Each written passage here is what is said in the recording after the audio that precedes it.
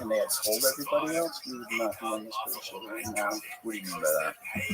I just feel like that I think that the people weren't told about this for a long time. That there was another species out in this universe. Yeah, who knows? Who would know about it? Other people who experience it personally. Because even if you are that person, how can you? Well, it's not a person; it's an organization. I mean, there's plenty of people I can talk to you about the military, and what they've been pulling out for since 1941 anyway. And it's a really so they decided not to tell us the rest of us. And you're saying that there's people in the military or organizations that know about and are familiar with these abduction phenomena? They take it seriously? Well, it doesn't even matter what the event is, whether it's a contact event or a sighting. In my opinion, like it's the fact that there's another species out there. Period. So, I mean, that's a big deal. And there's government and there's military agencies that know for a fact this is true. Yeah, I'm not saying anything new. I mean, Pentagon's talking about it. They're looking at all the old records and Blue Book, Project Grudge, Project Sign, before that, Roswell, 1941, Missouri. I mean, Roswell's been debunked pretty much, right? No, not at all. I thought that had pretty much been. I thought it was basically, when I say debunked, what I mean is like JFK's assassination. Everybody knows that there was some foul play involved, and that the CIA. If you really dig into JFK, people know that the CIA was somewhat involved in that. If you look at if you follow the evidence, right? So if you Roswell and you follow the evidence, you follow the history, the interviews of the guys that were there, there's obviously a cover-up with Roswell. That's what I meant by saying debunked. But I don't mean that the balloon story is real. I mean the balloon story has been debunked. Right. That's what okay. Yeah. Yeah, I mean, I actually went and talked to some of the people that live around there, this was back a long time ago. Because I was curious. Like, I'll hear about something, but I want to go there and talk to the people that live there.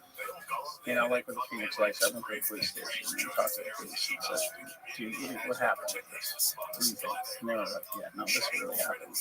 I don't know what it was. That's what they said. So I think decisions were made by people that we shouldn't know about this. We shouldn't know about this. And I can understand how they would have made that decision. I just think it was a really bad decision. Because it changed our evolutionary path. How do you think they made that decision? Because they were concerned on how everybody would react. How do you think? I think you're going to be pretty freaked out. But wow. Yeah. But what would be the consequences of being freaked out? So how would that affect society, do you think? How do you think it would affect I think it governments? That's the problem, right? I think that's the problem. The churches have been in charge now, and then it's sort of transitioned into science. John Mack talked about this, a lot of other people talked about this. There's nothing new I'm talking about. It's who's really going to be, it's revealed that there's another species out there that's way more evolved than us that we can't catch up to. Who's in control then? Who's going to get that respect and power? I think that's a really, really good question. Tough question to think about. I think overall it's probably best for us because dude, how you living, Pam? I think we'll end up pulling together as one planet because we know there's something else there. It's not us, it's human beings. I think that's likely going to be the end result, but it's going to keep them in these shots for a while, for sure. A lot of people explain these abductions as if like they're advanced beings from another planet or another star system. But there's also a group of these abductees who claim that this has some sort of religious context to it. Some sort of spiritual or religious context, as if these are like angels. Right. I mean, it's pretty interesting. Zoot, what in the You fuck? know, Come back. the Bible. I used to, I read the Bible twice through, and I always flip Come through back. it. And you think about this whole topic, and then you look back at the Bible. That's pretty interesting. Because you have absolutely no fucking patience. Literally, you came in. I was just adjusting one of my computers, and I go, "Hey, what's going on?" And then you leave. Get your ass back in here. Understanding science. Right, exactly. When John Mack talked to the children from Rua, Zimbabwe, what was his, this is part of what you talked to him about, like what was his initial reaction to talking to these children? And have you spoken to children in the past that have had similar experiences? Yo, dog, just one moment. I am fucking here. Just one moment. I think it was confirmative for him. That it was just the same description, the same emotional impact. All of the stories were so similar, but they weren't exactly the same. Which kind of hashes out the idea that they were just trying to prank the school teachers. Yeah. Because a lot of them had different perceptions of How you doing, Zoot? One girl claimed that when she... Zoot, what's your body fat?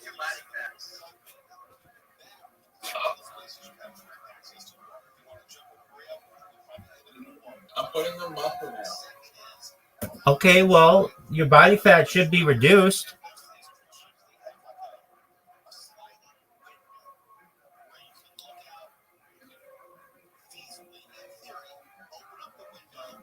Did you go to the gym today?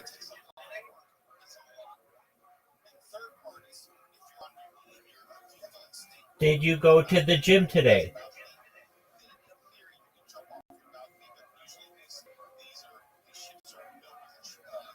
Zoot, I'm asking you questions, dog.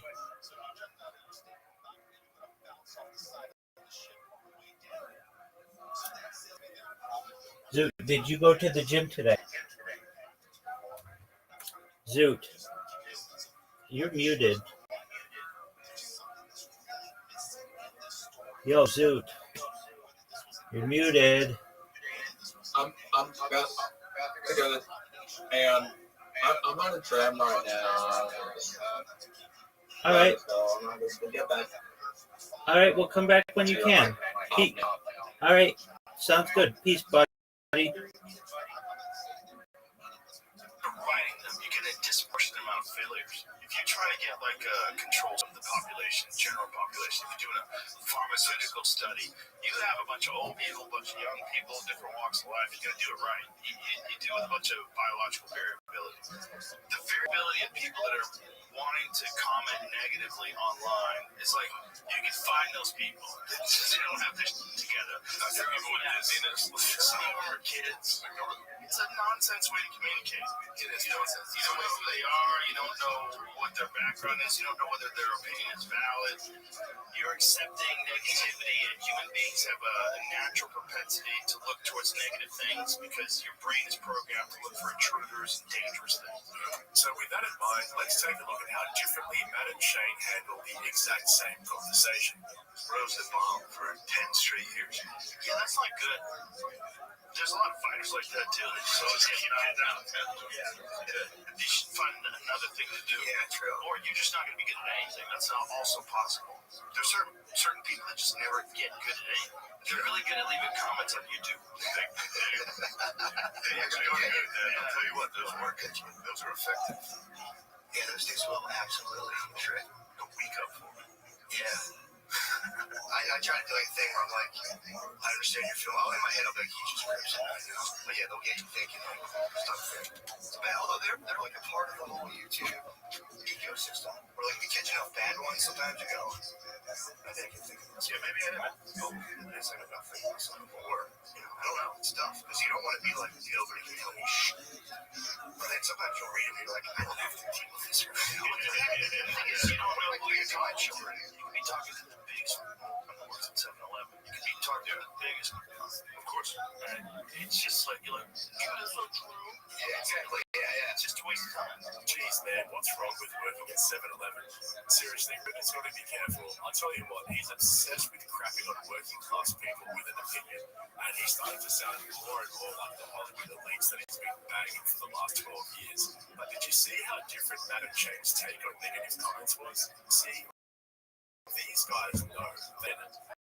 Matt nailed it when he said that it's all part of the YouTube reason. And if you see a few of the same negative comments, then maybe you should stop and think. Shane agreed with that. I covered in the previous video how Matt and Shane are aware of what happened to Brendan Schaub and the subreddit dedicated to hating him. Here's a really quick recap for you. I watched that whole incel documentary about The guy that made that a documentary about. yeah, so I know exactly what's going on in that subreddit. So I watched that documentary and then I looked at the subreddit and I'm like, whoa, dude, there's like a whole space. You can just add this all the subculture. There's like a small city where 14,000, yeah, small cities where the people, like a rural towns where the people are dedicated towards like watching your every move.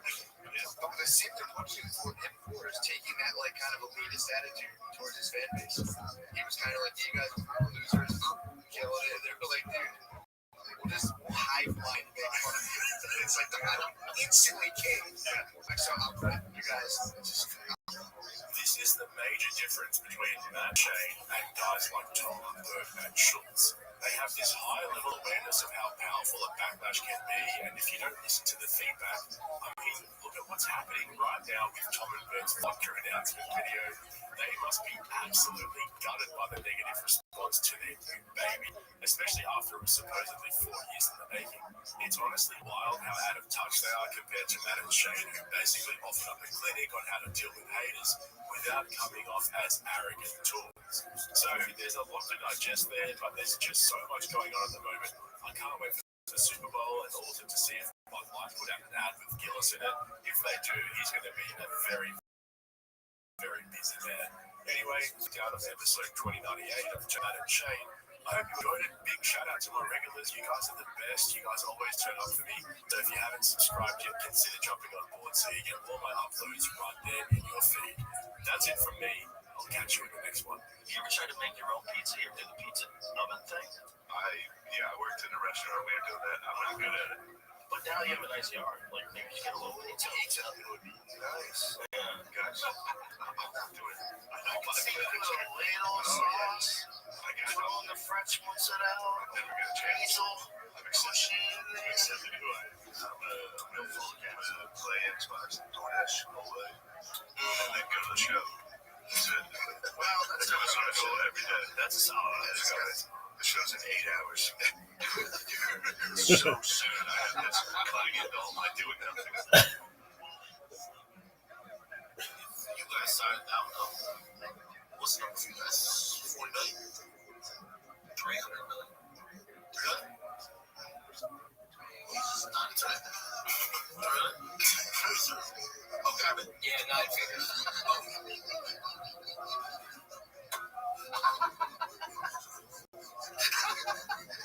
Welcome back to the channel, guys. Thanks for joining me. I'm going to break down Joe Rogan's new $250 million Spotify deal, and straight off the bat, it is a very different deal to his previous one, even though this new one is reportedly worth around the same as the old one.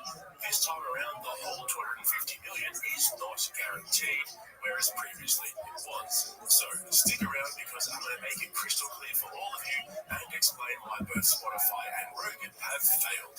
But first, a massive shout out to my 106,000 subscribers.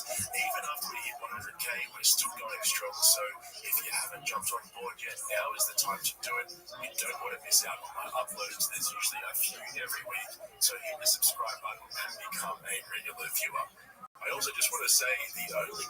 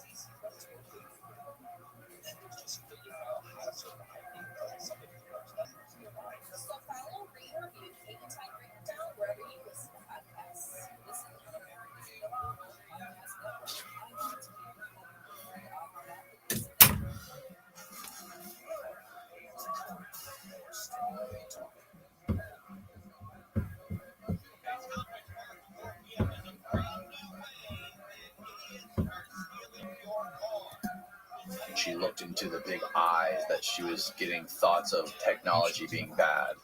And when the other girl looked into the eyes and things, she got this whole thing about the environment. It seemed like they had two different narratives or two different experiences. The physical experience was the same, what they saw was the same, but what they thought about was different when they looked at these things. I thought that was pretty interesting. Yeah.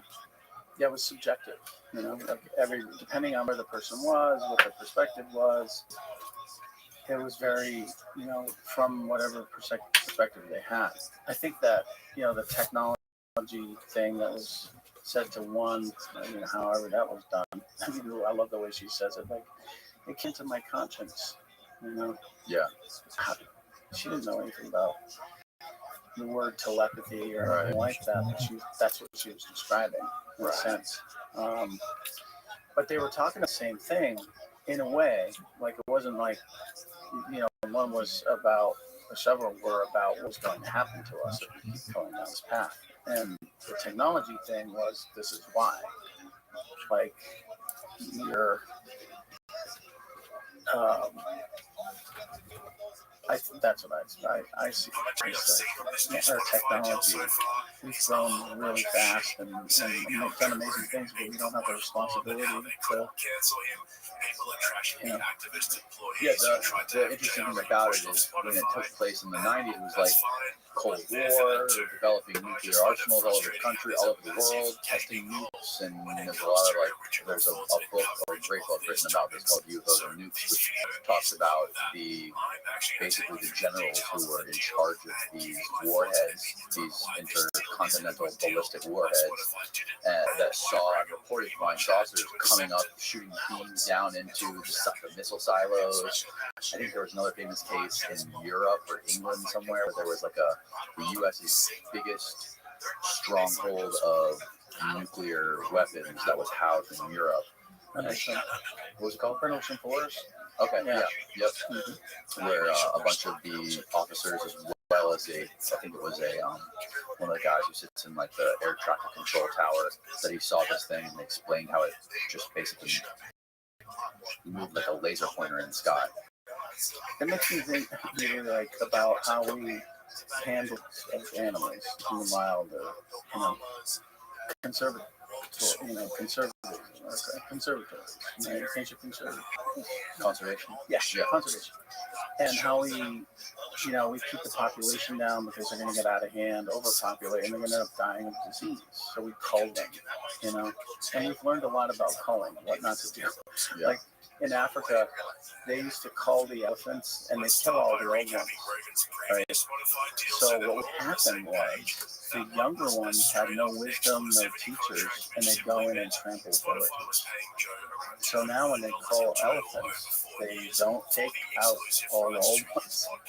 They go and cull elephants. Yeah. I thought elephants were severely underpopulated, like almost on the verge of extinction. Not. I mean, they're getting there because of poaching. That's mainly, yeah, that's true. That's mainly the rhino. That's really, and the rhino too. Yeah, the rhino. I think way worse off than the elephant, but I think they're both really bad. Everything, even lions are on the list. I mean, it's really sad. Just friends that are in, you know, paleontology that I know, it's like, dude, we're in this extinction. We're in it. It's already happening. Losing species left and right. No, that's not a good thing. How many events are there like this little case where somebody saw some sort of being like come to cracks and try to communicate? Adults or children or anything? Oh, yeah. There's a lot. But not many with like lots of witnesses who corroborate each other, right? Less so. Yeah, you have. There's that less so. Snap sighting, they call them. Where you have multiple, over 10 or 15 minutes. There's plenty of it. There's 2 or 3 people. Like Travis Walton case. Yep. I mean, even Travis had 5 people other than himself. That's unique. That was a unique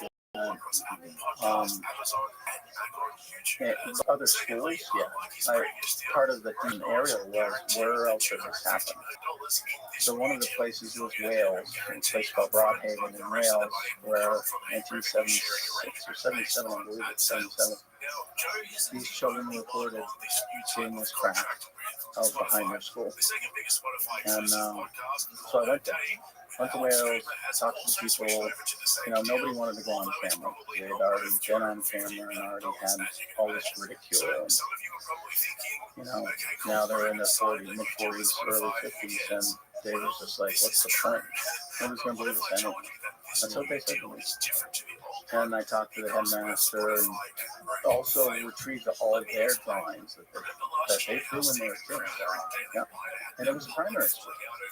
It's kind of odd because I'm driving there. I always had ED primary school. Primary school is like, for me, it was like from first grade to sixth grade. You see that terminology. Yeah, it's elementary school. Okay, so it means like what, under 12 years old? Basically, okay. Before junior high. Okay, yeah. So there was one in Russia. There's one I was aware of in Chile, where actually there's video of, like, recordings of the witnesses. Oh, so they're speaking Spanish, but it's still, like, Ariel was what's interesting about Ariel is so documented. That's what makes it unique. Yeah.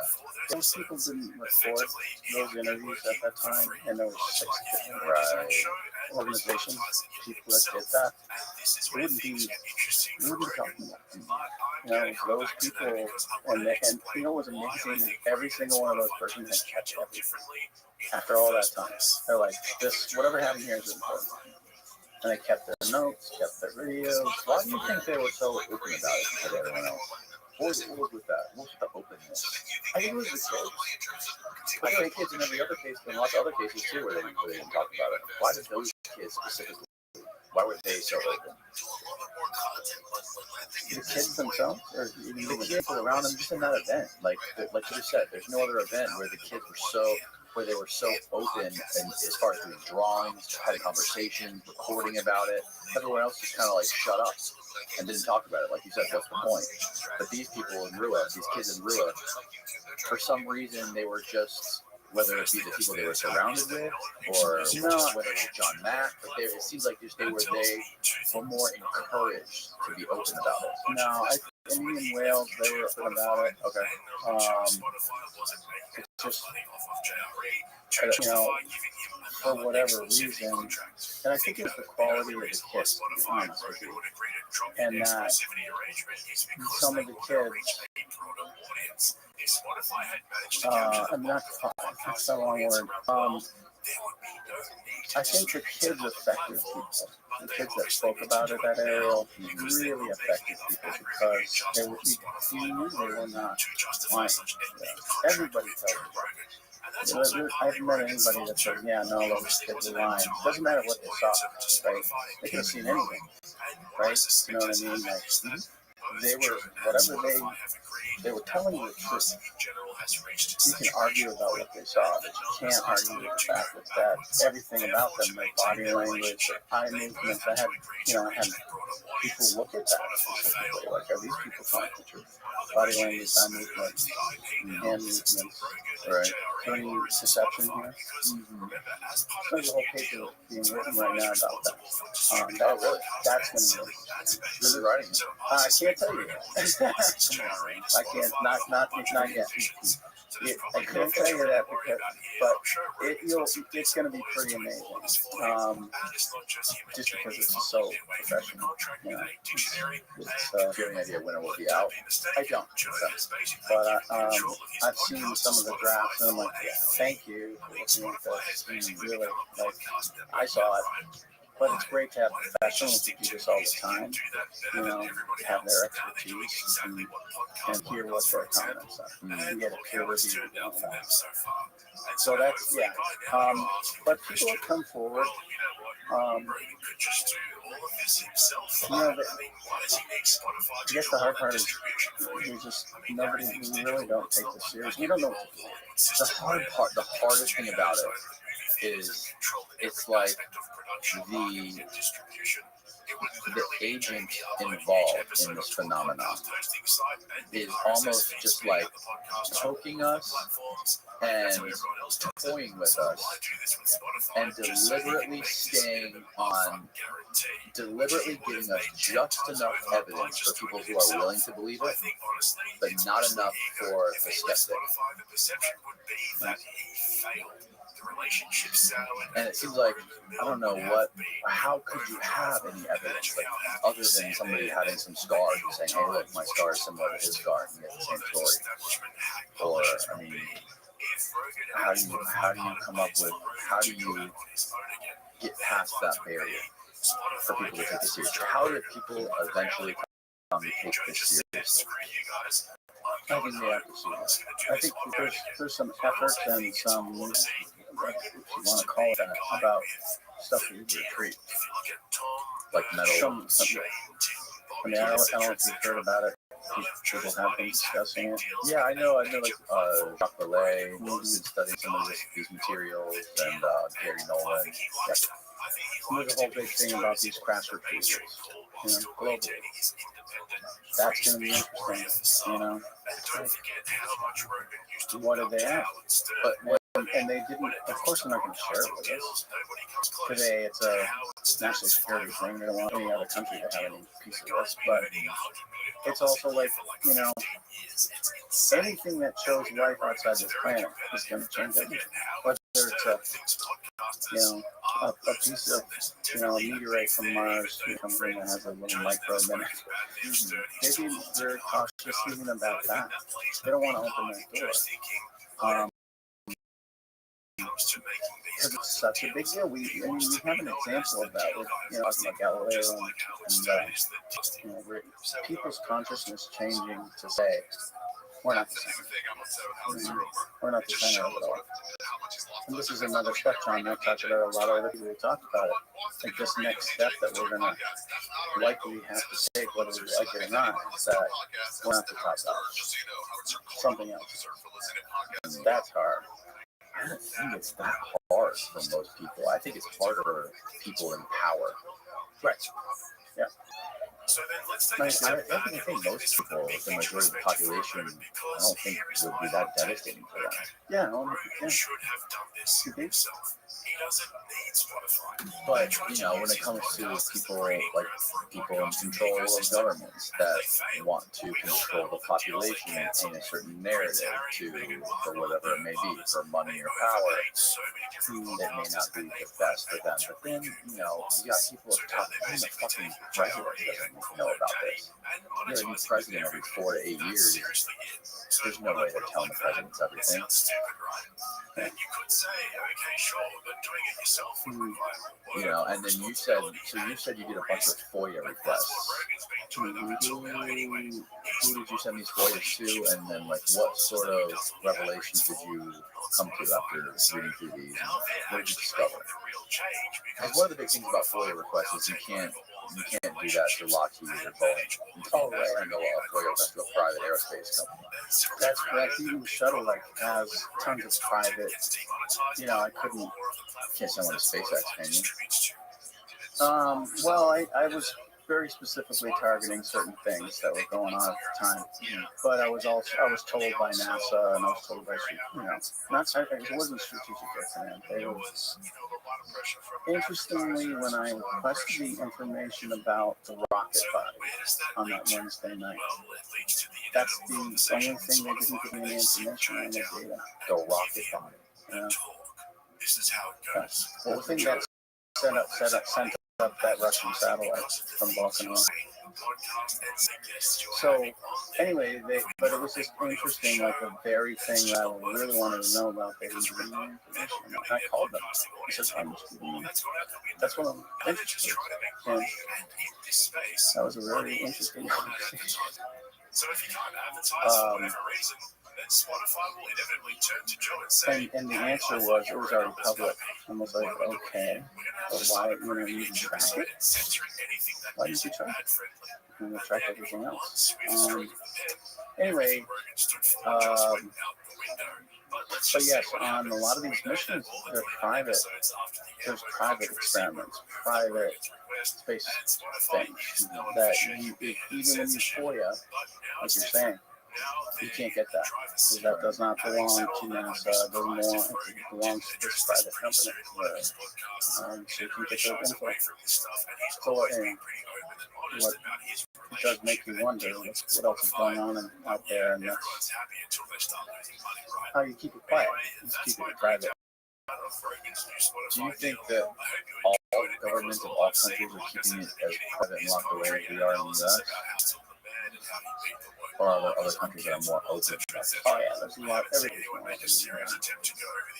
Every country that I've talked to, and the militaries of other countries, or anybody in politics, they're like, Yes. it's you guys. Yes. What do they say about the whole phenomenon? That we're the key to it. That we know the most. Our country knows the most out of any country on this planet. Huh. And anyway, we're the least. We have the most, we call it ridicule and disbelief in this country.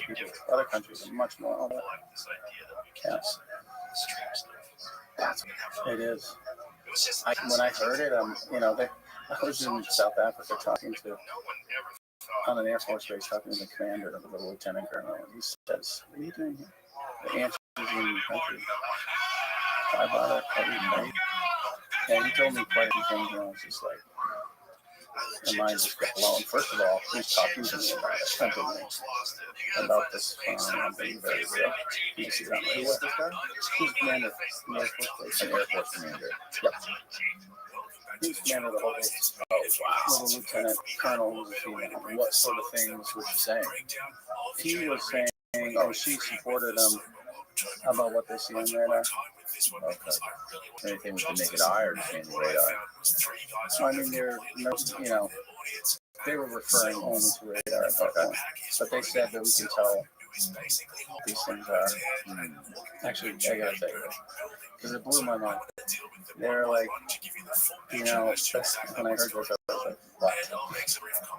They're like, we can tell the difference between the American version, the Russian version, and the real thing. Really? And I'm like, what are you guys? The American version, the Russian version, and real thing. Meaning there's technology that we have and that they have, and there's technology that someone else controls. And you can easily tell. Really? These are military guys, like straight laced, and I couldn't be believe there. Do you think that Tic Tac stuff and the stuff on the East Coast, do you think that's military, or do you think that's what do you think it is? I have no idea. I think it's a city thing. No. I don't. We're the best on the planet. The guys that witness this, the pilots, a lot of these guys, they're dealing with a lot of our latest stuff. I mean, they're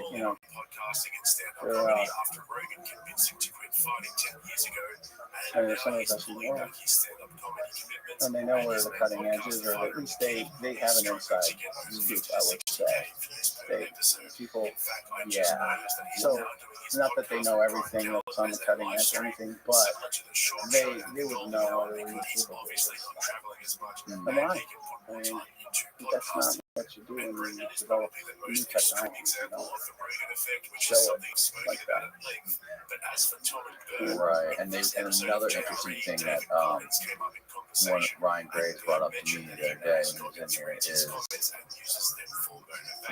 the first time Commander Graves saw the Tic Tac was in fucking forget the date. I want to say it was like 2008, 2009, something like that. Can you find out the date of the Tic Tac thing? 2004. Okay, so wait for that. And then the other one, like the Go Fast video and the Gimbal video, where the years were those were like 10 years after 2015. So if you had that technology, why were we testing it for that long of a period of time? And it's the same thing people were reporting in the 40s. Right, and they're testing it in like the busiest airspace in the United States. So if the United States Air Force or the military or any of these crazy dark government organizations that we have, they wouldn't be testing it there, and they wouldn't be testing it for a 10-year period.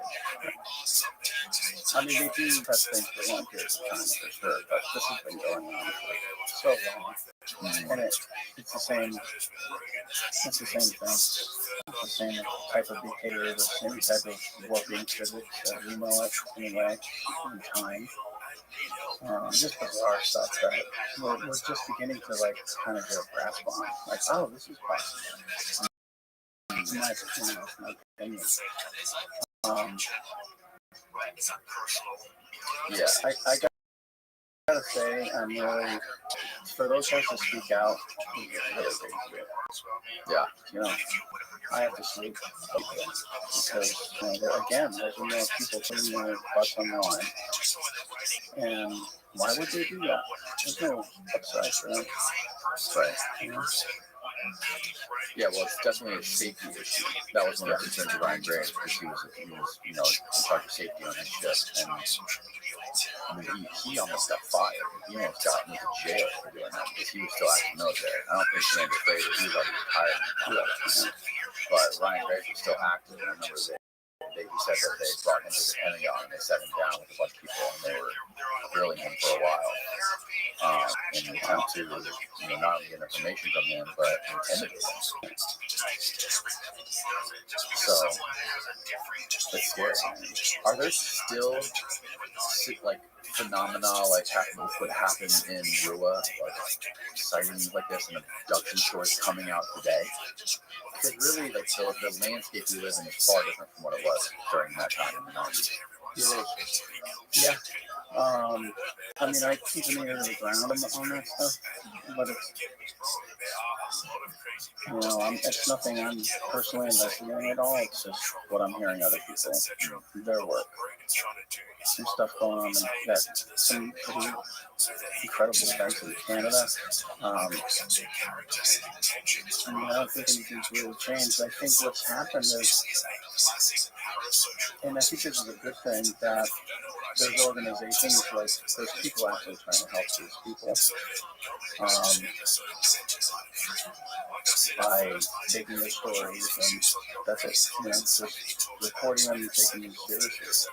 And the fact that the people that have seen these things, they have a really hard time. It's not like, you see one of these things and you get on with your life and nothing happens. You go through, I'm going to start with the area kids and other cases, but it's really difficult because it blows your sense of reality out of the water.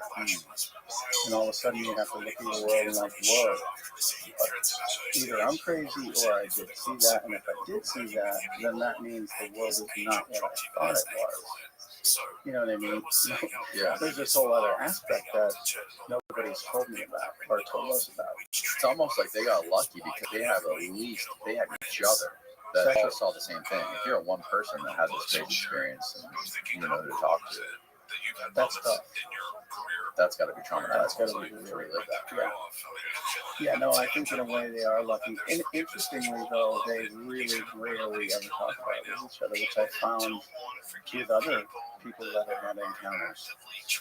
Like, it was so disturbing to them individually that they didn't want to communicate about it with each other. Even though they both were there, or 3 of them or 4 of them were there at the same time it happened. But it is so disturbing to all of them that they don't want, they'll talk about it for like maybe 30 seconds and then just move on because they don't want to sit with it because it's that disturbing. But I think, that was kind of an older generation of people. It's kind of interesting to see the younger crowd of people growing up, and they grew up with that idea in their head, or the movies that were and stuff like that. They're more open-minded, What was, I know John Mack didn't get to finish or come up with any sort of conclusion to his study of this. But what were his ideas as to why these things were happening, and what were some of like the most common threads throughout these experiences people were having? I know one of them was some sort of like, he talks about some sort of breeding program or some sort of I like love it. where they were sort of like doing some sort of sexual reproductive experiment with people. He talked about that in his Passport to the Cosmos book in the beginning. Yep. But he said that was like a common thread, that a lot of the experiences have this same thing that they would talk about when he put them into this sort of I like it. meditative state. That was a great Talk to song. them. Right. Well, he had the people that didn't even go into that, and the people just reported that. It was consistent. And, it's just, it was more on the level of scientific exploration. Do you know what I mean? Like we go out, it's the same kind of thing. I see it as. We do all kinds of things to other species on this planet. I mean, some horrible things. I look at somebody told me an analogy of some people, we spend billions of dollars on our dogs here, and in other countries they eat them. Yeah, right. How funny is that? It's true. Yeah. So I know it all sounds weird, but if you step away from it and look at it from like, oh, this is just another species looking at us as another species that are not maybe that as smart as we think. They may be doing a lot of things. I think there really is something to the term ultra-terrestrial that compared to extraterrestrial, meaning from what I understand is just not from this earth. Ultra-terrestrial meaning not from this dimension, meaning they're interdimensional beings that can choose when they want to step into our reality and when they don't, when they want to remain in other dimensions. I found that kind of fascinating. I'd never heard about that talked about other than Alex Jones until I read John Mack's book. Yeah. I think it's, I mean, people are like, oh, maybe they're off traveling in time backwards and time traveling. Yeah, there's all kinds of different theories. To me, it's like, it doesn't matter. It's something else more intelligent than us, more evolved than us. That's what matters. It doesn't matter really where they come from. It's that they come from outside of us. So I kind of don't get up into those. I hear them and I think about it, so I just think, well, it's just something from the outside. That's the thing I always come back to. It's something that's from the outside coming in that's more intelligent. It's the main thing. So these kids, they're now in their 30s from Zimbabwe. Do they all have this feeling like, what is the vibe on this? When you start to ask them about this, like, what is the 30,000 up overview or takeaway from the whole experience for them? What do they think it meant? What did it mean? It depends on where the person is in the process of dealing with it. I mean, like certain people that don't want to do anything about it. So they just go on, they just live their lives, keep their head down, and go to work. And there's others who I think have a really good grasp and have some just profound thoughts about what it meant. Anything that sticks out to you? Yeah, a few people that stick out to me and things they've said in the interviews. And which to me revealed, like, wow, this person has really thought about this and the implications of it, the bigger picture of it, how they were involved. I guess, when you asked me about, like, what was in the room, like, everybody I interviewed about this, there was a deep feeling in the room. Like, this wasn't a light thing for any of those people to talk about. I had built trust, a lot of, they were afraid, I'm sure, that I was going to make a lot of them. They were very concerned about that. But there was a very deep, with every single I interviewed, like I could feel it. Like, this was no small deal for them. I do know that. And it's weird as a filmmaker, you feel like, God, I'm sorry, sorry I brought this up again in your life, because I know it's not a small thing. Like, I'm sorry I had to make you think about this, but I think it's important for the rest of us. Is the experience or their memory of the experience like religious at all to them? Oh, some. But it's not in the positive, it's more in the negative, like this was the devil, or, interesting. Yeah. Maybe it's not the case for them, but like in any of the people that you've interviewed, did it sort of like give them or sort of like change the trajectory of their life, or is it more so like what you just explained, they kind of just keep their heads down and forget about it and keep going about their work? No, I think it changed a lot of people's lives. I interviewed parents of kids and asked them what changed with their children when this happened. And one dad had twin kids that went to Ariel, and said, like, anything was possible after that. And so they moved, his kids moved to America, went to college, like, and they were native Shona in the village. So and that, I've heard that from other parents of kids, like that this experience taught them that anything is possible. And that was like the biggest thing that I found. And not all of them took that. Some people were very disturbed by it. Some people took it in a religious manner, depending on their upbringing, their parents, everything. It's really complicated, actually. The interpretation of it. Like, whatever these things are, this other species is, whatever it is, that's one thing. And then there's the whole, how the human beings sit with their belief systems and ideas, then that's when it gets, that's kind of actually been hard.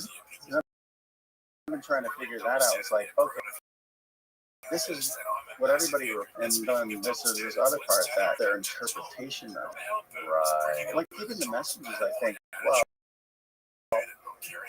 how now, like the messages that they got, from these creatures, is that, I'm not saying this is true, I just wondered, like, well, maybe when a human being goes into this kind of advantage with another species that's intelligent than them, do they start to think about their own environments, their own case? I mean, like, I wondered that, like, wow.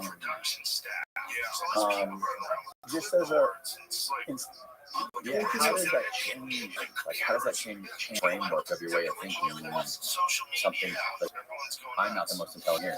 Yeah, that's a great question. I've never dealt with it. That's interesting. We're still wild, man. This is still people that think I'm probably crazy, but it's like, we're still wild animals. We've never been tamed by a species. We don't think we're wild animals. Or have we been tamed by a species? Maybe. That's a disturbing thought. But yeah, maybe. Very possible, right? Very. That's the problem with more like us, as animals, like, we're tricky. I can just light come out of my hand, flashlight, and animals are pretty like, what the hell? It spooks them. Right, like ants. Ants don't see us. We're so giant, we're so big, we can do whatever we want. We could fucking build a city around an ant pile and they would never see it. All they're doing is just fucking building their colony and serving the queen ant and doing their, they're keeping their heads down and they're going to work. But if they don't see us, it doesn't matter what we do, it's not going to change. They're not thinking about it. Like, they're completely unaware. Cool, man. Ego world. How you living, big man? How are you? 10:29 p.m. All right, very well. Do you mind if I tell you about myself? Excellent. I'm Ray Rothschild. I stream my life 24 hours a day, 7 days a week, 365 days a year for world peace. I've been doing so since the pandemic, more than 3.5 years of content. I'm live on 22 different YouTube streams simultaneously. I'm also live on Rumble, Twitch, D Live, you name it. I'm basically live on it. And I talk about things that aren't normally discussed in society, like, of course, ending world war, ending world hunger through the use of technology such as agricultural drones, floating greenhouses, saltwater greenhouses, hydroponics, vertical farming, cloud seeding. I want to help end world thirst. I am sponsored by cryptocurrency. It's known as Harry Potter Obama Sonic Caninu. No. All right, that's fine, Doug. You won't live forever.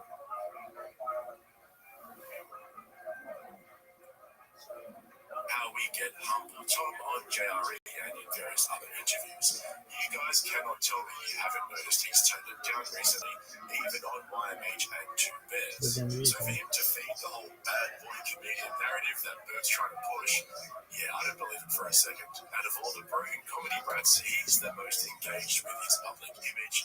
He cares the most. And then this Bert, oh man, why do I do this to myself? Let's back up a little bit because I want to pick up on something I said at the beginning of this video where Rogan's holding their hands and walking them into a burning building. And it's especially damaging for Bert due to his low IQ and tendency to blindly follow anything Rogan tells him to do, much like Brendan Shaw. But what I can't seem to get my head around is how Bert so clearly annoys Rogan, yet he still continues to tell Bert how cool and funny he is. And I don't mean just two friends riffing. I mean Bert full-on gets under Rogan's skin. It's as obvious as daylight, and even Rogan says it himself. The only thing I think that would be beneficial would be great if I could do my podcast with AI and then type in, yo, can you take all the annoying parts of me out of there? Like when I talk over you or talk like I would just not talk over people. Hey, you don't need a robot. You don't need a robot. I told you I bought your album. I bought it in 93. The year before, 92, was a deep cover. I bought that. And you're still Snoop. It's crazy. It's 30, whatever years. Yeah, he's got the best longevity. And so I just admire that. He says everything. Yeah, we try to guess. Shut the fuck up. Jesus Christ. On the one hand, I get it. Bert and Joe have been friends for a long time. They have a history there, and Bert owes a lot to Joe. Nobody's denying that. But on the other side of the same coin, Rogan can clearly see that Bert has some serious anxiety issues, maybe even borderline personality disorder, narcissism. Who knows what else? I'm not a health professional. I'm not trying to diagnose Bert or anything like that. I'm just going off what we see of him publicly and his own comments. I might cry more podcast anymore. I regret the couple cries. Schultz's, I regret that one. Credit Schultz's podcast, of course. Which cry about? Nothing. Andy. He brought out a clown and then some balloons and then one of the balloons made you cry. No. It gave me a panic attack. One that was shaking out just for real? Schultz gave me the opportunity to not. Don't play it. There's no reason to play it. Okay. Now you have a real issue with clowns? And then you became one. Technically, yeah. Aubrey Marcus. Right. Is I think his dad ran stores. Right. And it says,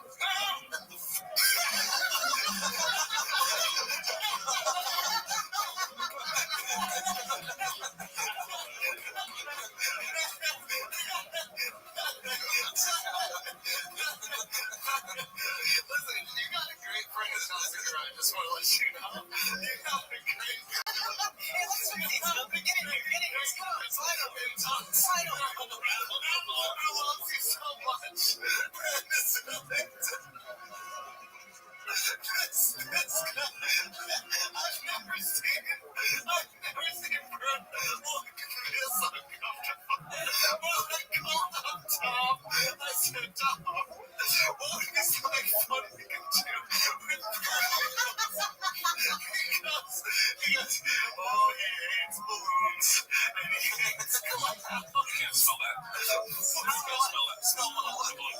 Well,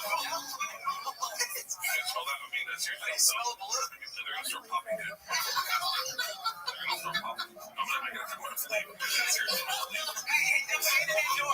Stay in that door. Okay, they're gonna start popping. Can we leave one balloon? Give me the beer. Give me the beer. Let's show it. Chuck this down. They're really gonna pop. Those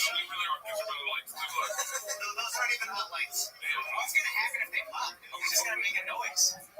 Oh, dude, what is that? That smells great. Okay, it smells so much better. Are you serious right now? I'm like shaking. Why are you crying?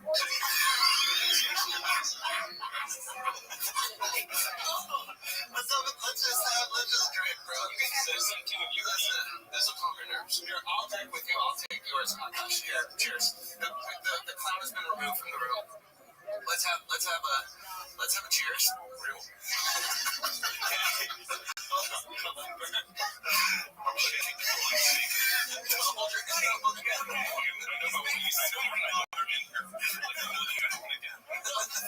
that was dumb. Okay. I don't know how. So you have a fear of clouds? Clouds and balloons.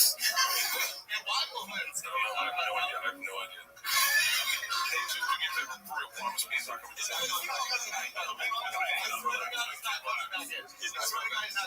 sweating. Why don't you like clap?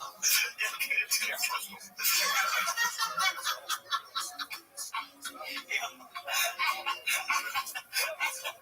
Okay, any of you watching this right now who know someone personally who suffers from serious anxiety, recognize that immediately, and I'm one of those people. Watching that honestly brings up bad memories where everyone thinks people with serious anxiety issues are funny. Bert straight up just had a panic attack right here, and he wasn't acting. Bert's a terrible actor. And Tom and Schultz and everyone else who is involved with that are complete psychos if they think that it's funny to bully someone with anxiety just for the views. Now, anxiety is the end of the world. Bert's obviously still functional, perhaps things heavy drinking. He's crying about his difficulties traveling and things. That's why he prefers to tour with all of his buses.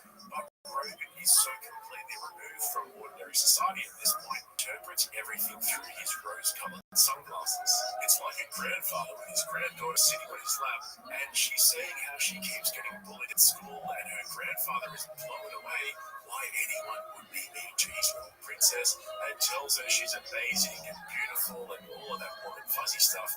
He tells her anyone who doesn't think you're amazing is just crazy. It's a them problem. Meanwhile, the little girl is an absolute menace at school, dogging her classmates, talking over everyone, and just being an antisocial brat.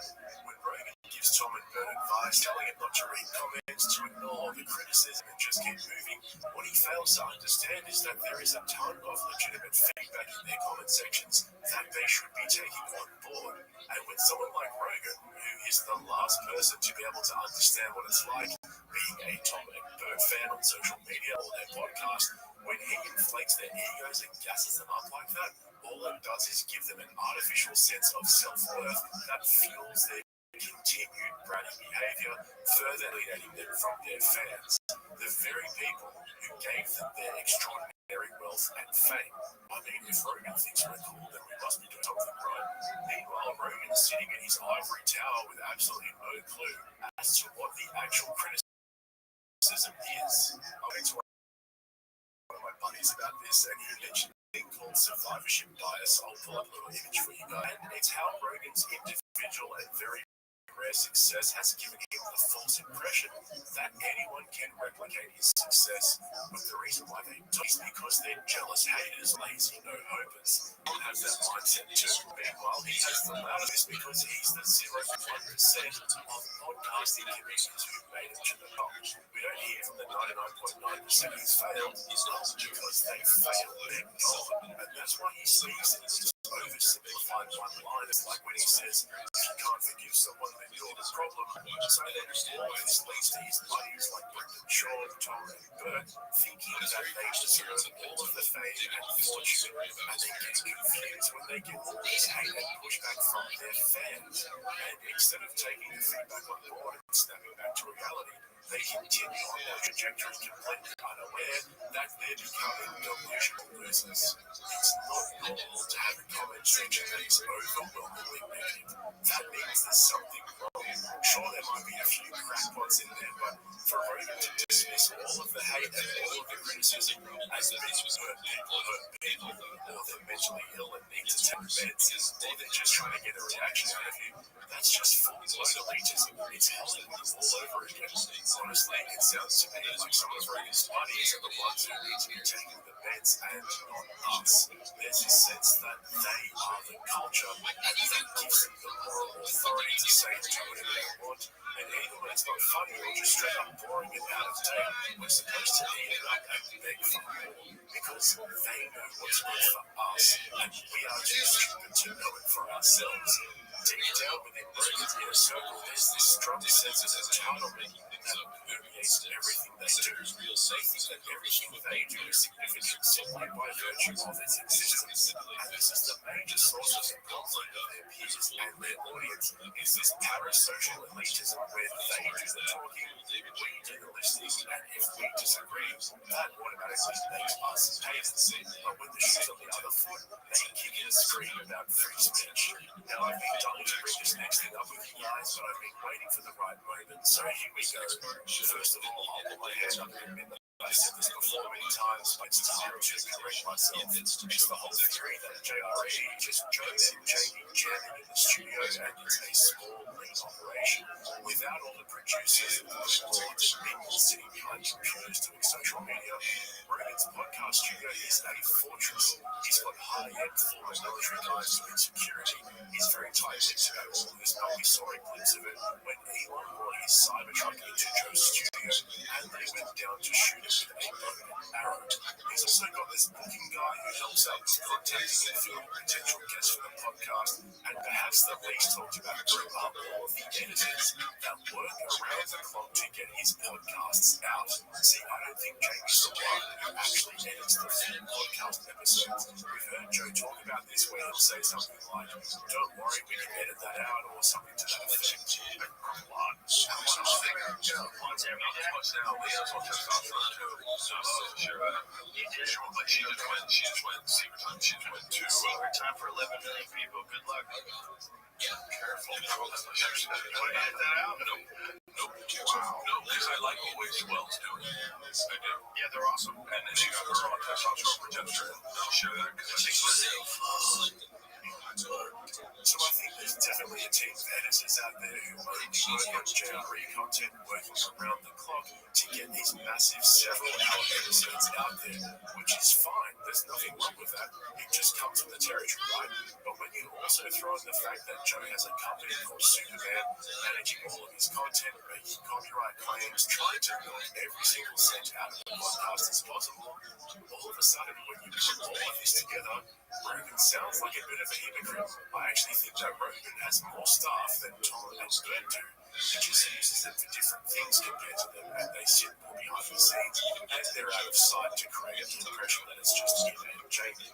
When it comes to the actual content and producing the show, sure, it's just Joe and Jamie, but when you look at his whole operation, yeah, there's a big team behind him to make all of this happen.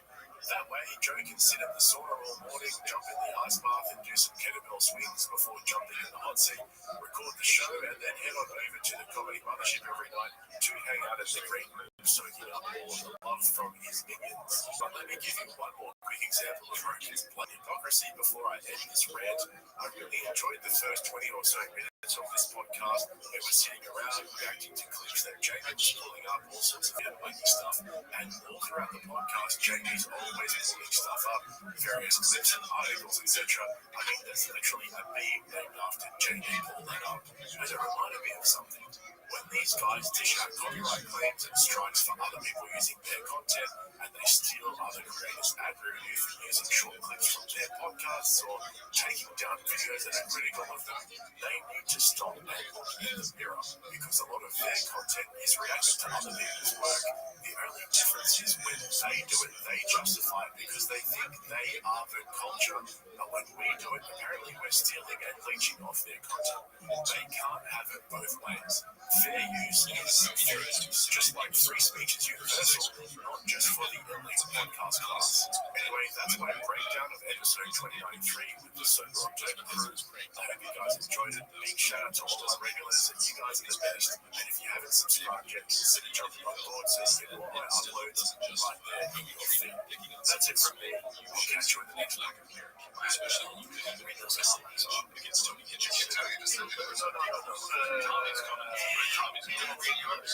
Go ahead.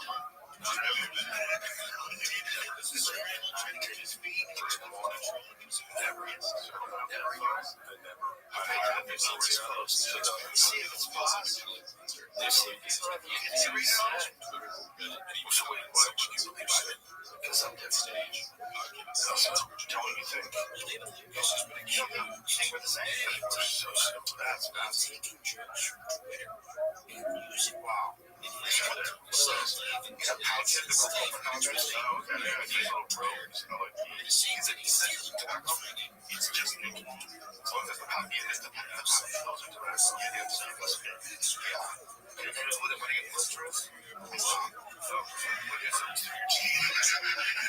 Welcome back to another video, and here we are yet again with our boy Bobby Lee. He's finally had his first appearance on JRE after years of anticipation. All of his buddies have been on there. I mean, for those of you who don't know, Bobby's bad friends co-host Andrew Santino has been yelling on JRE since episode 902 back in 2017, and now he's racked up over a dozen appearances on there. So Bobby Lee really is one of the last ones in that big circle of LA comics to make an appearance on the Joe Rogan Experience. And the irony is that he's 51 years old without a comedy special to his name. I want to talk about that in a lot more detail because they actually discussed this in his first appearance. But just quickly, we're about to hit 100,000 subscribers. I know there's a lot of you who watch my videos but haven't subscribed yet, so if that's you, make sure you get on board as we hit this major milestone. And if you're new here, feel free to go ahead and become a regular by subscribing as well. Now, some of you may have noticed that over the years, when people ask Bobby why he hasn't gone on JRE yet, he always says, "Oh, I didn't know how to get on. Who do I call? What do I do to get on?" I'm here, and it's a blessing. Let me finish this. What a blessing over the years. People on the internet were like, "Why don't you do Rogan?" I was like, "I don't even know how." And I'm here now, and I just feel so present. I feel mindful. This would be a great one. Anyways, thanks for having me here. For those of you who don't know Bobby's background, he basically came up around the same time that Rogan did through the Comedy Store in LA. They're only a few years apart in age, and we know that they've been friends from way back when. Remember the whole joke stealing controversy at the Comedy Store back in 2007, where Rogan confronted Carlos Mencia on stage? Well, Bobby was adjacent to all of that. There's even this interaction that was caught on camera at the time. Well, I'm just on the trail.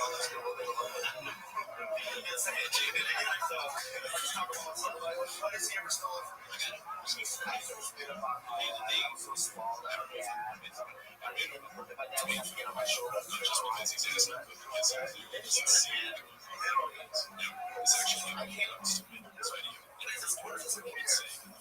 It's reality.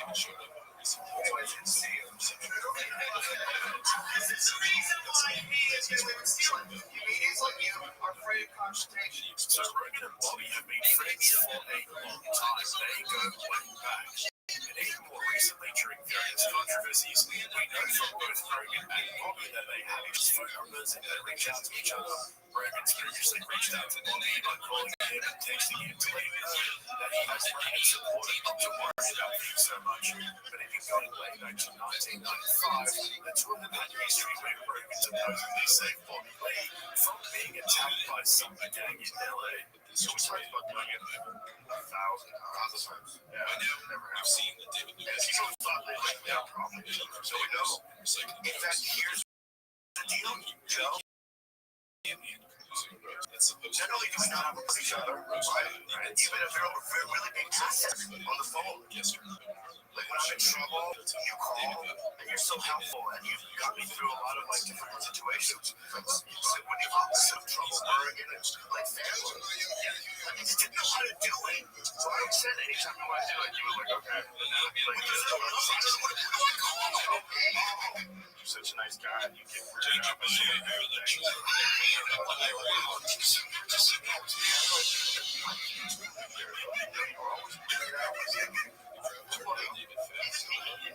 we had seen each other for 6 months, so I just like me. So I got a play check with you. Yeah, that's one laughs. We had, oh my god, he had laughs. Oh my god, we had moments where I and you were quality coming. So if I have this decade-long history, why does Bobby keep saying over and over again that he's always going to go on JRE? Just no hell. Well, obviously it's complete BS. I think the real reason why he hasn't got on there yet because he's been waiting for the right time to maximize his exposure and capitalize on his appearance. This whole, I don't know how to go about getting on here narrative, he's been spinning this for years. Yeah, I'm not like that for a second.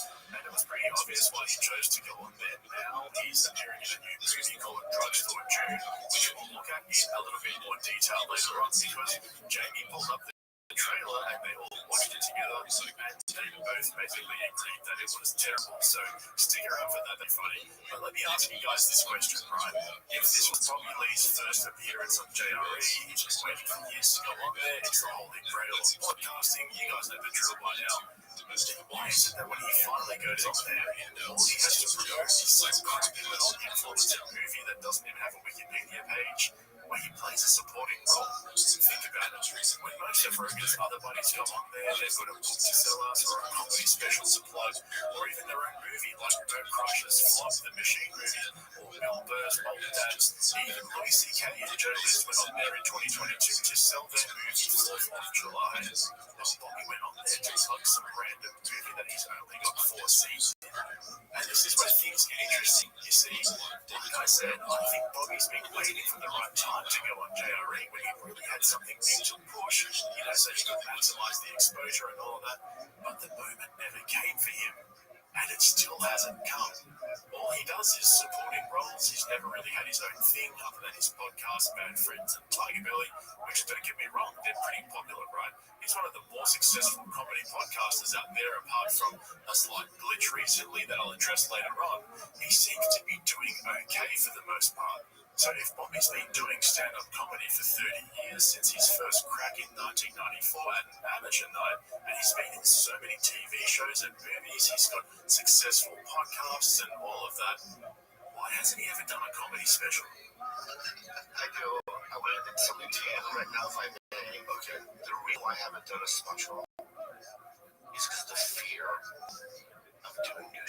Yeah, of course.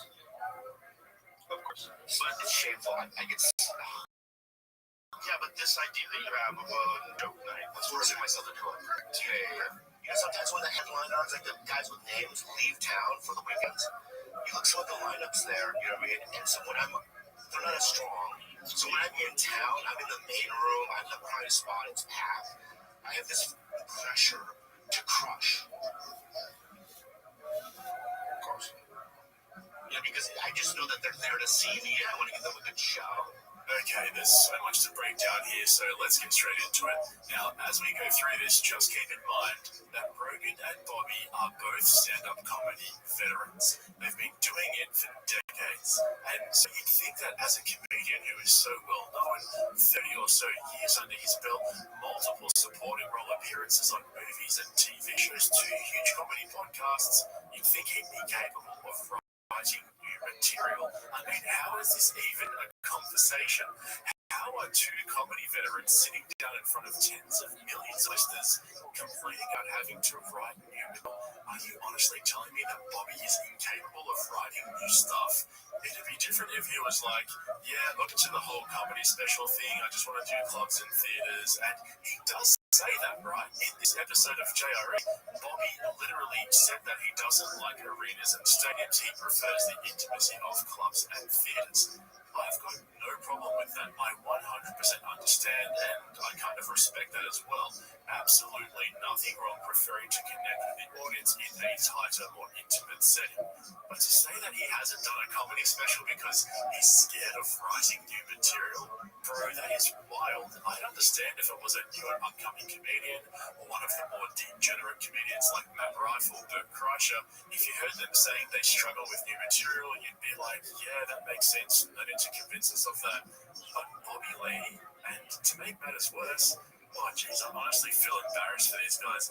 Rogan sat there and gave Bobby Lee writing advice. He said you've got to give yourself little goals. For example, the computer games until you've written 1,000 words. My problem is I have these second addictions I have, like video games. Right, and you're in front of the computer, you start playing games. Yeah, and I'll just start playing Starfield or something. 16 hours later, I'm on a planet, and I'm in an outpost, right? Yeah. And I feel guilt. Right. Or I'll play Stardew Valley. I'll create a farm. Yeah. Right, and it's a haunting thing. Like with Right, you're wasting your time. I'm wasting my time. I know that. Here's the thing, if you do the work first, like say if you sit down and say, I can only play computer games if I write 1,000 words. So when you get to 1,000 on a Word document, look at the bottom, it'll tell you how many words you wrote. And that's what I'm gonna do. Yeah, just earn it. Bro, what are you, 15? You guys are in your 50s. You've been doing this for 30 years. Oh man, what are we doing here, B? This is peak JRE, absolute brain-dead conversations broadcast to millions of people. I honestly can't even deal with that. It's just so hard to listen to it without cringing. And then speaking of peak JRE, that whole conversation leads into Rogan falling into his pandemic talking points. Oh my god, this was painful. And you know, it actually made me realize something about which JRE episodes I like versus the ones that I just skipped through. I realized that I prefer listening to JRE episodes when Joe has a guest on that is more powerful than he is. He keeps Rogan away from his talking points and removes his authority, and that makes for an interesting podcast. Let me explain exactly what I mean. Remember, he had Elon on the podcast recently with his Cybertruck and they ordered pineapple and anchovy pizza. At the time, I said it was one of my favorite episodes, but I couldn't really articulate exactly why. While I was watching the Bobby Lee episode, though, it finally dawned on me that the reason is because Rogie Bear can't go to his same old stale talking points when he has somebody bigger than him on his podcast. You know, his usual crap: pandemic, ice baths, saunas, bear fights, censorship, pseudoscience, comedy is the last line of defense before civil war. Oh geez, the list goes on. When he's got someone like Elon with him, they direct the conversation, not him. And you can tell that Rogan's on his tippy toes, both literally and figuratively, because he always seems nervous and uneasy. Now, because he's done over 2,000 episodes, after hours and hours of listening to the same old talking points, seeing Joe in an unpredictable and vulnerable environment actually makes for interesting viewing. So, with Bobby Lee, because he's lower on that food chain compared to Rogan, the conversation kept dipping in and out of those talking points, and it's the same old stories. Oh man, it's so boring. And after Rogan was done explaining basic time management skills to Bobby, the conversation for Joe's fears, the things that keep him up at night, then they got into the pandemic talking points. And look, don't get me wrong, I'm not saying I disagree with everything Rogan's saying, but after the 250th time hearing the same story about how he just missed out on the Johnson & Johnson jab he was meant to get through the UFC, whether or not you agree with his talk is irrelevant.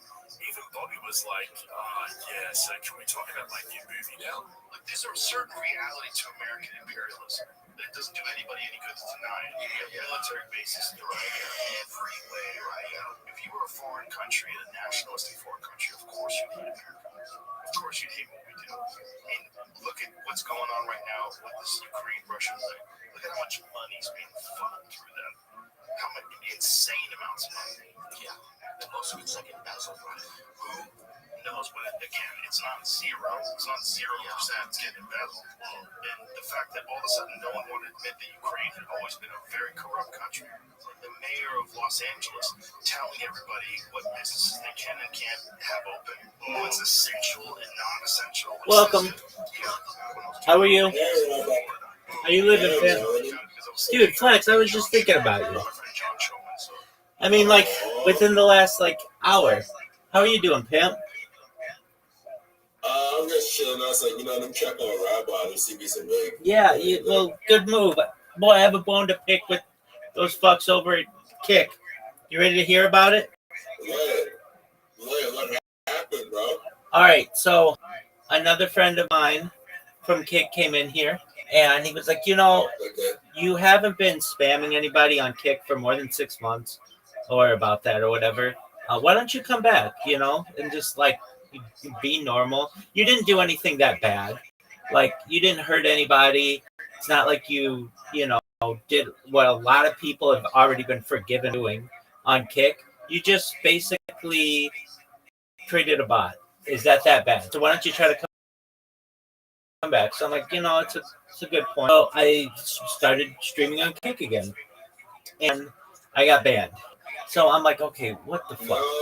Yeah, I mean, no big deal. So then I'm like, you know what? Wonder why I got banned, ban evasion. So then I emailed them. What's going on? I was banned. Can I be unbanned? They're like, you've been banned indefinitely. I'm like, okay, well, does indefinitely mean for life? And they're like, you've been banned indefinitely. I'm like, does that mean it's a lifetime ban? They're like you've been banned indefinitely. We go back and forth. Definite ban is like when they feel like they're abandoned. So that might be like a year. Wait. Hold on. We're getting to that. I say to them, what does indefinitely mean? Does that mean a lifetime ban? They say it's indefinitely. I say to them, look, is there any way you will just a year and then you know that I'm not come back and spam or anything like that? They're like, it's an indefinite ban. I said, look, is indefinite, does that mean it's a lifetime ban? And they say, for all purposes, yeah, it is a lifetime ban. I say to them, you mean to tell me if I survive another 50 years and Kick somehow survives another 50 years, in the year 2075, you will not let me live stream on there? And they said, that's correct. So I was like, oh, you fucks. Okay, that's fine, because I know that's not going to last. Like, either they'll have business or I'll die, one of the two, or whatever. But I say to them, all right, well, would you do me a favor? Actually, before I do that, I say to them, look, then you give me no options here than to just spam the shit out of the platform. And I haven't done that. I've thought about it, but it's just like, honestly, Kick doesn't have that people for me to do to, like, I get more people complaining about me on other platforms. It's filled with a lot of bots.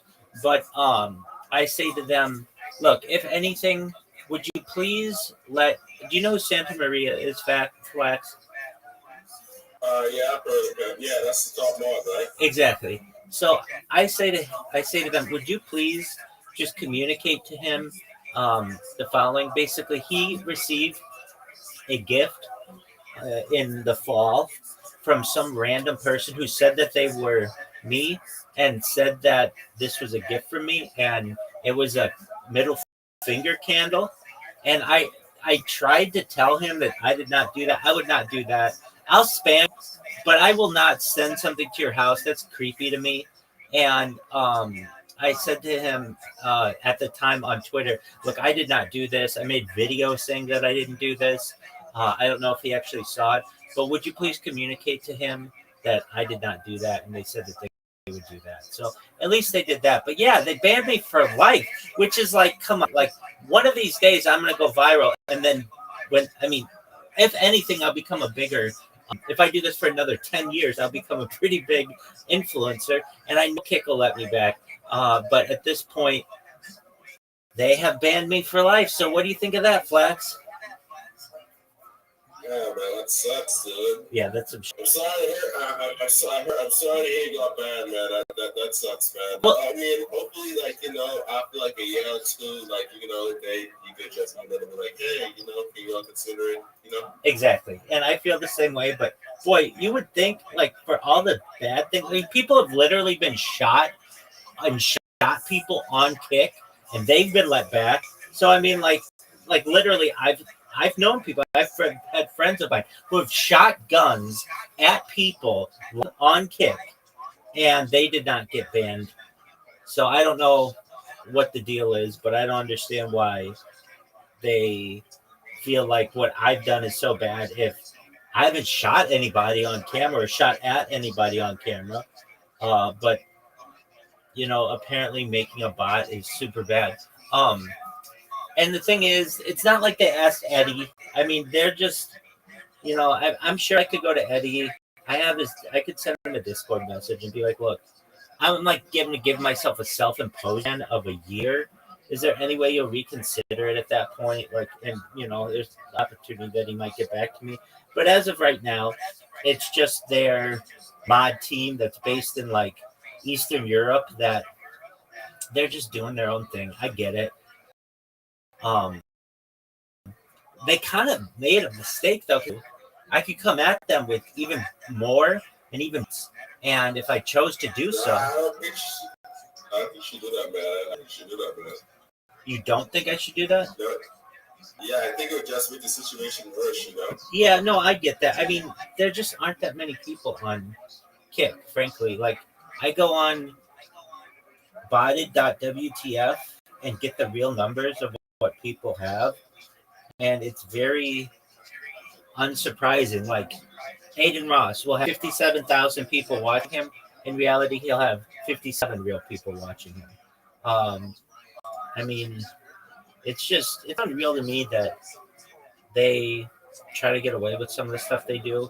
I don't understand why they don't use real numbers, because there are just so many people who bot themselves. Okay, as of right now, the top people who are streamers, no Nelk Boys, he's got some real people in there, but they do have some that are like just absolutely botting themselves. All right.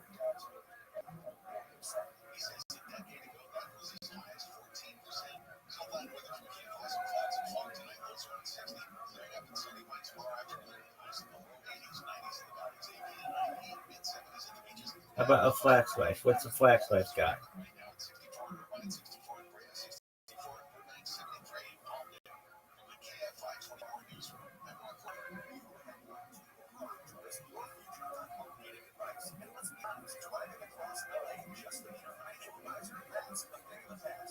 There he is.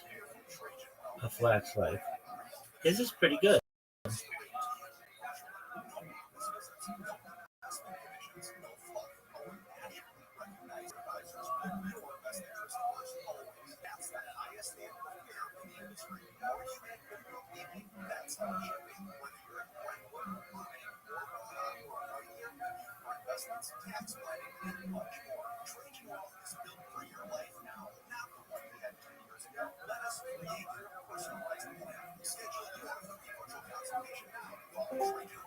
There he is.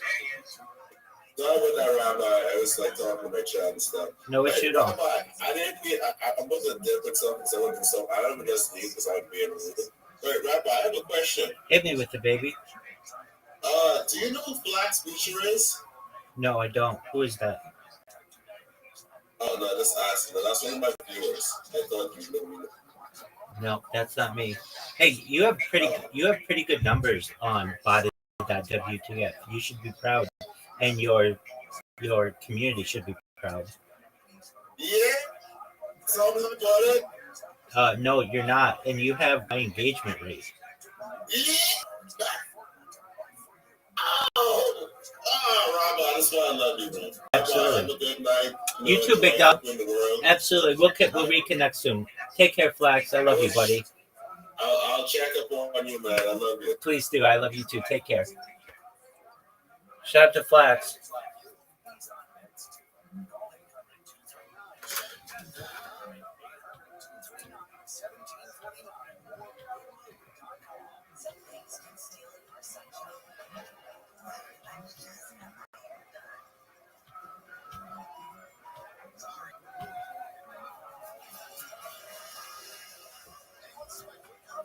of us doing anything. You know what I mean? Like maybe it's the same thing with us. Maybe there's that big of a gap between us and the next most intelligent creatures out there. Yeah. I mean, I used to do a lot of photography of ants and hills, and I would be, I'd had my foot this far above their anthill. You could have gone like this. Say, just carrying on. But when you start to pick a few of them out, like take a few of the ants, they start, somehow that word gets out, and they start to panic. Really? Yeah. Yep. Yeah, I did my insect research for macro lenses. That was actually interesting for years. But yeah, it's. I guess we don't think about like. I guess human beings have a really hard time. I know I had for a long time, and still do, because sometimes I just don't when I think about it. It's like just pulling back and seeing the wider picture of how what we are. I mean, we live on a very small planet. It's 8,000 miles across, 24,000 miles in circumference, and we only live in a space of 3 miles where we can breathe.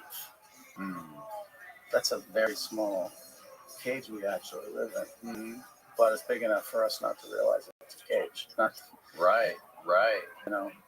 And we've broken out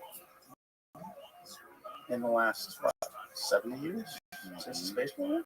We broke through that.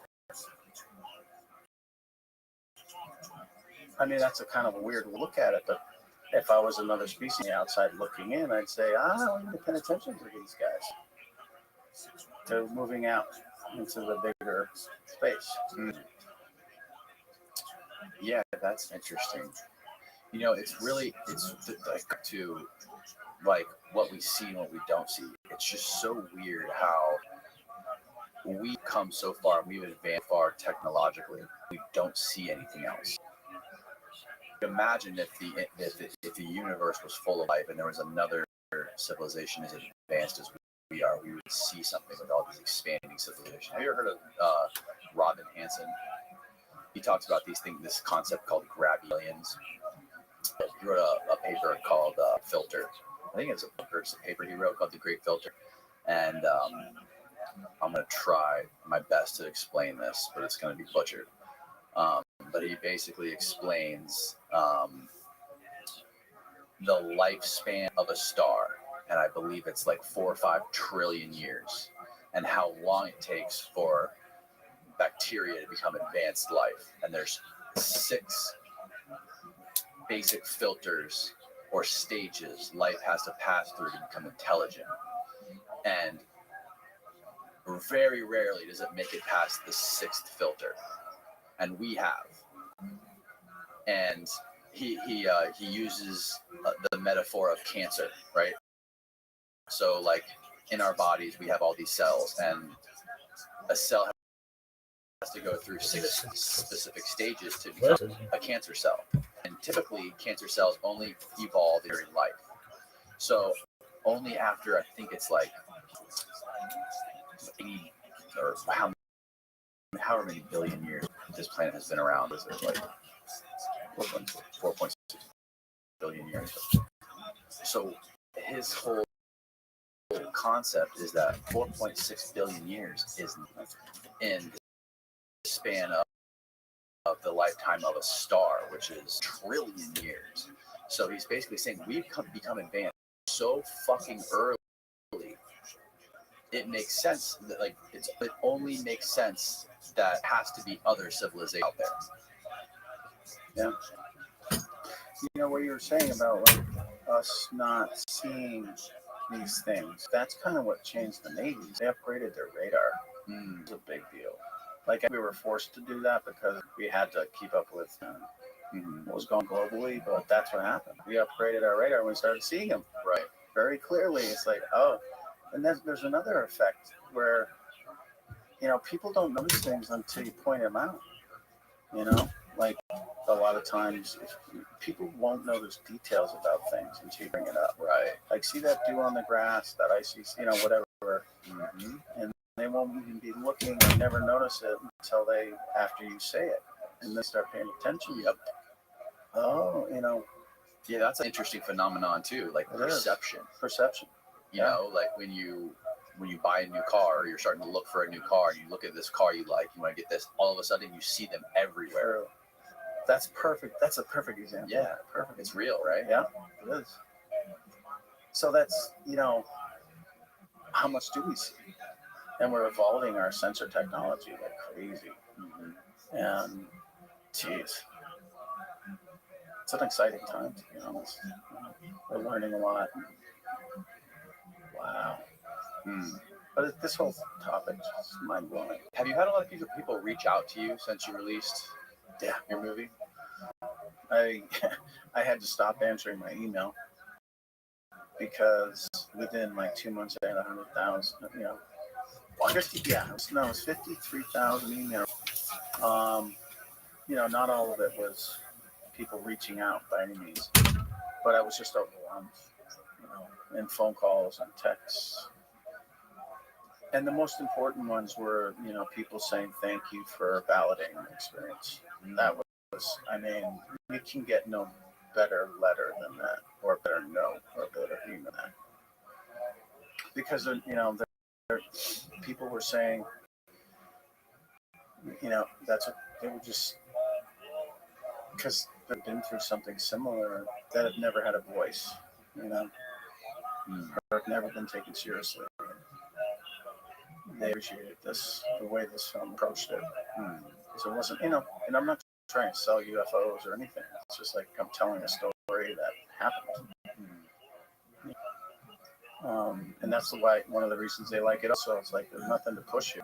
Has anybody you ever talked to or interviewed that went through one of these experiences had multiple experiences? That's Yes. something I noticed in Travis Walton's his podcast with Joe Rogan. He talked about something happened with his son or something. He was like very hesitant to bring it up towards the end of the interview. Wow, I missed that. Interesting. I forget exactly what happened, but something. Okay, I remember what it was now. He said that he woke up one night in the middle of the night, and again, it's really hard to, because with some of these people, listen to them talk, I can kind of hear their ego talking. So I'm not saying that's Travis's case, but some people have this idea in their head that they are the champs, or Right. they're more important than anyone else. Correct. So they have these dreams, or they construct these things in their heads that this for sure happened to me, and whether it's because they like the attention, or they like talking, or they like hearing themselves, whatever it may be, that's always in the back of my mind. But regardless, what Travis mentioned towards the end of the interview, which he was very hesitant to talk about, was that one night he found himself sleepwalking, and he woke up. He said he woke up in a full sprint down his hallway, running to his bedroom. And then when he got to him, he said he found his son hanging off the edge of the top bunk. Those protective railings on top bunk? Mm-hmm. So he found his son, like his body had fallen off and his neck was stuck in there, and he was like suffocating. And he said if he hadn't got there in the next 60 seconds, his son would have died. But he related it to his experiences with his abduction. He said that there's something there, there's something happening. Why would I wake up in a full sprint towards my son's bedroom?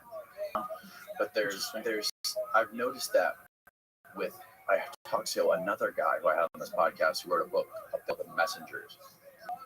His name's Mike Clellan. His experiences, he said that he's gone through many of these experiences too. And it's sort of parallel what Travis Walton was talking about, where it's now when you have these throughout your life, these deep, meaningful experiences, you kind of just like lump them together into this like supernatural, spiritual sense. I think that's a choice, in my opinion. Like even the ego part of it, if there are people that I know that I believe genuinely have encountered these things, but it depends what the human the person does with it.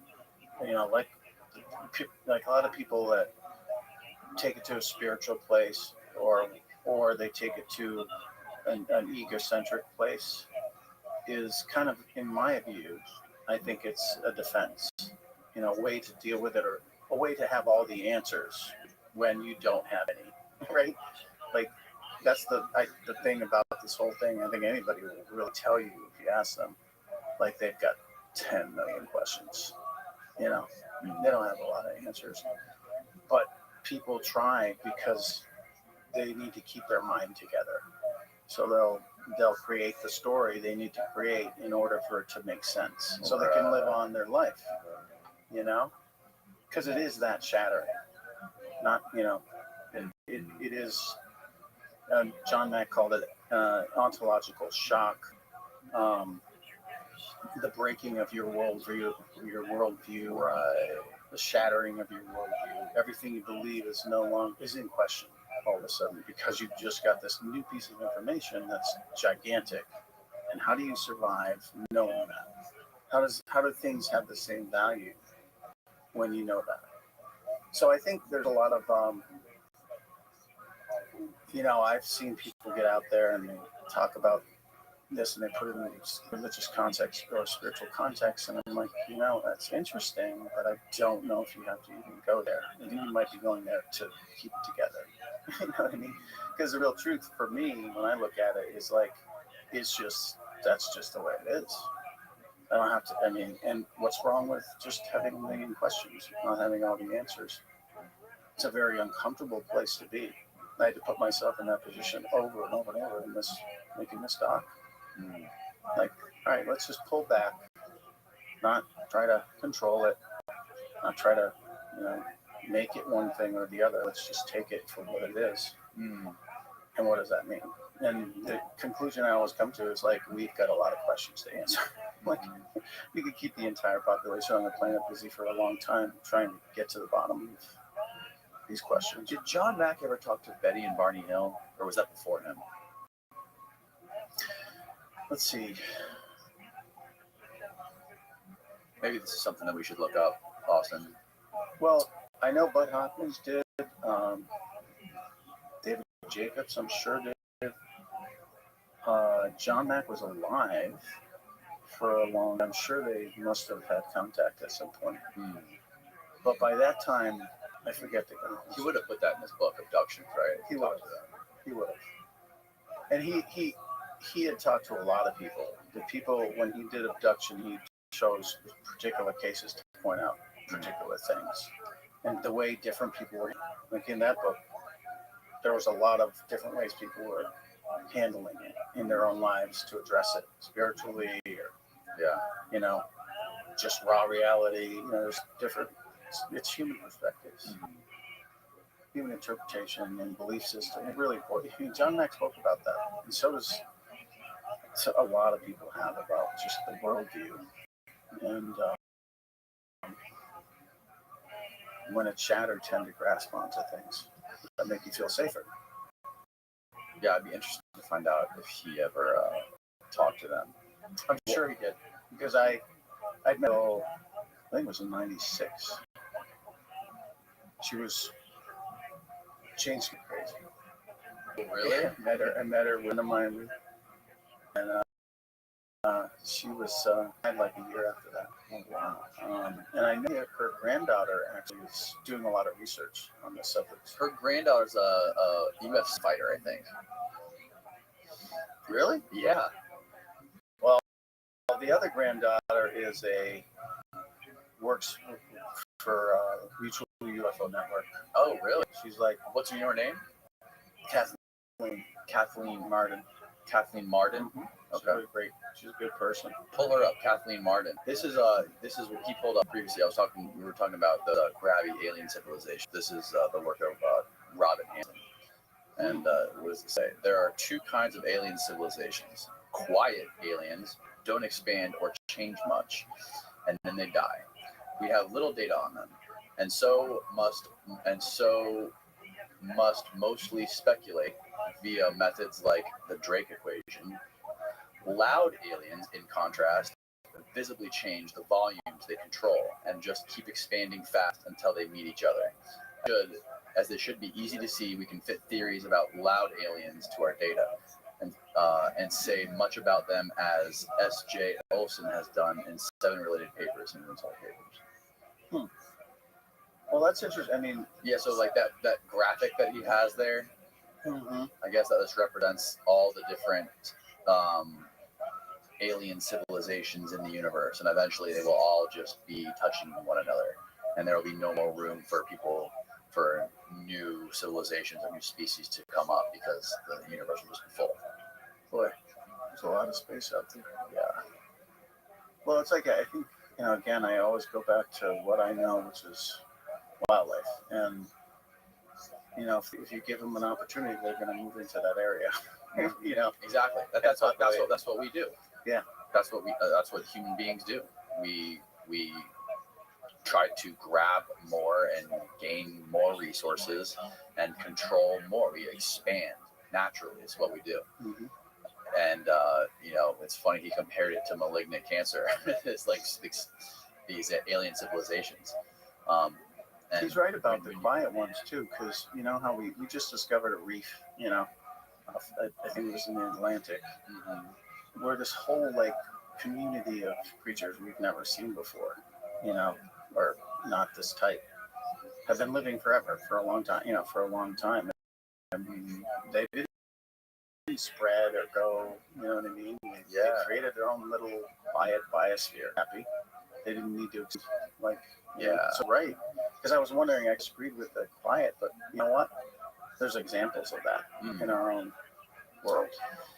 If they became grabby, they wouldn't let their kind travel out to other civilizations, because they would understand that if they went there, they would take control of whatever is there and start some sort of a new civilization that would threaten their civilization.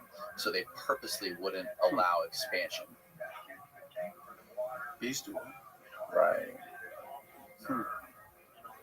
But then, how do you explain UFOs, though? So do they let out certain sort of hall monitors outside of the civilization to go to other stars to make sure other civilizations aren't becoming quote unquote grabby and aren't expanding too much, and making sure they don't destroy a planet?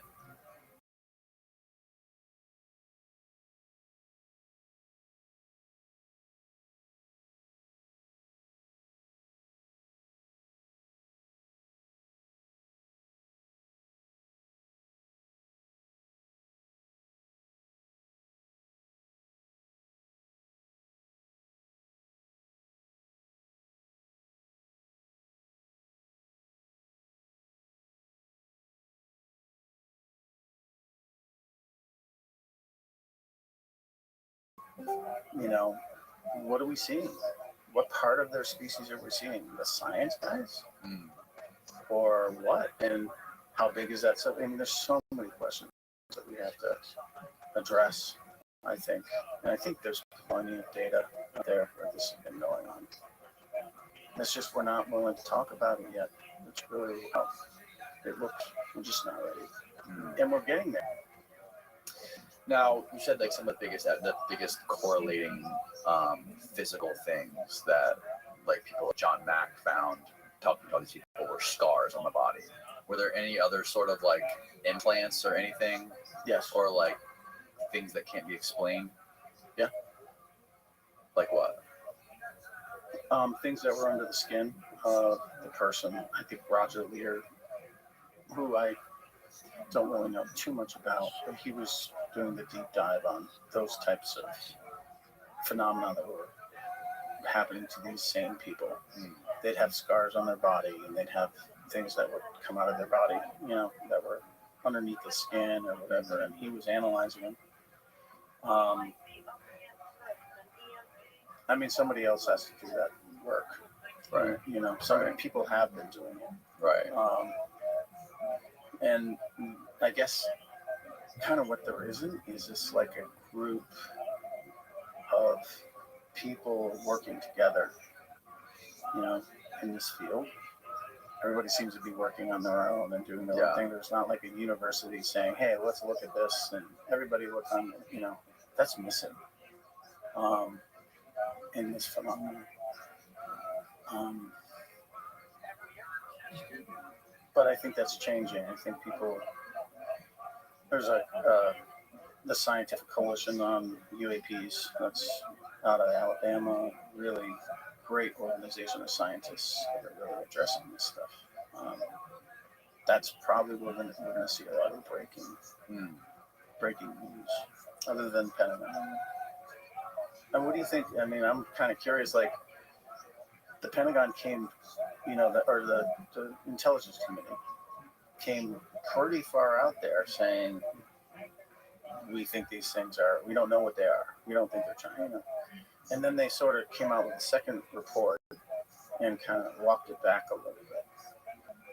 That was my of them showing they had over 500 documented cases. Well, that was the interesting thing. Like, they get even more cases, but they're sort of like, maybe balloons, Yeah, and a lot of it was junk. And there was even one New York Times, which is probably true. Yeah, but it doesn't explain all of it. There was also a New York Times article, Austin, maybe you can find this, where they actually said, it was one of the recent ones, where they talk about the additional reportings coming out of over 500 documented cases, which came out, what was that, 3 weeks ago, 4 weeks ago, a month ago maybe? They said that some sort of analysis was done on that Go Fast video that claims, and they claimed in the article that thing was only going like 40 miles per hour, which I find kind of odd. Yeah, I have to. Like, listening to those pilots' reaction. Yeah, they're having trouble locking on to something at 40 miles an hour. Yeah, no. Do you know the gear on those things? Oh yeah, I mean, it's incredible. Yeah, no. I mean, just from personal looking at that video and looking at the waves and what those are swells, right? That's a long distance. Yeah, and that thing to me looks small. Really small and moving very quickly. But, I mean, who's analyzing it? That's really the question. Whoever's going to have their opinion, what's their background, Yeah, scroll down. A large number of incidents remain unexplained in the new report from the Office of the Director of National Intelligence, potentially fueling further speculation. Scroll down. Sean Kirkpatrick, that's one of the guys that Ryan talked about, who I think is one of the guys that he met in when they first sent him to the Pentagon after he came out. He's the head of the Pentagon Task Force for Examining Unexplained Incidents, said officials are setting up mechanisms to make sure that no American government testing or classified programs like futuristic or secret stealth aircraft or drones is the cause of these mysterious reports. Yeah, the problem with the New York Times is they don't, like, they're skirting the big idea here. Like, they're skirting the main point of all of this. Like, all they want to do is focus on these little things. Like on the first thing they came out with, they only focused on little ATIP program. They didn't focus on the big question. What are these? I think it's on purpose, Yeah. The slow walkout. It's a really deep conversation, and they want to I think there are people that just. Do you think there's editors? Do you think there's people that are kind of controlling the editing of these articles that are posted on giant publications like the New York Times that are tied into the government or tied into certain agencies that are trying to control the narrative, or that are saying whether the editors of these publications consciously are aware if they're being controlled or not? Would there be people at, for example, CIA that are saying, like, we suggest you change this because you could endanger a lot of people, or you could endanger national security if you put it this way, or if you focus on this thing? You think that's possible? I haven't seen that, but I would do that if it was me. I'd control the narrative and at least. Yeah, because it's a big deal. It's going to affect everything. So I would really want to be in control of how it gets out to the public. That just makes sense to me. I would do the same thing because it's not. I don't have any examples of that. I do know quite a few people that are involved with the press releases and stuff, and I don't see any. I think there's an awareness actually in the press that this has to be taken slowly. Otherwise, people are just not gonna. It seems like it feels like there is, right? Yeah. And I think it's wise. It feels like they're following a script almost. Like they know what act they're in, and they know what's going to happen in Act 3, and Act 4, and Act 5, and they have to plan accordingly. Yeah, I mean, first of all, you got to talk about these things that are in our atmosphere. You know, that do pose a potential threat to safety. I agree with that. Then get further down the road and talk about what are those things doing here? What are they? Where are they from? Then we get down to who's piloting these things. Where, you know, this is down the road. And the conversation gets deeper. And then the deeper, you know, we'll get to the place where, like, okay, we've been hearing about this for a long time. And we thought these people were crazy. Well, you know, so cool. We can't go there straight away. It's fascinating, too, when you think about the snowball effect that is happening with industry, with basically the monetization of the subject. The more the just by giving us an inch in the New York Times, then look what happens on the History Channel and the Discovery Channel. Yeah. Now they're getting so much more attention on these shows that they're making, and people are taking it seriously because people see that the Pentagon's talking about it, the New York Times is talking about it. So now there's so much more money being made, so much money on the table being made on the subject. And the more films like yours that come out, and other people who make films like this, that are getting more attention, and more people from government, bureaucrats coming out about it, senators coming out about it, it enables just the industry to balloon more. And that balloon, it's like a fucking positive feedback loop. The more money that gets subject, the more pressure it goes on the government to talk about it and come out about it. The problem is, how do we know if it's true or not? That from the government's perspective, like from whatever they come out with, how do we know how money out and how good is real? You know, it's almost like I'm a cynic to the point where whatever they say, I feel like the opposite is true sometimes. Mm-hmm. Yeah, there's usually two agendas going on at the same time. Yeah. I mean, that's something we should just talk about. Like, what is conspiracy theory? You know, we use that word so casually, but it's asking, like, conspiracy things that don't go away for a long time. There's probably a reason why they don't. Or, you know, people are like, oh no one's spying on us, and then you have people, whistleblowers, come forward and tell us things that, you know, are no longer conspiracies, you know. Right. So, like, Jeffrey Epstein. Oh yeah. I mean, one of the biggest ones, right? Boy. Yeah. That's a huge one. Yeah, what's the funny, the famous? It's who we knew. It's who we knew. The names he knew. Yeah. And I what's her name, Giselle? Ghislaine Maxwell. Yeah. I worry about her. Well, she don't even know her, and I don't agree with what she did, but I'm like, I'd be really concerned in my life because of who we knew. Yeah. Yeah, the famous quote about conspiracy theories is the biggest difference between the truth and conspiracy theory is 6 months. That's good. Just give it time. Truth always comes out, even if it takes 100 years or hundreds of years sometimes. Yeah. And they were like, oh, we used to think that was crazy. You know, accept it. You know. Yeah, one of the biggest, you know, I think one of the most important things to happen in the evolution of technology or humans is like this podcasting thing, because it's kind of like broken through the main television narrative that people have been so tuned into for whatever, 50 years. It's very controlled. Like even the UFO thing, like, yeah, there are people making money on this, not me. It's not a small guys. It's big companies. It's important, though. I think it's important that money is made on the subject. I agree with that. I do agree with that. It's interesting who's kind of, it is. I've had it for a while. What do you mean when you say who's controlling you? Just who has the power and the money to bring shows out, you know, about this.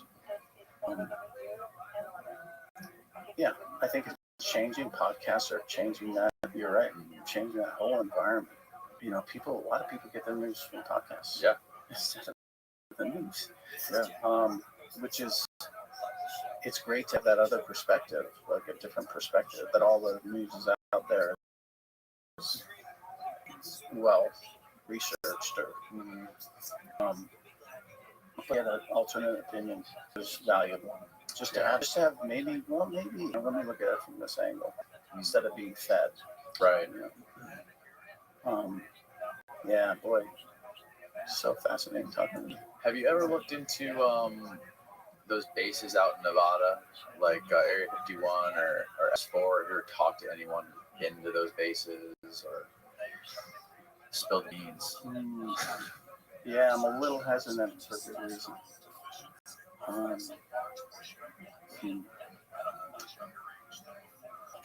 Yeah, I mean, I think a lot of the answers are out there, to be honest. Really? I'm gonna ask it. Yeah, I don't think it's a joke. I don't think it's conspiracy or anything. I'm just very careful about that topic. I've heard some crazy stories about those. I mean, obviously there's the Bob Lazar thing, but I've heard some people have told me some stories about people they know who have worked there, like military people who have been there, and like just had conversations with some of the science guys researchers or engineers that were in the cafeteria, and just had conversations, some weird things that I never would have expected. It's the cutting edge of our country. It's our secret programs. So there's a lot of national security that has nothing to do with other species. I guess that's kind of the issue. Is like, I saw something yesterday where there was like this big hauling truck with this fucking like flying saucer looking thing on the back of it. Have you seen that on Twitter? that was a long time ago, right? Yeah. They said it was like Skunk Works or something. What the hell is Skunk Works? That's Lockheed. Oh, it's a company Lockheed owns or something? No, it's Lockheed Skunk Works. I mean, they built the A-12 and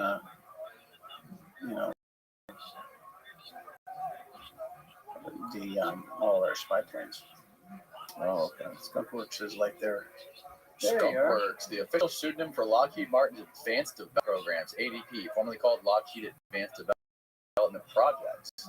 It is responsible for a number of aircraft designs, highly classified R&D programs, and exotic aircraft platforms.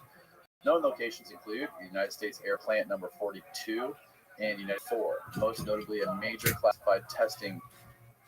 Most notably, a majority of classified testing is thought to be conducted at sites such as the Nevada test site. Huh.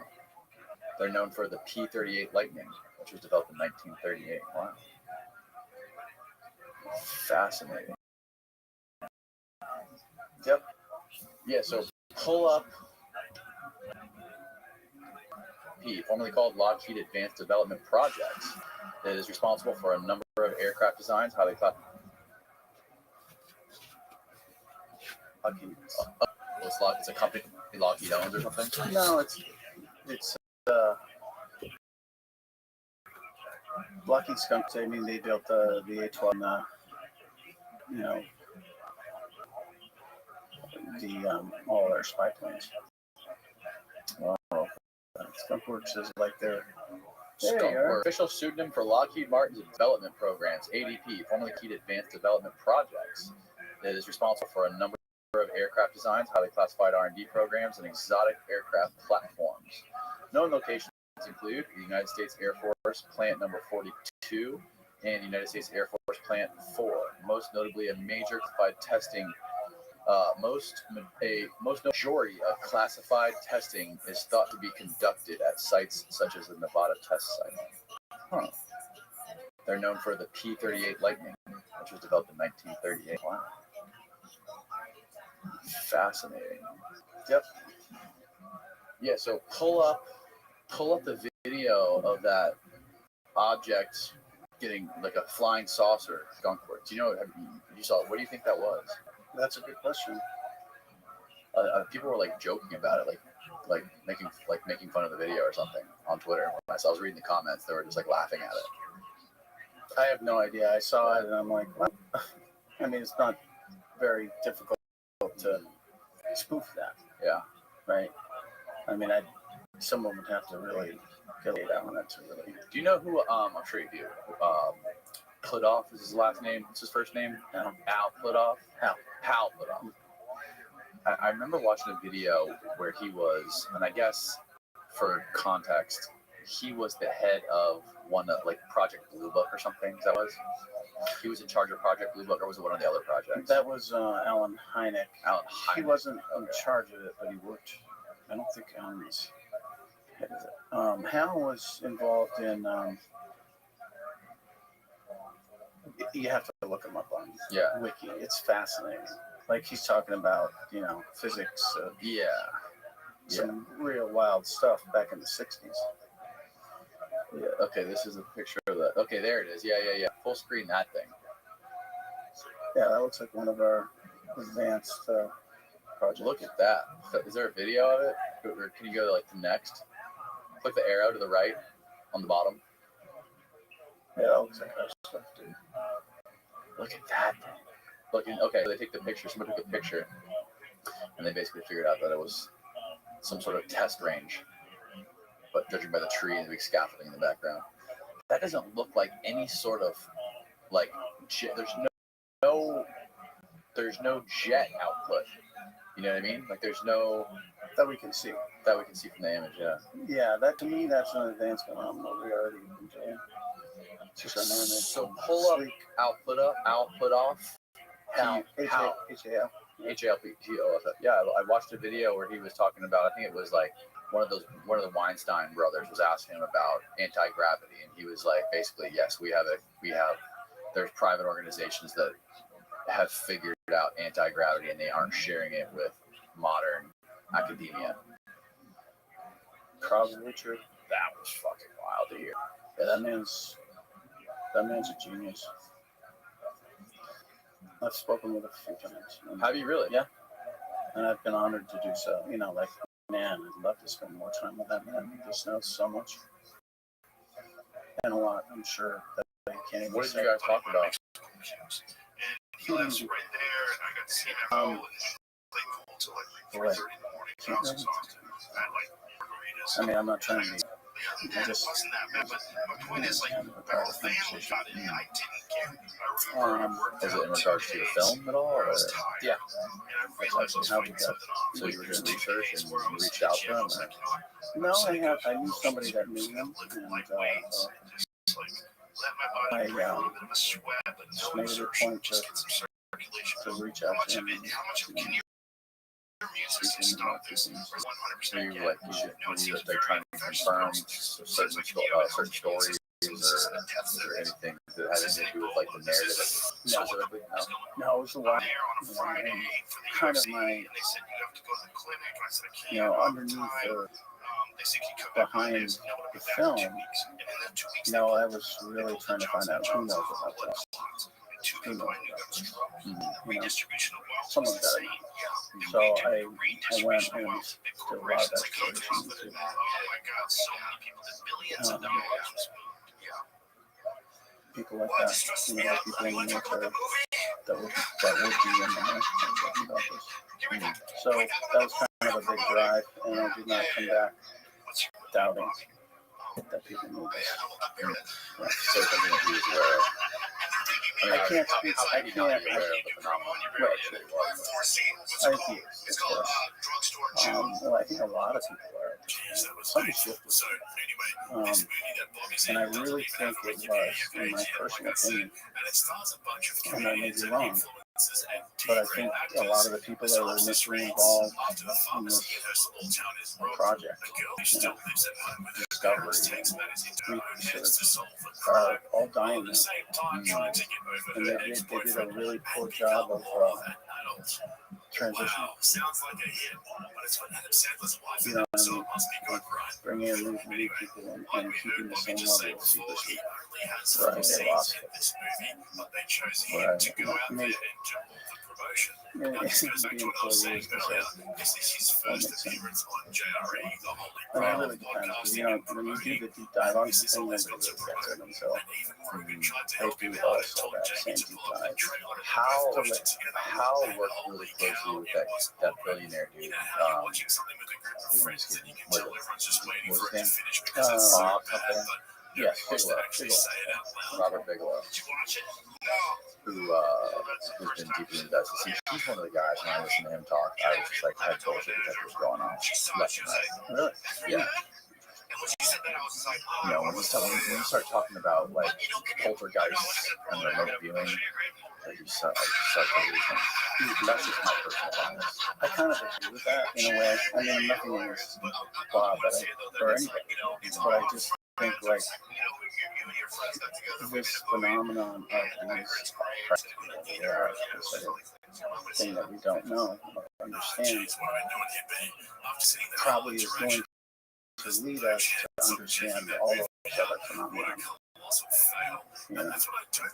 And you don't need to be talking about, like, I kind of agree with that. Like, we don't need to be talking about that yet, because it's just, people just write it off. You know? How would it lead you to some other things like this? How would they be connected?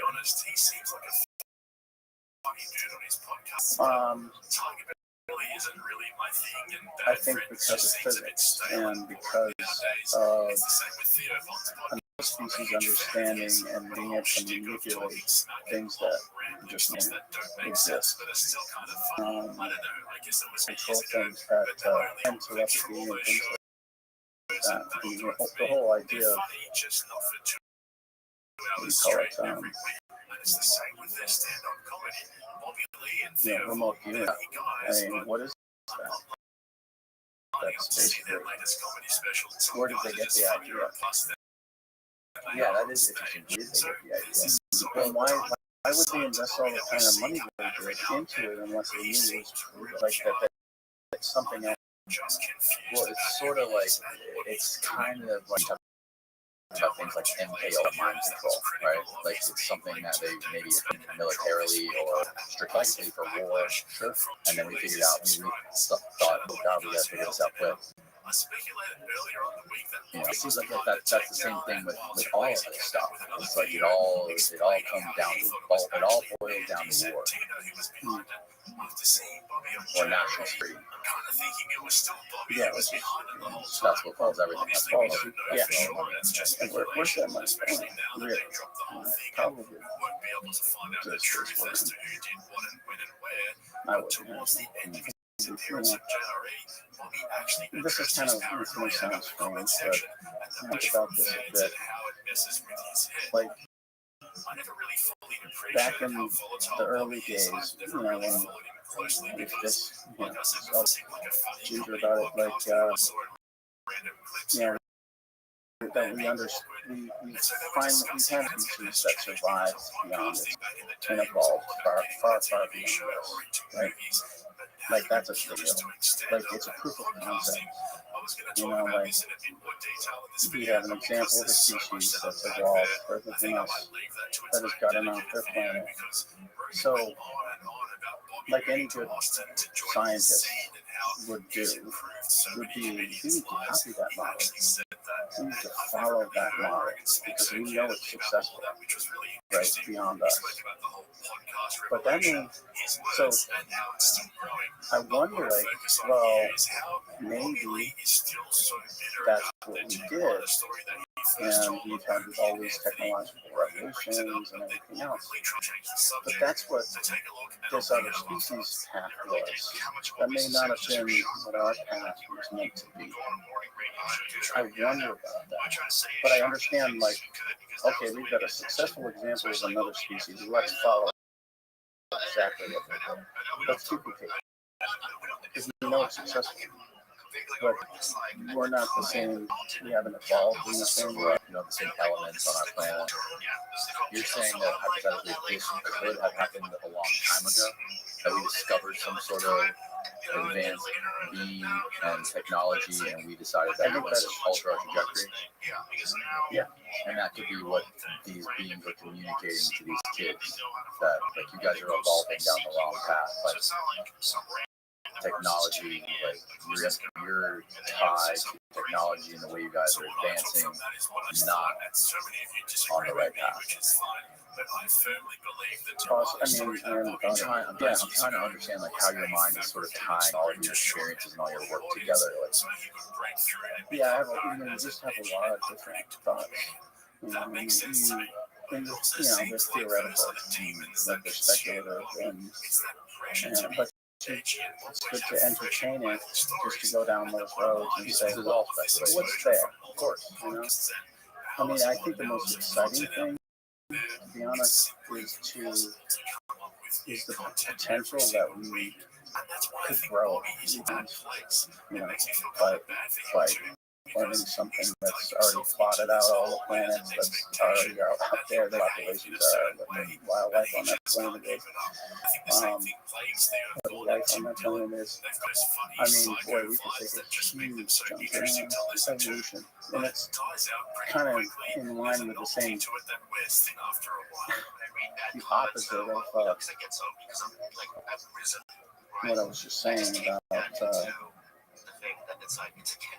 how following another species because they are successful. I think that's something that has to be carefully done. With the understanding these things have evolved in a totally different way. right. And that may not be the best thing for us. Right. And the technology question, if you go back to that, well, here we are building nuclear reactors on the ocean, Right. which we know is going to, every time we have one of those natural disasters, like Fukushima, all the garbage, all the pollutants that went into that ocean, we keep having that, the ocean is not going to survive. There's concern about that, by ocean harbor, by the acidity level, I think it's the acidity level in the ocean. Anyway, that's a whole other topic, but it's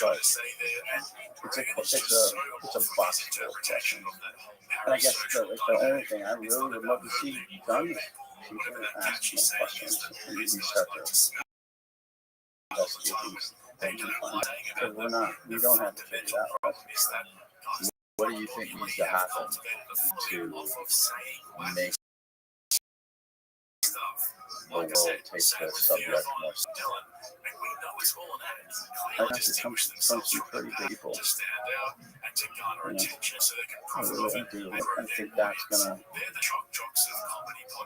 to lay the groundwork for the financial assets and assets like that we already have to be redirected to make this phenomenon.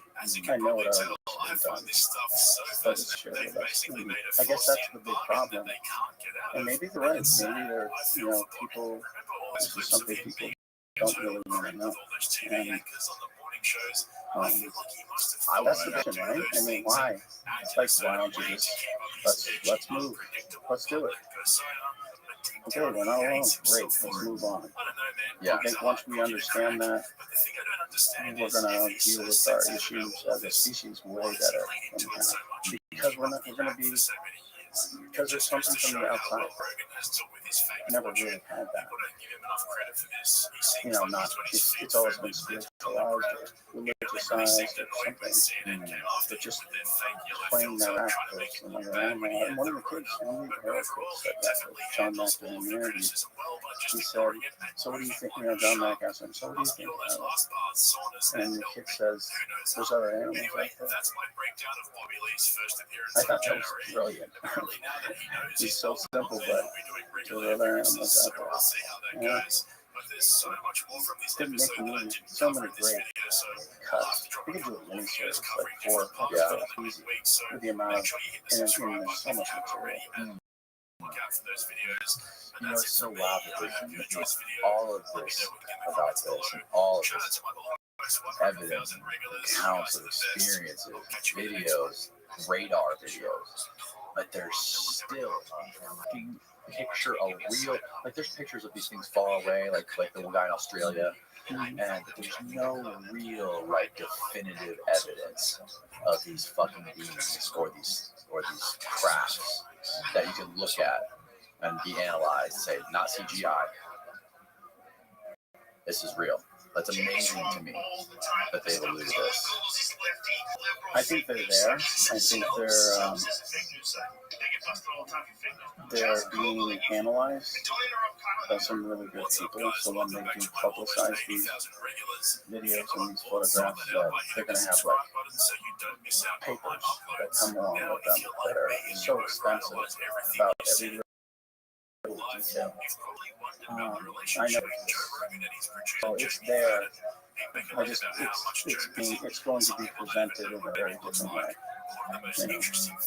More scientific, not just put on YouTube, but analyzed by really good people. And I mean, there's plenty of people who have said we've already got that evidence. Yeah. But how far does it go? Do you believe the story? Do you believe the story of Jackie Gleason, the president taking him to see the alien at Homestead Air Base? Where he's like, you knew Jackie. You know that story, right? I do know that story. The president. I always read the president. No. Nixon. The interesting part about those kind of stories is they persist. Mm-hmm. You know, if I wanted to know about that story, I'd like to go to Jackie Gleason's stand-up. Yeah, his wife or Nixon's. Yeah. Well, yeah, she talks about it. She says that she knew her husband had always been obsessed with UFOs. Even bought a house shaped like a flying saucer, obsessed with it. And he was an upstate. And she said that after he came home from that trip with Nixon, he sat down just like looked ghost white in the face. that's appropriate. And he basically said that he said, don't let anyone ever tell you that this shit is not real. She usually said that he a catatonic state when he got back, and he told her about his experience. It's interesting. But it was interesting to hear that,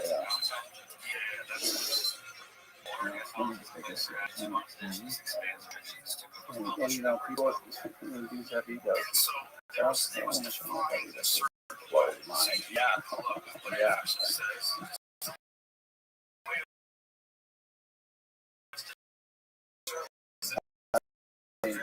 Who's gonna tell? Man?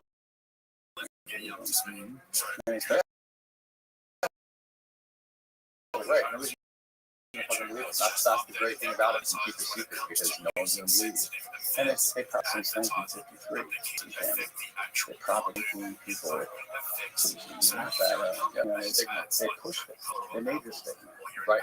They weaponized it. Yes, and it still exists even today. It's amazing how all that works. Because they're working on the unbelievable in that line of like, yeah, that's so unbelievable. I'll just laugh about it. Don't take it seriously because it's heavy. Yeah. Really, I kind of look at everybody in the right now. It's like, we're just kind of, pieces in a puzzle that's probably going to go have significant. Hopefully, it doesn't take that. I mean, I never thought we'd be at this point. I never thought we'd get this far. I never thought Pentagon. I never thought that I'd see what we've seen in Iowa. Top Gun guys. Yeah, they don't come out talking about it. And they have. That's what people say. If these guys are so well trained about what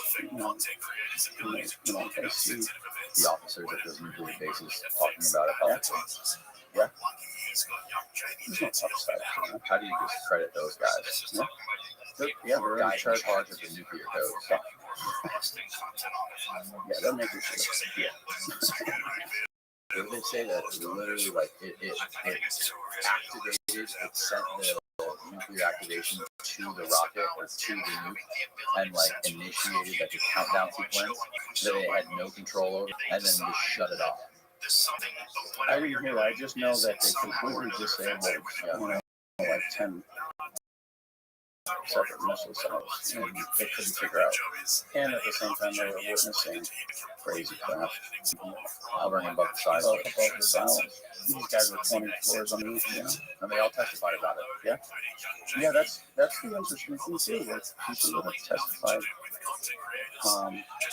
at the press club, people that are testifying behind closed doors in Congress for the intelligence committee. I mean, it's a big deal. We haven't heard half of that yet. You know how the minority report, you have the minority report and the majority report. Yeah. They have the public version and then the classified version. They don't want to reveal national security. That's what took the report so long. This last report that came out late was the DIA going through. Really? Yeah. Making sure. It's a crazy world out there, man. Yeah. So we're going to talk about it. Really cool. Yeah, me too. I appreciate that. We've been diving. It's kind of interesting. It's really new thoughts, new ideas, new things to think about. And I just hope we get somewhere, It's been a long time that we've been dealing with this conflict. To actually see us progress and move beyond ideas or ridicule and that's actually Me too, man. I mean, my concern personally is like if we don't, we're losing time. Because what's the deal? What do we have to do? Right? The longer we don't know that, the worse off we'll be. Potentially. I'm not saying it's a bad thing, but I have no judgment about that. We should know as much as we can and see. Couldn't be more. Yeah. Tell people listening and or watching where they can find your movie and anything more to do with your work online, on social media, etc. So it's at aerophenomenon.com is the website. And then you can get the movie there. We're also on Amazon and iTunes and all the streaming platforms. Areaphenomenon.com. That's the website, and then I'll link it below for yeah. people that want to see it. Yeah, And, highly recommend it. Very good movie. there's a lot of good people paid a lot of time into it. A lot of people volunteered their time to do it. I mean, there's so many people that eventually will further efforts. Yeah. But people let me stay in their house. When I was in Africa, it was just amazing. Because they knew it's like, I wasn't some corporation driving us. But good stuff, man. Yes, sir. Yeah. I appreciate it again. You too. After he realizes what's really going on, he proceeds to not only agree with the policy, but he starts saying how reasonable and important it is, and everyone agrees. Brilliant. Yeah, I guess you should want to be able to control the plasma. That's kind of How tied into the cartels are you right now, and are you going to put yourself in danger by talking about some of this on the podcast? Yeah, well, like it's seems reasonable. As long as they're not doing that with the actual content of the podcast, because I do know that they demonetize. They demonetize people all the time if you talk about certain subjects. It's always been wrong. And in true Joe Rogan style, even though he completely misunderstood what he was initially I've never been a about, member of the podcast. back to the political I've never been a member, says but how much of a I grew up with a lot of friends, and it's just like I was telling you that movie, Slumdog Millionaire, and Forrest Gump, where the guy's just like at the right place, or maybe at the wrong place at the wrong time. I don't know how you want to depends on the perspective. Where I've met these people like in different situations, like most of them I met them doing graffiti. To be honest, and we were just bangers, and we were just just kids tagging and like fighting each other, fighting with rocks, with anything, just like, hey, let go, whoever, and we chase up and down, and then he fights a certain block, and then we were that type of stuff. But eventually, it's funny because it was like the leaders of the crews are the ones that actually became leaders what is it now? You know, like little sections of cartels and stuff. And that's how I communicate with most of them. Like I got fair share. I've been locked up. You know, I've done that's the life I want to live at some point. So you were never a member of the cartel. No, I don't. You obviously had. It could have been very easily happened that you could have been a member of the cartel. Yeah, well, you guys you grew up with are cartel members, right? Yeah, I gotta get my membership like tomorrow. But nah, man. I mean, sorry, motherfucker, you know where you are. Those to speak with me. But like the gray area, the serious yourself part of the like, you really have to be like working for them, like following their instructions. You know what I mean? Like because a lot of like, let's say when I was 19, I used to cross people. Like, illegal people. That's what I was arrested, and that's what I was. What do you mean when you say that? Well, I used to work for this guy. He would bring people from South, you know, like just immigrants. And I was when I was young, bro. I was crazy. Like I made all these like older car children that weren't like my friends when I was young, like older stuff. And I said, dude, hey, what do you do? You know, like I'm gonna make some money. You know, I was always down for it. I was just looking for it. You know, that's why I was in jail at 19. But eventually it was a guy, rest in peace, like Sergio. He was pretty chill, man. He never got into violent stuff. He only crossed people, you know, he had like drivers, and he had people like me that walked him over because he actually like he liked me. He didn't want me to like he just saw how I was asking everybody for stuff and stuff like that. So he was like, yeah, come here. You're gonna do this for me, and it's like the easiest thing you could do to like keep you farther away, but keep you working for me and like, keep me on the block. So he would have these safe houses where he would keep the illegal people in the immigrants that came in. And if we used paper back then, like if we had like boxes of visas and like all these papers that weren't recorded stolen or anything. So if you say you got this white from Guadalajara, you know, he's trying to make it back to Florida. So we find a visa with that has a USA residence, so you can work over here. So what we do is we give you a uniform, which we have tons of uniforms like gardening uniform, construction job uniform, all type of shit. So we'll dress you up as if you were going to work, you know, give you a little lunch bag and everything, and you would just follow me across the border. Because he never wanted me to do the driving and like the hard stuff, he was just walk him across the border, take him to the time station, whatever, the H Street or whatever, and somebody would be there to pick him up. And that's what I did for when I started when I was young. And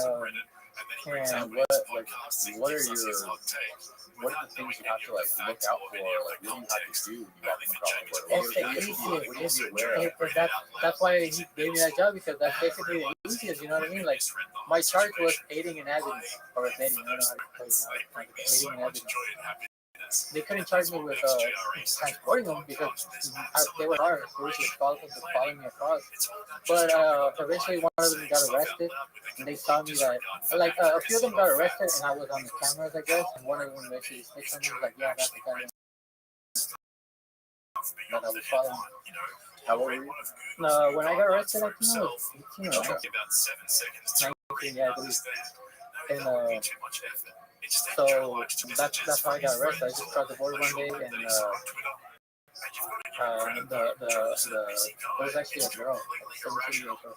She crossed too. She was following me like a couple of people behind me. So she crossed through, and once I waited for her, and I got her on the trolley. And this is the funniest part. While I was on the trolley, people following us, but his didn't mind it. And all of a sudden, I kind of had this feeling, and I was talking to him, and he was like, hey, I think they might be officers. And I was like, I don't know, and even if they are, I mean, even if this white guy next to me was the cop, he could just go fuck himself, right? What the fuck are you gonna do? What are you gonna charge me for? And he wasn't the cop, so the guy behind me. We were being followed. Like, when I made the drop and they picked up the girl, as soon as she opened the door to get in the car that was picking her up, all these cars, like, the cops just started pulling up to like the little red and blue on the grill. And And I was like, oh fuck, and it was like it was irony at the moment because I was like, damn, they were falling. You know what I mean? So I'm outside this boss, so just fucking my hands up against the wall. My friend's getting arrested, and they're just like talking shit, like. But they're referring to me as pinche pollo, pinche migrante, type shit. And I remember I told him, I was like, what the fuck are you talking about? I'm a U.S. citizen. And he was like, what? And they took my passport, and then everything went like a little fight. I'm not saying they got scared because I was still arrested, but they looked, they watched their words. They were like, oh, we got a USC, we got a USC, and then they put me to the side. They were like, hey, I just too tight. You know, like they started treating me like a little with more respect. But at first they were like, yeah, we tried to pinches for you, pinches in What year was this event? Should be 2009. Okay. 2009. Okay. So yeah, they put me in the back of this car where it was like a seat next to them, and there was like a man and a woman that were driving. So they just taking me on because that day I was actually going to go to adult school because my mom had been giving me shit and like doing shit and stuff. So I was like, all right, I'm gonna go today. As soon as I finish with something, I'll go to the adult school and all of that shit. So I got to, they took me back to the border. They let me make the phone call. So I called my mom. And she's like, what happened? Don't say anything because I got arrested. I'm like in front of them right now. And they arrested me because I had a little bit of room and stuff. She was sick to the MCC.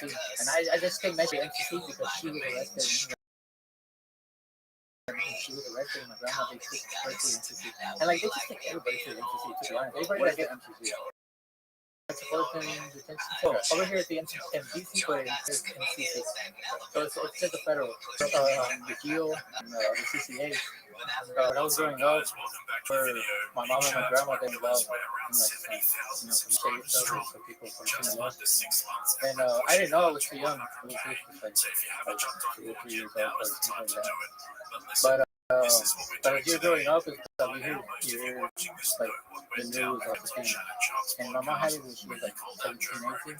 So I was like, and she'd be older and stuff like that. So it was kind of they just took me everywhere. And I had these flashbacks and stuff. And sometimes I asked my mom, hey, grandmother's house. I don't remember that, you know. But eventually they got caught, and I was really young. I barely remember this. I just know the story because I talked to them. But eventually, yeah, my grandma tried working for somebody else, and actually it was a good look for them because they used to cross things, you know, cross like cattle and everything back then. What year is that? Like the early 90s, Okay. 93, I want to say, something like that. So yeah, my grandma, she was working for the one day, and you know, she was making money. But then his work stopped for a little bit or slowed down, as I understand, something like that. And she got work for somebody else. So I guess this guy, I missed the story really, but one of the guys actually used to get like another figure, like, you know, so they snitched on her, so they would catch her and she's getting arrested or whatever. So instead of sending her with drugs, they sent her with like cuts. I don't know how you say in English, but they just sent her with it. So when they ran it through, it was like less than 10% hair. You know, they didn't use drugs. So eventually they got like 3 months in jail, whatever. And she got deported, and my mom got her everything again. I can't remember. Back then, we lost very different. But after that, my mom just went straight at it. Like, she didn't want to know anything about that life anymore. She worked from Monday to Sunday. She had like 2 or 3 jobs for family money. She was by herself. I got 2 sisters, 3 younger sisters. But yeah, after that, she just went like that. But at this point, I started listening to like the music. I read a lot, so I hear names in the news and newspaper, and then I'm out in the streets now a little bit. I'm like 13, 14 stuff, and I'm hanging out with these other groups, and they hear names like Yariana or Chaco and shit like that, and it's just things that I've heard in my house out of gossiping, you know, just like the news. I mean, maybe they never met my grandma or anything, but like it was just when you're around that world, you know, it's just. The news is about gossiping, it's like that person in the cities.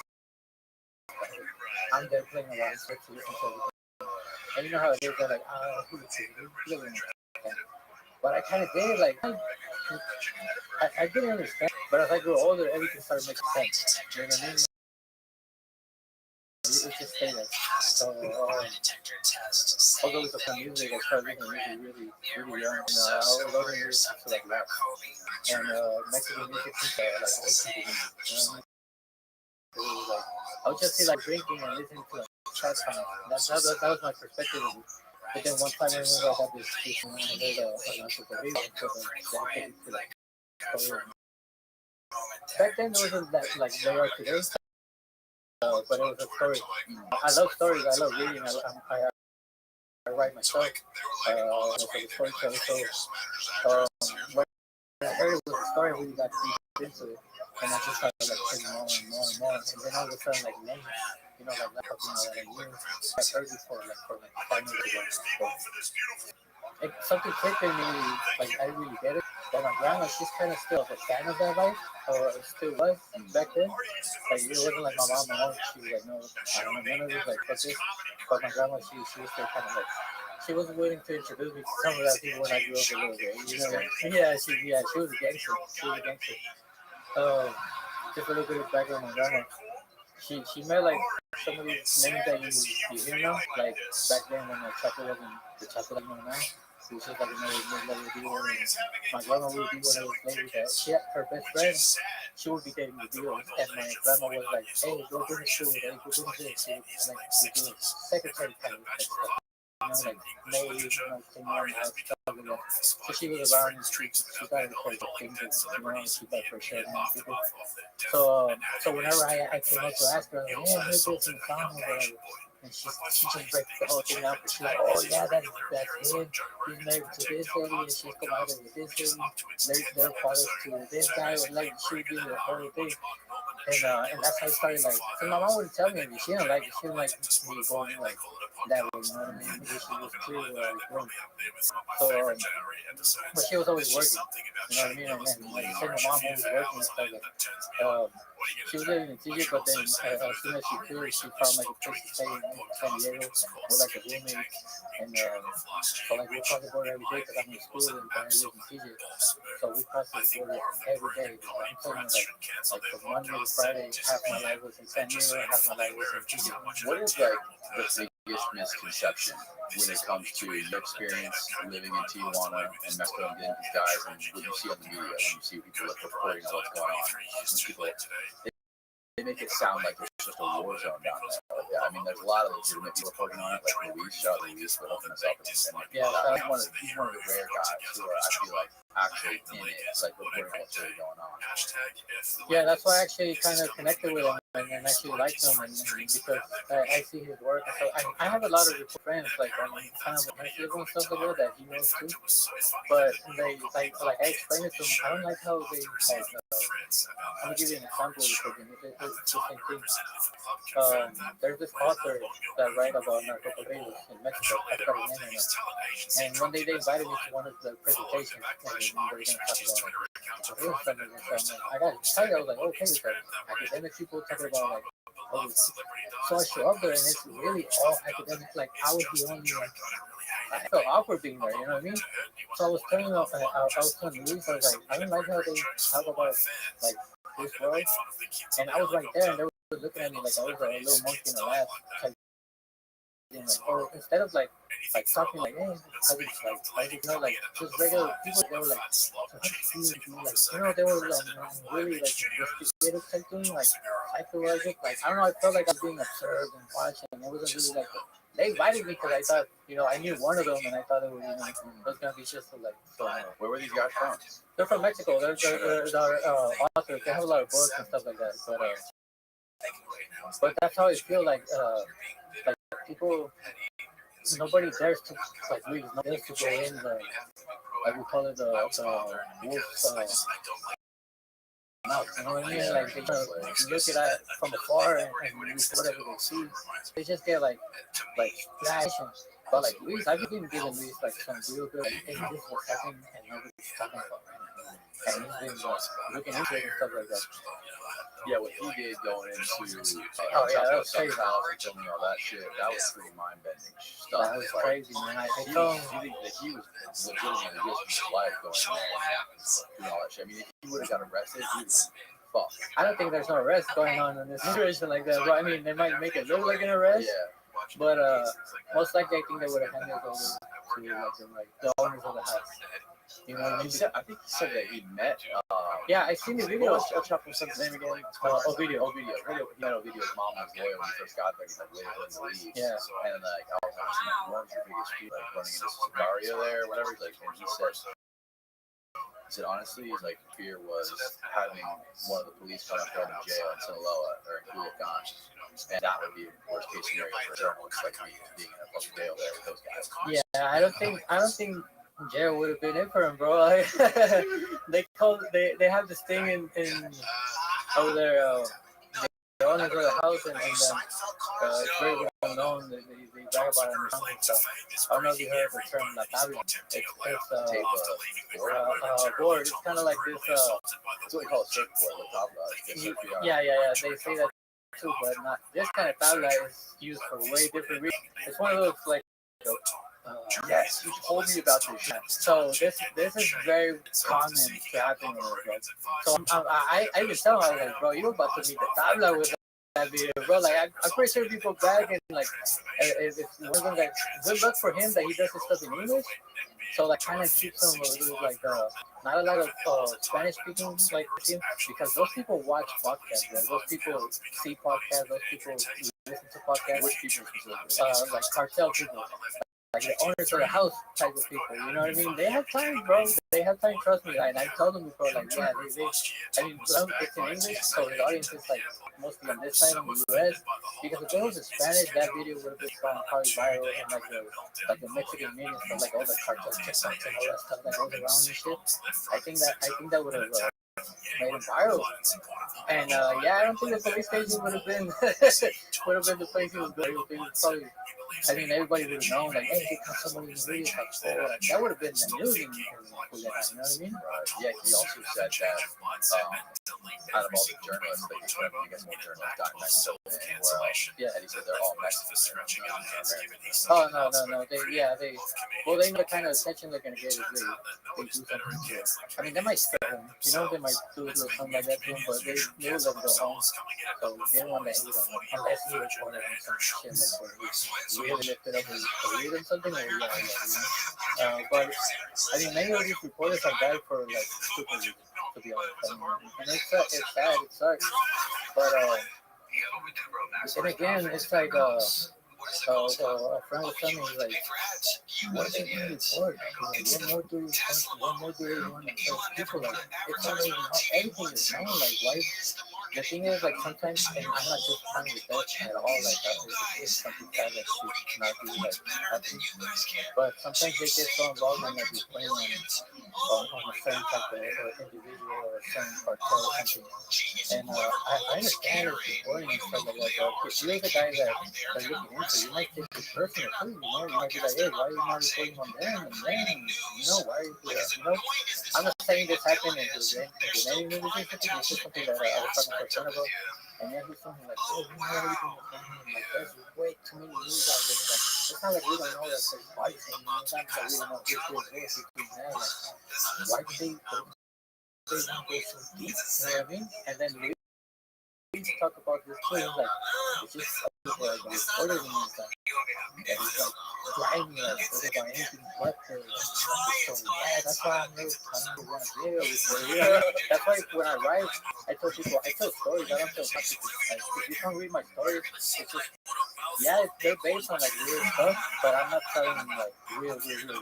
Because I want to talk to people, I want to tell, like, achievements and stuff, you know? I don't want to, it's not like, pictures that we put comment about who did this and who did what, it's like, but reporters, man, they get in there and it's sad because in Mexico, people die every day, you know, and it's pretty easy.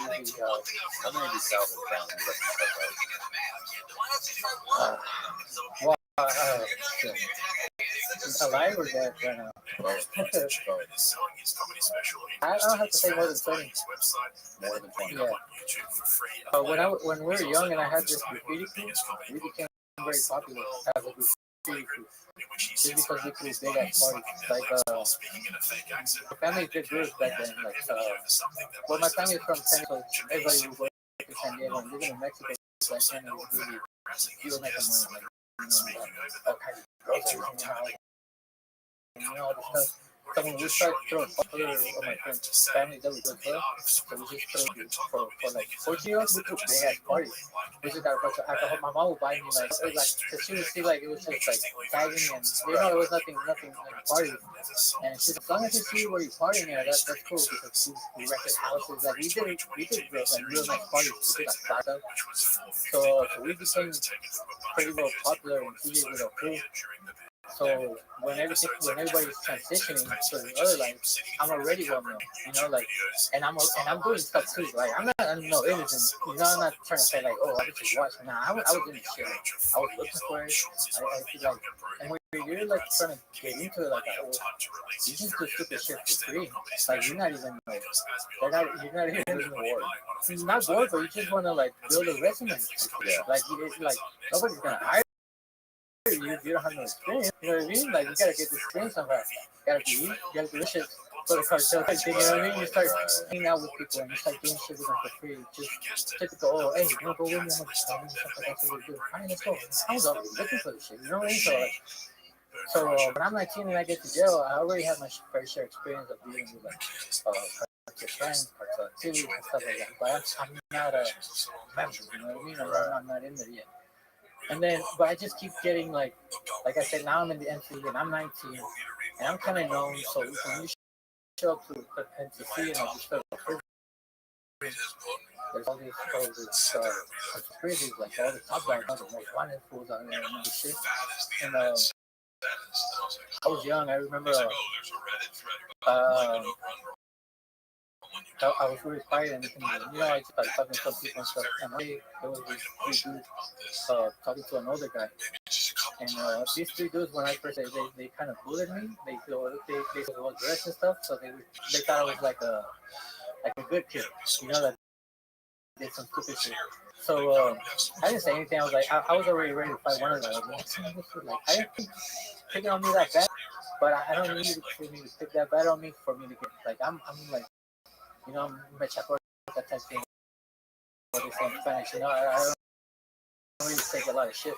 So I was like, next time you guys see, I'm just gonna But they're talking to this older dude that just came in for like have a ton of money, some shit like that. He has like a big conspiracy. You hear about this conspiracy group, he's like, you see the news and shit, like, this big stuff. So he's talking about some people and they're kind of bowing down to him because he's like a really top dog, like he's a boss. And then he starts mentioning some of my friends, some of my childhood friends.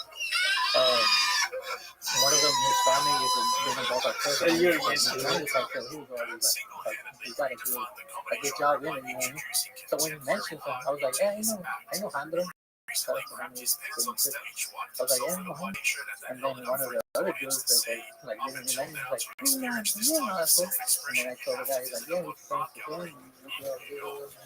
He's like, no. And after that, everything changed. You know what I mean? Like they started saying, yeah, nah, because I was young and I looked like a kid, but I was out in the streets, like I was going everywhere. Like I remember I used to play my mom's cars and stuff like that, and I would just drive to like a lot of people don't leave their hood and their surroundings, and I was just like I learned how to drive when I was 12, so I was just like steal the car, like get a little pillow, that's it, and I get my friends like, hey, let's go, I pick up friends and stuff, and we just drive wherever, man, and just go with girls and go to places where other people didn't really want to go because they couldn't get a hold of the car or whatever.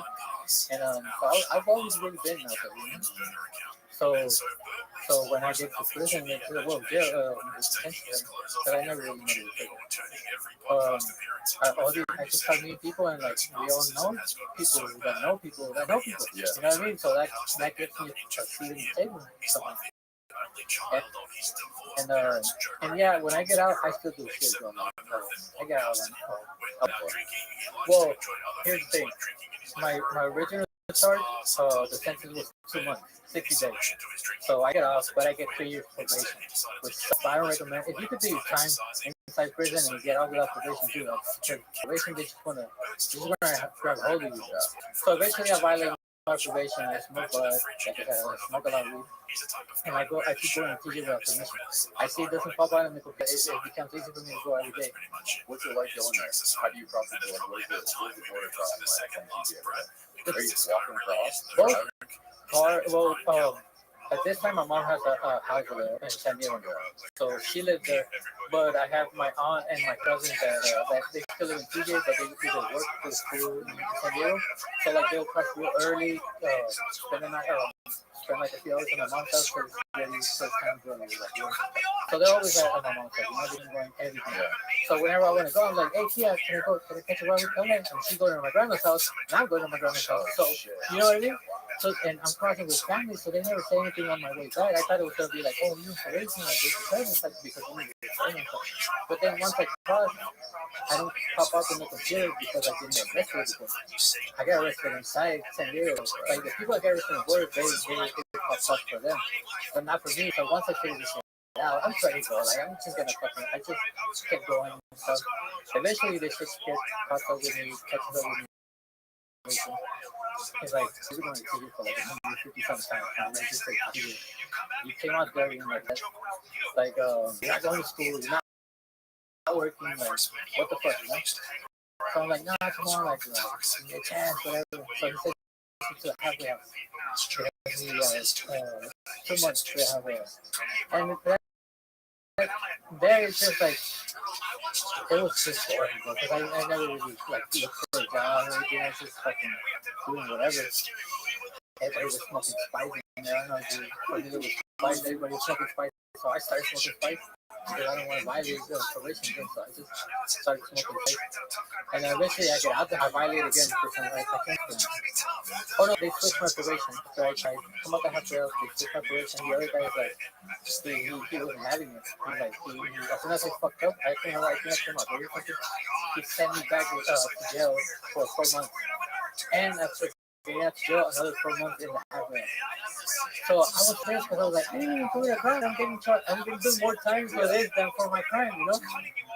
But this time, I mean, like, more people, like those big conspiracy people, like more one people that actually now are just kind of good friends, and not because we share the like Gordo Villarreal, one of the one people was back in 2009, like Gordo Villarreal, yeah. Now he's writing a book, so I helped him. He found out like Andy got us into writing and stuff like that, so he reached out to me like, what I like about your writing is that you use so that's a problem. And another guy that was with him,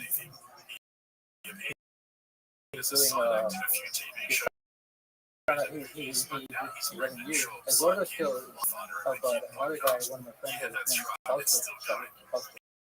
He did it like 11, 12 years, and right now he's doing crazy, you know.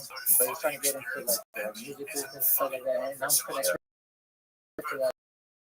So we took up on that and but there's these people I met back then, you know, and that shit, and now they're trying to do like different stuff. And going back to what you asked me earlier, how's my communication with people?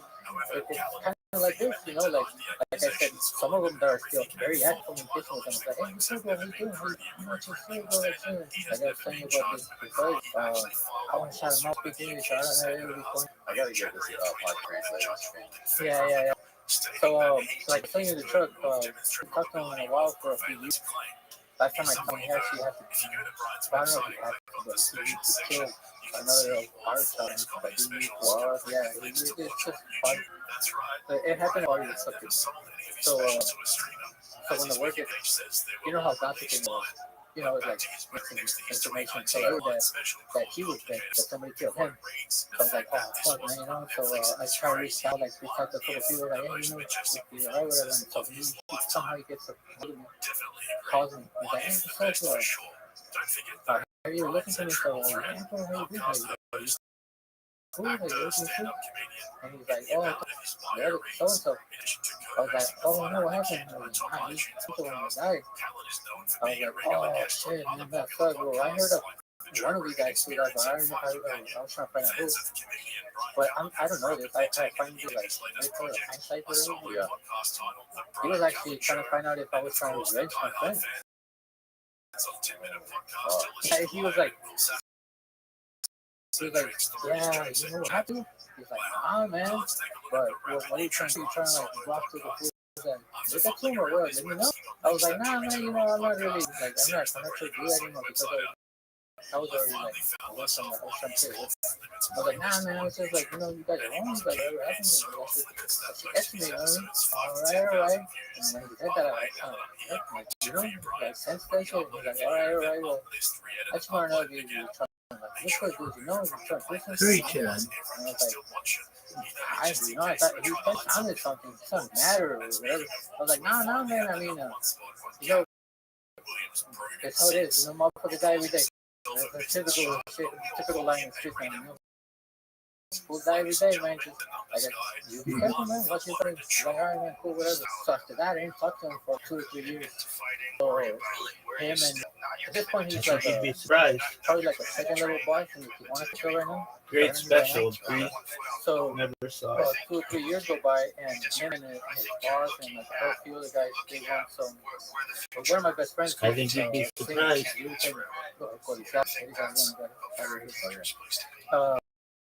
Hold up. Yeah, so we became best friends before he popped up. Just love he's a microphone in his hand. Yeah, and he did a corrido for 2 of my friends that passed away, so I made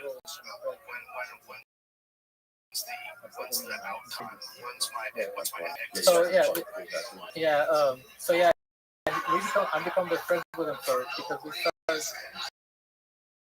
we just clicked up and we were both looking for the dream and stuff. And at this point, I really didn't know what I wanted to do. I wanted to do something creative. Like I said, I always loved music since I was a How are you making money? What are you doing for work? selling weed. I try to keep it with the weed because that's the least. Like I was saying earlier, it's like cartel won't fuck with me if I sell weed. Not even the law sometimes, you know, because they think it's like they think I'm selling Reggie. But I'm saying like it's fucking medical marijuana from San Diego. Okay, if I start talking, it's gonna be I'm gonna go into because I'm one of the first DJs that started trafficking from America to Dr. Cheese. yeah.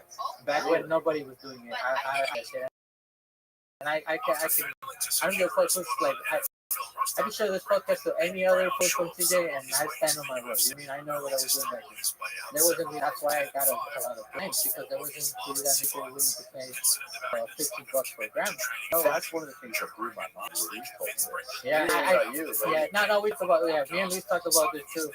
I'm talking about like, shit, bro, like, how the fuck you got 2010, 11, 2012, something like, I mean, I did some other shit too that made me money, like,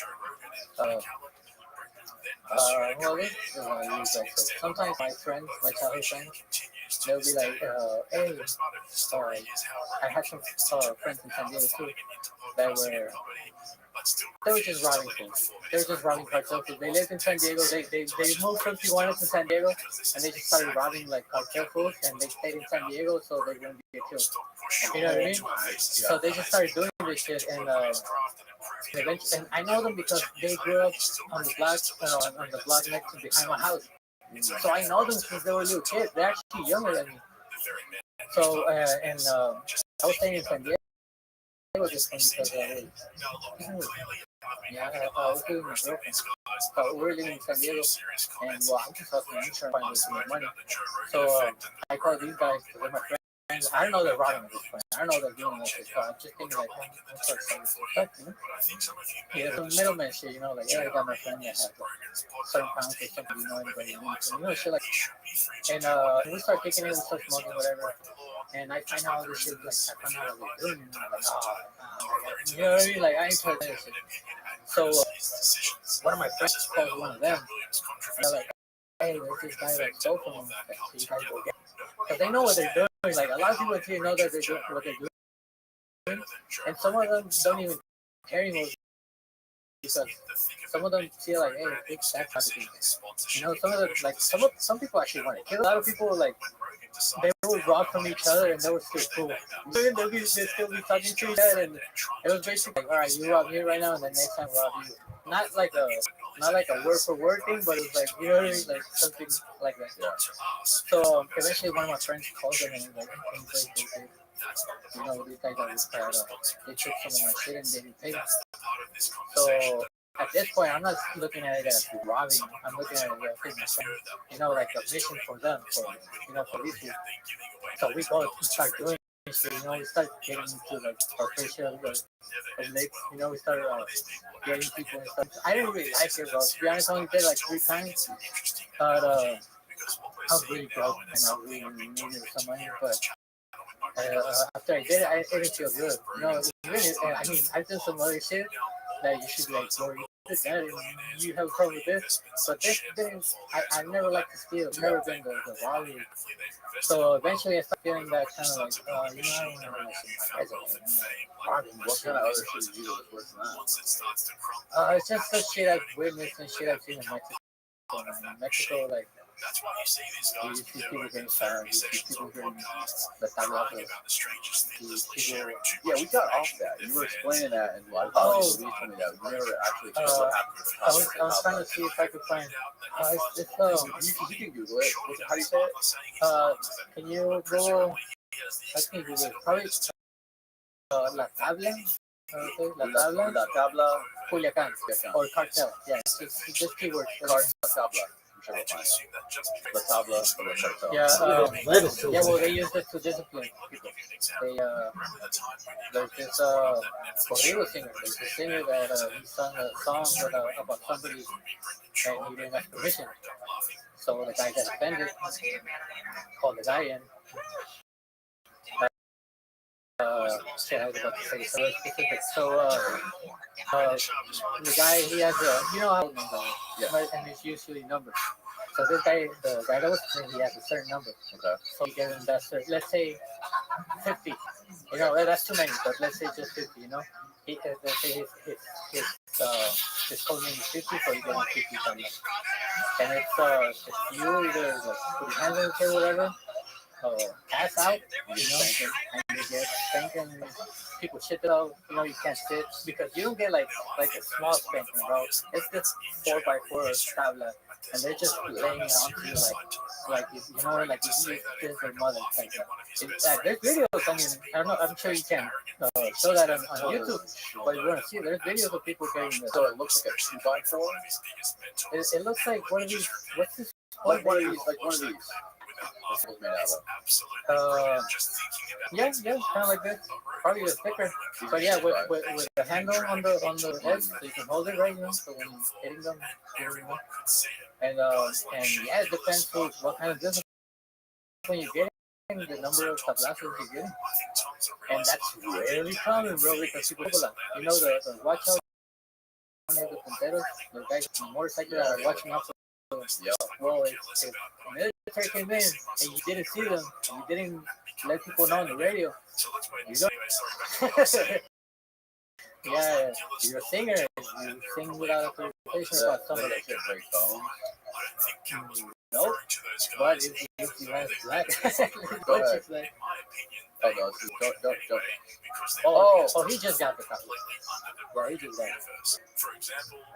The whole back, no, don't show it. The whole back of him is completely black. Well, there's videos of people getting it. Like, that's the after that. You can't find a picture of what this thing looks like. The tablet. Oh, okay. Yeah, it's a famous corrido. It's a real famous corrido, and it's called the tabla, and it's like a warning to people like, what to say like those who are like on the line, and the tabla. And these guys who are getting the tabla, they'll really just accept it. Like, I gotta go through that. Yeah, well, if you say no, well, You dead. yeah, exactly. So it's like, look. You fucked up, right? You get it. You don't get the tabla, but then you get to go home and rest. Recover. Or you can get the bullet in the head and go home. You know. Yeah. But so how did you get into bringing weed back into Tijuana from San Diego? well, because I'm stoner first and foremost. I'm a pothead Yeah, myself. you would think they would have plenty of weed down They got Reggie. They got Reggie, and remember, I'm going to school in San Diego, so in San Diego they're smoking that back then that skunk diesel, that White Widow, that OG Kush, you know, and back then, you know, the famous song I got 5 on it because for every friend you get put $5 on it, you get a gram, and then get somebody to buy you a Swisher, and you smoke the whole thing by 4 dudes. So I just started buying like grams and A's. Well, at this point, I was working. I got a job. I got a legal job in San Diego. I got a girl. I'm living with my girl. I'm trying to do right now. You know, but I want to make a little bit of extra money. You know, I want to quit my job because I'm out of probation this time. Dude, the day the probation called me, he's like, look, bro, you could do. Just for close this up. I go to jail for 4 months. I need a bunch of people, and then I go to a halfway house. I need more people. One of them I'm gonna talk about right now. But I only stayed for 3 months because I get kicked out. So bored and we just so like full of energy stuff. We just started like checking each other. First it was like the old people would be going like, hey, you guys got to gotta be on your shit. And you're not on your shit. Like we just started being everybody. Not about like body shots. Just because we were bored and it was most of us were like on our 20s. So it wasn't like really older people. Like, those were like 20-year-olds. It was just for fucking energy having issues with other criminals and shit, you know? So we just like getting in trouble with like big playing body shots, but we started playing like it wasn't friendly body shots, you know. And I was all like, I had fucking bruises and shit. We left other people bruised up and shit. So one day the guard sees that one of the guys is all bruised up, kind of like the guy with the tabla. Oh yeah, there it is. Alright, go ahead. Where's the react to it? Don't put the video on. Yeah, he's about to be see. Oh shit, it's like a big paddle. Giant paddle. Yeah, that's the word. Paddle. That's the word I was looking for. My bad. God damn, bro. Yeah, if you move like that, yeah, he only got 2. Yeah, he's good. Alright, I get it. I see it. So when we said he's gonna bring one next time he comes here, so we can have it and like put it on display in the background. Yeah, you should. Cool. Or I'll put it on the shelf. Yeah, well, he was about to meet it. Talking about What? oh, Luis, he was about to meet it. That's what He was about to meet the tablet? well, if he was, it would have been caught or you know, he did the dispensary thing and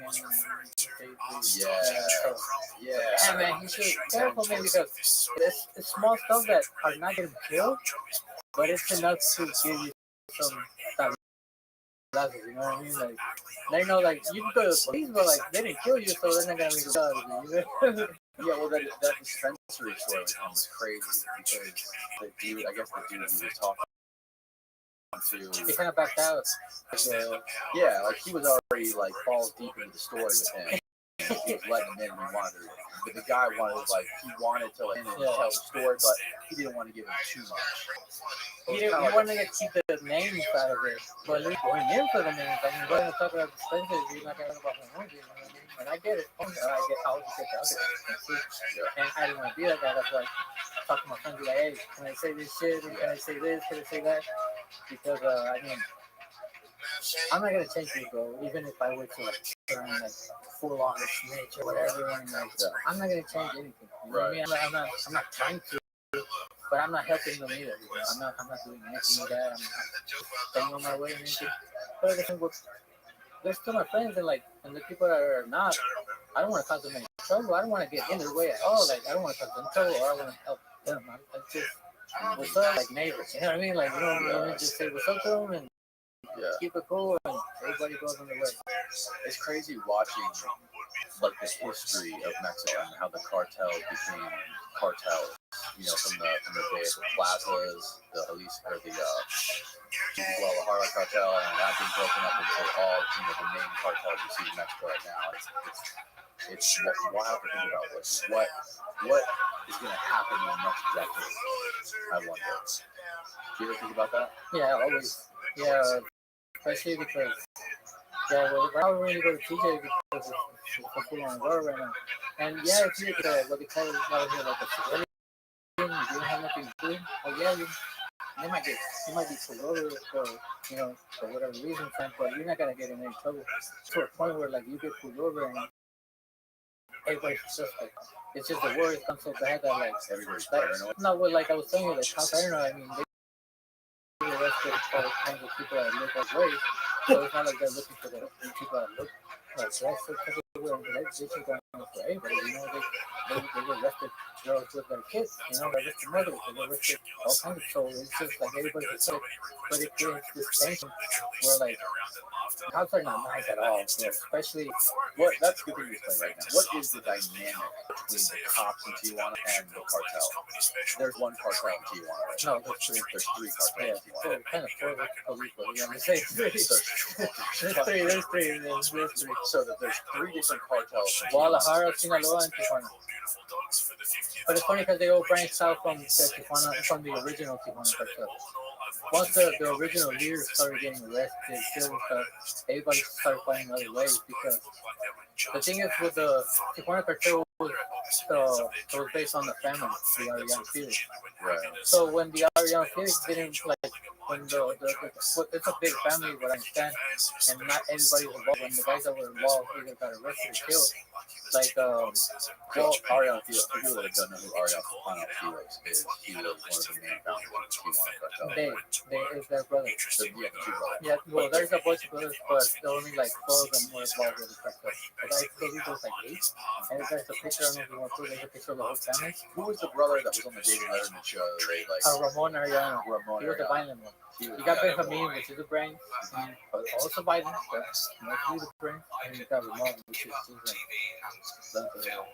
Yeah, just he was the killer. He was the guy that started filming. yeah, but they all had I think we're getting into all these different heads. I know, yeah. But the thing with them is they were mostly rich families, so they all could cross to the U.S. before they were even criminals.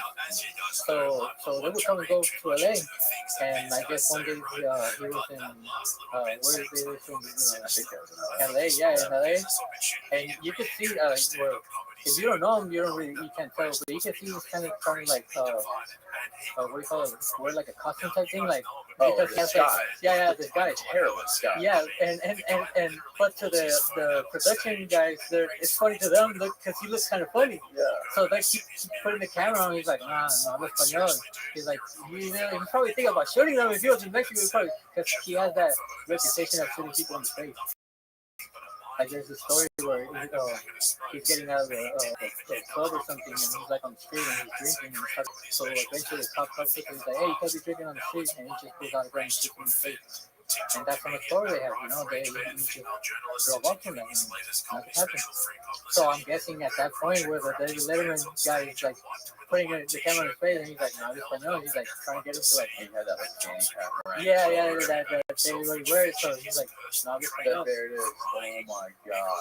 He looks like Tim Dunn. And yeah, man, I mean, you'll be right next to him in LA, waiting for the light to, to change, and you wouldn't even know. And that's really the dynamic in CJ. There's another really famous comedian YouTuber out there. His name is Andrea Marcelo. Shout out to him. He came a couple times to CJ for presentations, but he's kind of like interested a little bit because he hears the news, so he's curious. He asks about stuff. Last time he came, he spent the weekend there, and then on his last day, I was like, so how was it? Did you feel like unsafe or anything, or whatever? Did you feel? He was like, no, not at all. And I pulled up a news story, and it was like 60 people died this weekend, bro. And it was like a high, for Mexico, still like a high number for a weekend. For 3 weekends, I saw 60 people got killed in TJ while you were here, and you didn't even feel like nothing.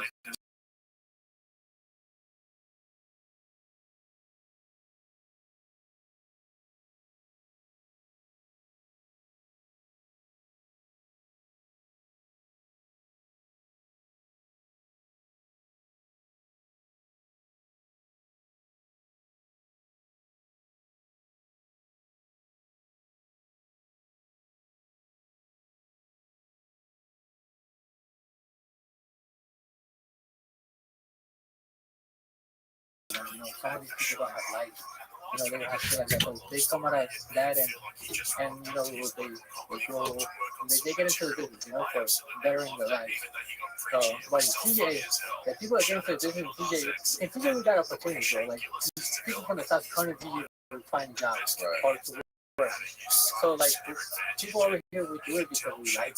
You know, it's more like the thrill of it. Like also this culture from I was friends from Nuevo León, like well, like Juarez, like Luis.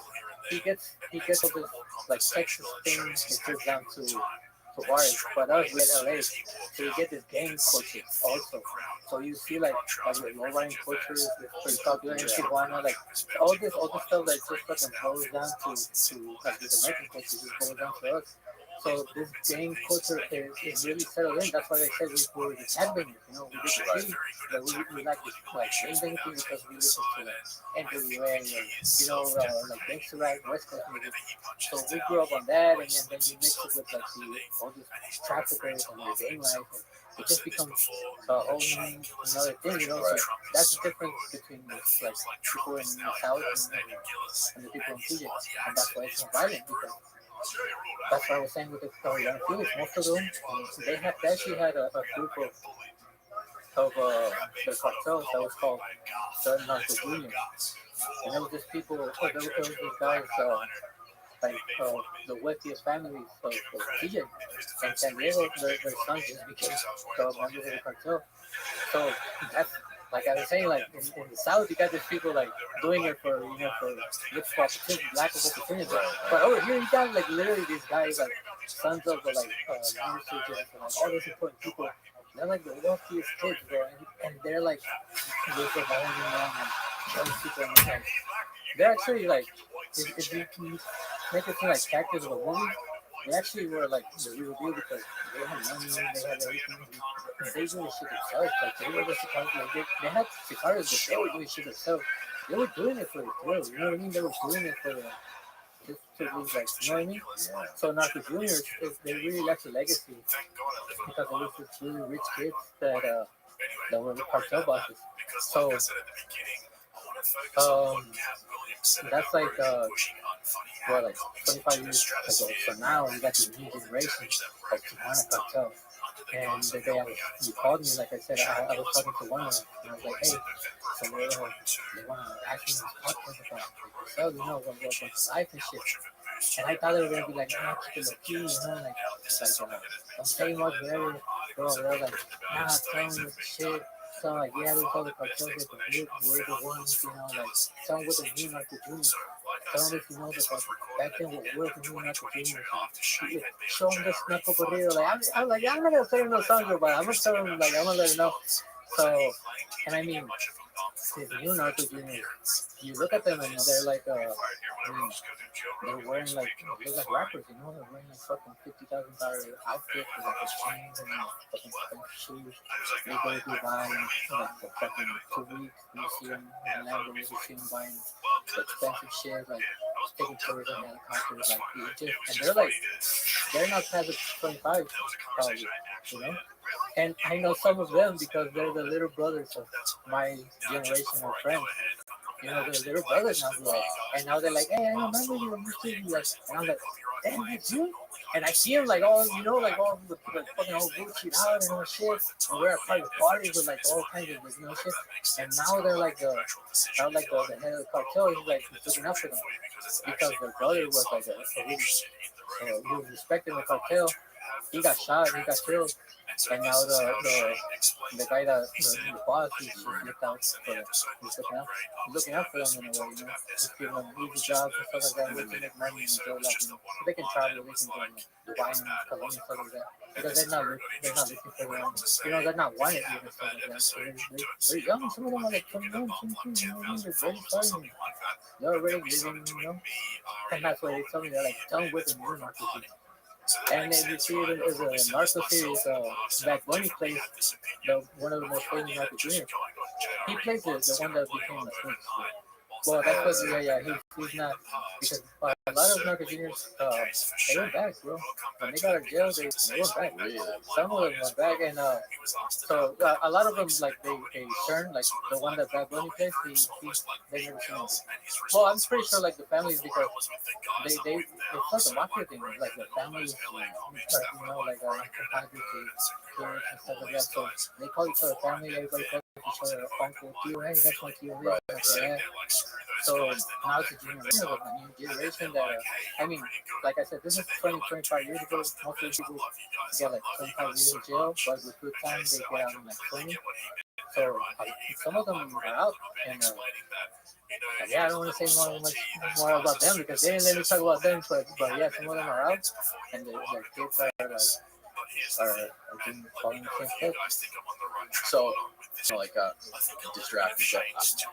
The main dynamic in Tijuana is you said before, there's three main cartels.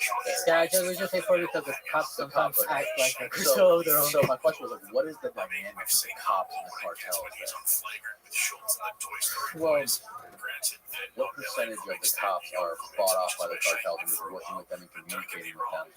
And how many of them are just like rogue completely against the cartel? completely against, I would say, I want to say half.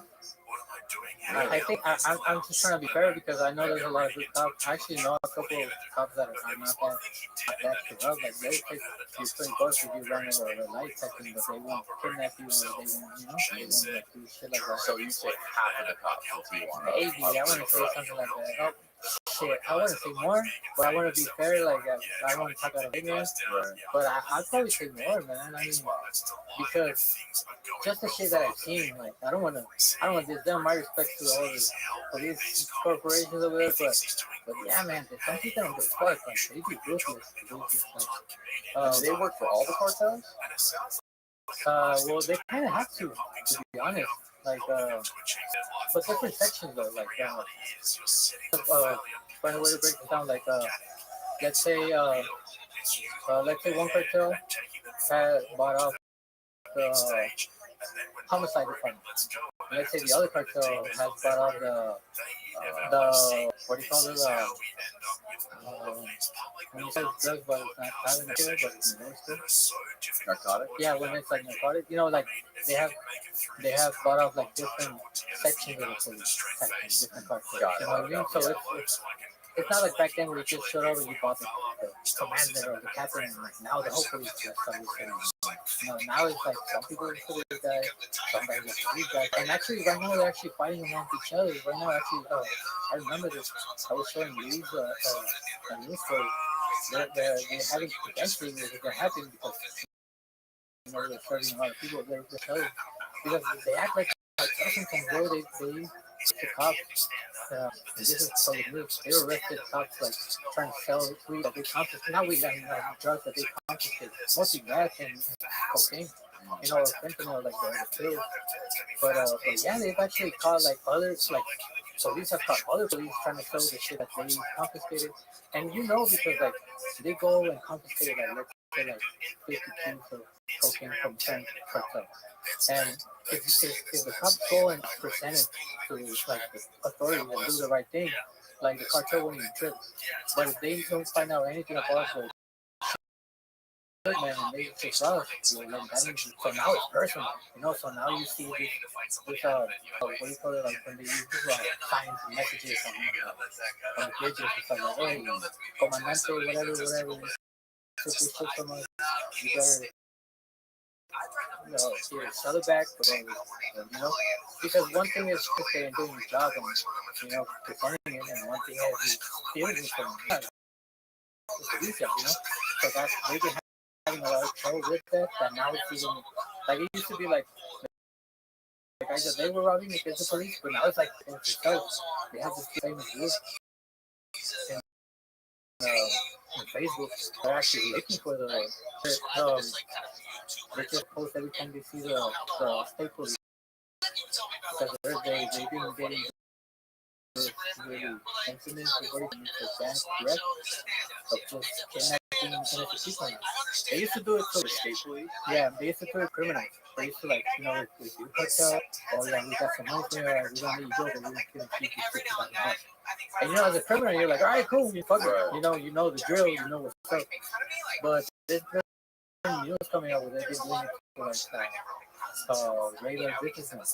You know, you don't have nothing to do, but they see that you have, they can get a quick 10,000 from you. You know, they might be like, well, you better give us this money, or we're gonna send you to the and they're gonna say that they caught you with. And even though you can prove that they didn't, it's gonna take months for you to prove that with months that you can do in prison. So you don't want to do that. I mean, so if you have the 10,000, like a kidnapping, you know, it's just like. So they've been really having bad luck with that. That now they feel famous. I mean, this group, and it's not even cartel people. It's civilians in this group, and it's like people just reporting on them. Hey, they pull over this car. If anybody if you know them, whatever, you know, they have them there for like about an hour, and there's this other thing. It's illegal to check your cell phone for the police to check your cell phone. They didn't look for. That's the first thing when they put you, that's the first thing they ask. Yeah, they take your phone. If it's locked, you better unlock it. What are they looking for in your phone? They look for the pictures. They look for the messages. They look for your notes. They look for everything. If you have, I mean, there's been times where there's like girls who are like, hey, I'm getting big, and then the pictures. Yeah, okay. So I unlock the phone. Yeah. And one of my friends once said, I can unlock it. Bam! You sure? All right. Okay. And I mean, I think anybody you go through a phone, you gotta find something suspicious, man. I mean, even if you're innocent, you know what I mean? I believe that anybody has like, because there's always this talk. Like I got in trouble once because I had my friends today. They were like, hey, what's up? Where's weed at? You know, just wanted. And he's like, hey, what's the answer for weed? Do you sell weed? And I did, but I didn't have proof that I sold it. So I was like, nah, man, I'm just a stoner. I was like, do you smoke joints? I don't drink. I was like, it's like if your homie calls you and he's like, hey, let's drink a six pack. I don't drink a six pack. I smoke joints. So my friends told me to smoke. So I kind of upped out got it cut off. But at the time where I haven't gotten off, and I've met, I've been through that drill, you know, the back of your head drill, you know, tied up behind the police car. How long were you in Norway? Probably, I'd say about 2 years ago. Yeah, I was doing, like I said, I've been trying to stay away of the whole thing, but this thing that came, there's this white guy, like ex-military, and he gets a bunch of guns. I sent them to TJ, and I bought one from him, but it was just for me, for like from the house, because there's people like houses, maybe, you know, whatever. I just, you know, you feel safer. I'm pro guns, you know, so I'm like, at the house. How could it not be? Yeah, but I bought that one of them. I bought that one gun.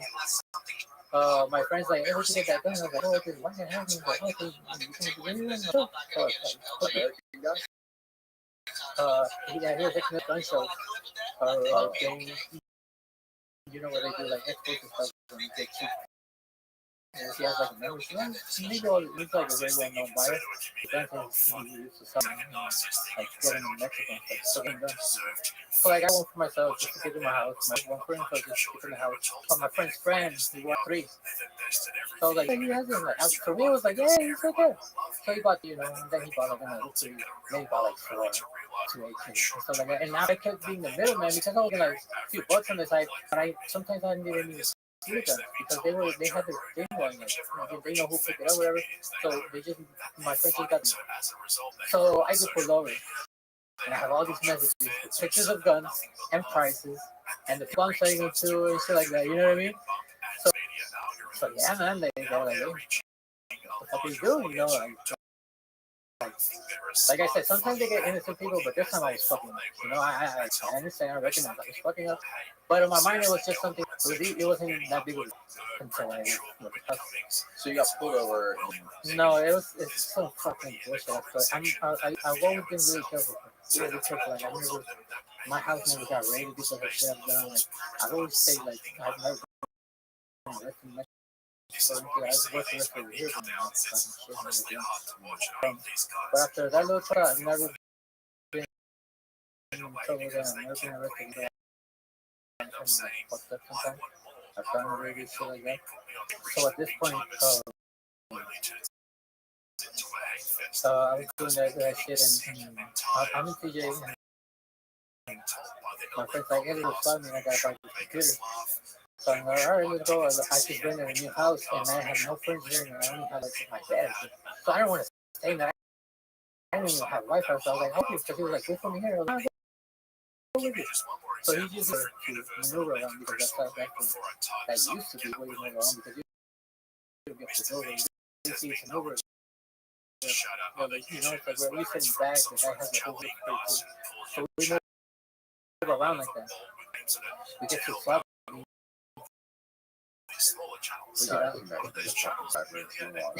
Bro, they were always me moving stuff, some knowing, and I've been in the overs with like my backpack full of like 2 or 3 pounds of weed and like edibles and just all kinds of dispensaries, and they don't even know. So, yeah, let me.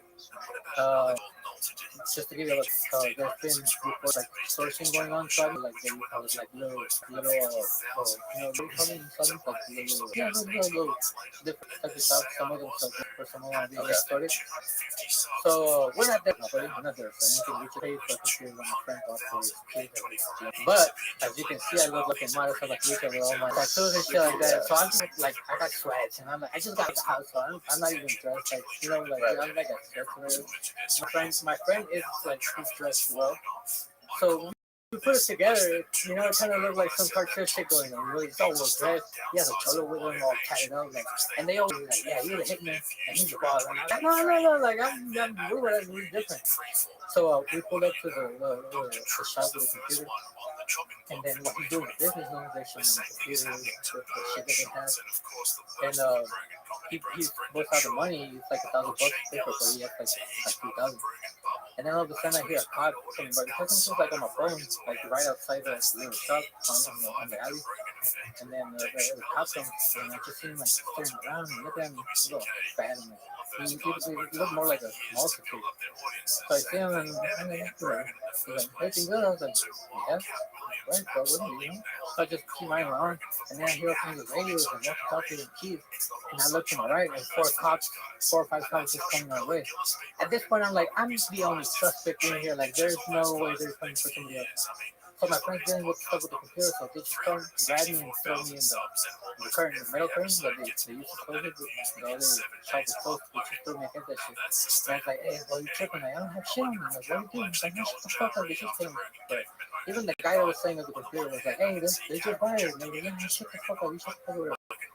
So they didn't even ask us anything. They handcuffed me and my friend. They let the Uber go. Even though he's the one that you know that said something for us, yeah, set us up with something. So we're going to the picking up the Swami Council Patrol Car. We pick up the run. So I'm like, this is not like a state police. Because they're local police too. They're not state police. I'm scared of the state police. So if they're local police, I'm like, oh, these just like they're cooler, you know, they're more understanding. I thought they're more like they're not that mean. So I'm like, they're probably gonna take us to. They probably want money. At first, I'm like, they probably want like $50 or something, but we gotta pay them. I'm like, fair enough to, you know, take us to the judge. We're gonna get some money. So you know, I'm thinking this is gonna happen. But the guy takes our phones and puts handcuffs us and throws us in the pickup like in the bed and just facing down. And at that point, I'm like, all right, this is not like I've been arrested, like I've been through that shit a bunch of times. I was at times. I was been to like more than 100 times, and I know this is not one of the regular shit. So we're riding on the back of the car, and I kind of know where we are. It's the other side of the city I grew up, but I kind of know it because I had a girlfriend in there. So I literally see we drive past the police station, and at this point, I was like, what the hell's going on? And some months back or something, I have some friends that was beefing with a cartel that is from the area. So I'm like, oh, they think that I'm from so and so, and they're beefing, and they're taking me over here. So I'm like, oh man, you know, this is not good, not good at all. So yeah, man, we go up the hill, and it's like dirt road, fucking people, and they caught this guy and they start talking like, "Damn, just tell me what you guys are, tell me what you guys do, and this is how we can help you." And we're like, "What are you talking about? You don't think you're doing anything. There's nothing you can touch to. Like, you just had a pen." And my friend, I had like 300 bucks on me. My friend had the money he was going to pay for free. So he was like, "Bro, I'll give you the computer, just let me go. It's for the wax pen. Like, just let me go, like, you know." Yeah. But at this point, my friend was he's active. The friend I was with, he works with us in the lab, and he was active. He is active. So he started fidgeting because he was. Well, what I mean when he's active, because I don't want to get really so he's transferred in the cartel. He was in charge of like setting up cars to cross the border. You know, he doesn't sell over here. He doesn't do anything. He just sets up cars over there and that's his thing. He's like what do you call that, the Sprite or like the U-Haul. Yeah, it's like the U-Haul. So we start getting messages of like some transportation shit he was doing. I didn't know because I'm not like acting amazing. You know, I don't care. Like, it's just regular shit. So I just see him he's working, whatever.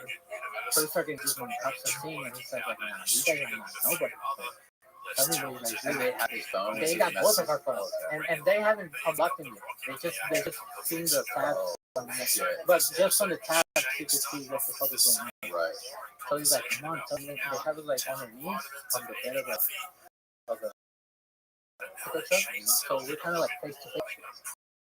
So and he found his messages first. They like unblock it. And he had that face, yeah, but the sun was hitting him on his face, so he kept on like, "Oh, it's not working." Bam! Just fucking, "You sure it's not working? Come on!" Like, and before going, yeah, he's pulling him in the face. But and then my friend, before he unblocked, he's like, "Come on, man, help me out. Give me a fucking break. You didn't catch me or anything. Why do you want to go through my phone?" At this point, the cop's like, now I want to go through your phone. So we have to unblock the phones. Mine's bigger, so they just put the something, and that was the rest. And like I said, I'm always careful. I was always erasing the messages, keeping everything clean. That's why I pulled over a few months before, and I got away like anything on my phone. I went to my phone and I had anything. But the other stuff that I was doing was like to those clients type things, and I was basically like going to San Diego. So in San Diego, I don't have to worry about erasing messages. So somehow they were still there. But it was funny because after this, everybody was saying, "Oh, you're always erasing messages." Yeah, you literally forget what we were talking about because you erased the messages and pictures. How the fuck did they get you? And I was like, "Oh, we all have a fucking 5 minutes of security." We're like everybody, like there's no way you're gonna be. I mean, I've been in this, and I've never had something like this happen to me where I've done some like really big shit and stuff. And this is the first time, and I think I got a really pretty lucky after this. The story. So, so yeah, man, they start finding everything, and by this time, the local comes up with nothing to do. That's what they put me back in handcuffs, and we're like, "So what's gonna happen?" And they're like, "Oh no, this is happening." At this point, I'm like, "Oh, I'm dead." Like if they want to take the money, they don't want to do like what the fuck. We're dead, you know. Why they want to kill you? Because I thought they were working for the cartel that's speaking with my friends. So I'm thinking some sort of confusion because you knew that. Yeah, because they took me to that area. The way it works over there, it's like certain sections, you know, like I'm by the beach, so most of the part by the beach is by one people, and then next to the beach is by other people, and then over away from like to the east is like other people. So like let's say the guys from the beach are beating other guys from the east, and I'm over there, and then all of a sudden it's like like the main area, you know, like so I'm like, oh, fuck. And like I said, so a few weeks before this, something big happened between them, and with people that I know people from both sides. So like at this point, like my conscience is just returning. I'm like, oh fuck, this guy's thing. I'm in the middle of this or something. Right. And he didn't take the $1,000. He didn't arrest us. I'm like, what the fuck? What else does he want? Everybody just take $1,000 just for arresting. Like any cop would take, you know what I mean? So he just lays it and left with their like tire there. In the back of the car for 30 minutes. I know this because of my location. So afterwards, I looked at all the places I've been because they took me to like different places everything you were. So I was there for like 30 minutes. The line was on my life. I was just thinking, how's what is that like when you like just accept the situation? I was like, I'm just gonna die. They're gonna shoot me like, and then I just started thinking like, You accepted it? yeah, I was just making my mind up like, well, just for a little, I always had this thing with death. Like I always had like, you know, like I was trying to like understand it. Like I always had conversations. Somebody died with you know. So I started working with like therapy and stuff like that. Just kind of like it's like you know, but it kind of helped me because it changed the way I started to live. Like that's one of the things that made me want to get away with it, is get away from all the stuff. Because I was like, I don't want to like, I don't want my mom to remember me as like a friend guy that always did stupid shit, you know. So I just went through a lot of shit like that. And at this point, I feel like I've changed. Like I've done the music thing. I've been with the music. We made a beat with the music with my friends. We used to even like first something. And I just keep working. I managed to scoop it up with the collector. Do my writing. I started the podcast. So I'm doing my other stuff. So at this point, I'm like, well, you know what, man? At least my mom had a chance to fucking change. You know, at least I had a chance to see him in a different place. You know, because if I would have died on my 20s, they would have just remembered me as fucking. Oh yeah, he's just fucking. But now I was like thinking, if I die now, it's gonna be a whole different perspective. You know what I mean? Even my shit's gonna be viral. You know, even my all my social media stuff, they're gonna be like, because I'm pretty well known out there, and among like some famous people and the street. So I started like thinking about how you remember. yeah, I just started setting. I was like, well, at least fucking, you know. And then it got to a point where I was just so calm, like, so calm. I was impressed with how calm I was. And I started thinking that I did that because my friend was shit scared. He was like, what do you think's gonna happen? I didn't even tell him. I was like, you don't want to know what I was trying to do. Like, they probably just took the head behind the suit because It's crazy that this guy was more freaked out. He's actually exactly, yeah. So 30 minutes go, we sing like 2 or 3 hours, and we start getting these tires. The third one, so you know, we go all the way up and the cops get out of the car too. So you guys are at this point, you're face down. We're face down, tied up in the truck. And I'm wearing yellow sweatpants, so I hear the cops, the local cops, tell the state cops, the one in yellow, not in the face, because he's the U.S. They said that in Spanish. They said, don't hit him in the face because he's a U.S. citizen. So at this point, I was like, all right, I'm getting in the body and we're getting hit. That's one thing I know for sure. They say nothing about. I mean, they wouldn't be worried about hitting me in the face if I was going to die. So at this point, death is kind of like a little bit out the way, but still not much. But the things that I kind of put together, I was beating myself for something. I thought when you said in the face, I thought you shot. No, they meant them in the face. So that's when I was like, okay, death is not what's that? Maybe it is, but not right now. And I was like, which was like, shit, man, shot to the head would be. You don't know what you're getting. So yeah, they just come over.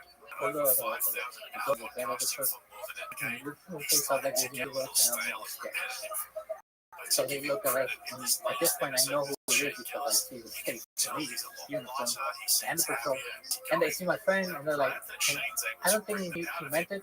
He just wanted to hit him to make us know that they were real because they didn't hit me in the face, and my face was the only thing available. So they looked at my friend, he's like, I've gotten you before.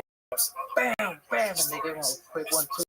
My friend's like, no, I never gonna shut the fuck up, bam, bam. So they just dragged us to the pit of the truck.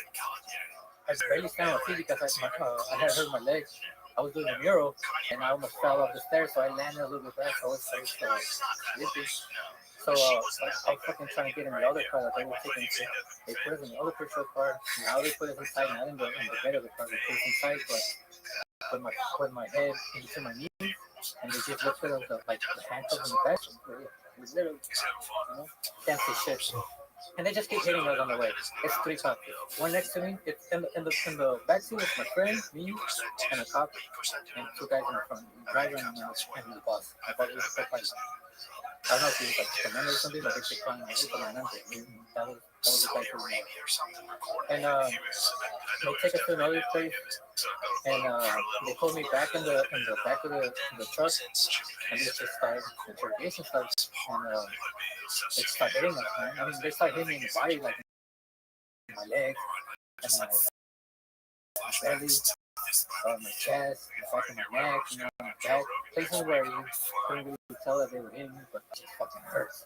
And my friend, I guess they didn't really, or we, but they didn't know how to do it. To be honest, we found out later when they kind of like slowly down the attitude, but they just start finding all kinds of shit in my messages, man. Cause I didn't erase a lot of shit, and they were actually playing like, fucking, I have this friend, he's in jail right now, but he used to tell me every time he quit someone, every time he would send me audio while he was shooting people sometimes. Like on Messenger, he was like, hey, I'm about to do a job right now. These fools, they be fucking up, whatever. And I was like, damn, bro, like, I just like kept going, like, okay, you crazy, whatever, you know. And then on audio, like, look. Hey. Like, you hear shit in the audio like that? So I had an audio like that. And while it was playing, I tried talking to the cops, so he was listening, I was like, hey, no, but let me tell you something, you know, I tried something, and he's like, on my phone, like, trying to hear, and I tripped out back then because he didn't say anything, like, he kind of like, but he tripped out on the gun, because it was more, like, I had this conversation, let's say, like, you have cameras, and then let's say one day I'm driving by the cops outside of your house, and you shoot a video, I'm like, hey, what's the outside your house? And then you show video inside the camera, and you're like, I'm watching everything, it's all good. So they see that, so they know exactly where it is, because they got a video of the outside, and they got a video of the inside of the house, and that's the guy that was buying the guns. So, and I didn't, it was all just mixed from the cops actually told the cartel that I snitched on. They tried to get me in trouble with it. But the point is, they found this in my messages and stuff like that. And they were like, oh, who's this guy? I was like, I never met him. Because in the messages, it's like a middle plane, like a plane, like a middleman. I wasn't really sometimes not even seeing them. But I had pictures of them. And the ones I had pictures of them with this hand. So my tattoos were showing, so I couldn't really say what it was me. Because it was like, let me see. And then they grabbed my hand. Oh, that's you. Bam! In the ribs. Because I wasn't admitting to anything. Like, they just kept acting like, no. And then they, what are you saying, no, bro? Like, what the fuck? I'm not gonna say like, what the fuck? And so yeah, they found this stuff and they wanted me to take them to that house. And I just kept saying no. I was like, no, I don't know who it is or whatever. And they put the bag on my face. And they actually took it from my friend because he was inside getting tortured and stuff. So I seen how one cop. That's how we know it was too calm. The cop was like, nah, he's too calm, bro. Like, he's too chill. Like, fuck that. He went inside. He grabbed the bag from my friend's head. Went outside and put it over my head just to like so it was real. But at this point, I don't know how it was a problem. I thought like inside it was shit scared, but I guess I wasn't showing it. And because they thought I was just like calm, but I was like, oh fuck that, I want this shit today, you know. And they put the bag over my head for a few seconds. And I just kept going, no, bro, like that's the only thing. You see the conversation, that's the only thing I know. So what would they assume from you being so calm? That you were just like, you've been through this before, you were they thought I was just way too used to it. They thought I was way too used to it. I was well protected, that I was like, the situation you come across where they had actually captured a guy in his cartel and was not afraid of getting killed and knew that like there would be repercussions. yeah, That guy would not show any sort of fear. Well, it depends what kind of cartel. Like my friend, he was a violent person. He's cartel because he moves stuff and work, but he's not a violent person. So he was like, nah, just let me go. I'm a kid, you know. He was begging for his dog shit. The first thing I thought about was like that the first video of a video getting graded, and he like comes out, he walks out on his phone, like, phone call. He was so calm. Yeah, well, that's kind of like the attitude that most people have. But if you're like my friend, he's just like a real family dude. You know, he was really nervous. He was like on some I kind of violent in my own thing. And I still have my runs with customers. I was young, just a lot because I always was like baggy or something like that. I would look suspicious. I was always getting done. They take you over like overnight. You know, if you're walking late or whatever, for whatever reason they would take me. So I knew a little bit, but I still get scared, bro. Like don't get me wrong, like I still don't want to deal with. I'm always nice to them. I'm never like on my bottle. I was like, hey, officer, you know, I'm busy or whatever. I don't have a license, but I don't have any drugs, you know, like. like, cool. And but these guys, they were just on it. They didn't like fucking. They were like, nah. So they're looking at me and they're like, they got it in my head. They find the stuff, and eventually they just start asking me about like, all right, just give me a house, give me a name or something. I was like, I'll give you my gun. I don't want to like, I don't have nobody else snitch on me. I'll give you my shit, like my gun, it's in my house. Like, okay. You don't even have to like lay it. Like, actually, literally somebody can go out there and give it to you. Like, that's the only thing I have. And at this point, uh, they start getting called because one of the cops, when they found the and when they found the picture, one of them apparently he's connected with. No. Okay. Oh, no, not the friend I was with. My other friend. Got it. So yeah, he switched. They got this like Telegram apps like that, where they the whole group in there, and you shoot a picture and like, hey, anybody know this guy because he's snitching on so and so. So the cop has some sort of Telegram channel connected to these Yeah, cartels. there's always like in a group of cops, there's always one or two that are in the group to stay connected with the cartels. Whichever they're listening. For example, like in case they kidnap somebody who's part of the cartel. Yeah, like they if, wanna make like sure say, that for instance, I would have been a son of somebody's friend or something like that, you know, there would have been, and I didn't tell him because like, even like when you brag about being somebody, that's not what it looks like, you know? Unless you're like really somebody, be like, hey, I'm this guy, like, I'm fucking, but at that point, they know, you know? But when you're like coming up, or when you're like, you're not even like a real member, like I was nothing, you can't really be like, hey, you know what I am? Like, no, that's not even the attitude. Especially when I've always been a negotiator. Like, I don't look for, like, I get very simple, but with the top of negotiating, you're not going to read them, you're never going to be. So it's better to negotiate and be friends with them and be good to, you know? So yeah, I mean, at this point, yeah, one of the cops takes a picture of me. I didn't realize I was handcuffed. Takes a picture of me and sends it to the group. And everybody knows me because he sends it to my friend group. And once everybody started like, hey, what's wrong? Like, why you did it? Like, because I'm not involved in, you know what I mean? I'm like super like third party. It's like, so everybody's mostly like surprised that they have me there and tied up and saying that I did. So now they're like, they're calling the cops. They're like, hey, you're stuck with my boy, you know, like, what do you need for him to let him go? Like, so now I start getting calls Sinaloa too because my friend, he's connected too. So I guess they send the picture too of him to the other group. So now they got these guys looking for us. And at first nobody knew like they had like, you know, because they just caught us like in SWAT, you know, like some random shit. But now they actually made everybody know. So now they just want to hurry up. They're like, okay, so what are you gonna give me? And I was like I said, I got my gun in my mouth. I'll give you that. How you gonna do it? I was like, well, my friend, he's a psychologist. He lives right in front of my house. He's my childhood friend. He's has nothing to do with it. And he knows my family. I can tell him, go in, get it, and bring it back out to you. You guys can have. And my grandma lives there. Like, hey, I was like, it's my grandma's house. It's all family. Like, you know, there's no need, bro. Like, just a waste of time and break into my house. Like, I literally just will give you what I have. And they're like, all right, tell your friend and tell me to take it. And so I'm doing this negotiation. My friend is doing another negotiation with it. So once he's getting it, they're asking him for $3,000. After all this shit they saw on their phones, they only want my gun and $3,000. Well, at this point we weren't together, so we didn't know. But I was like, hey, man, my gun? I was like, they were asking for all of these kinds of information and shit, and now they only want my gun. I was like, okay, you know what's going on? So okay, so we come to our narration. I'm gonna give him my gun, and they're gonna leave it. But they put me they put it back in the car. You know, yeah. Head between the and it's a long drive because I live on the other side of the city.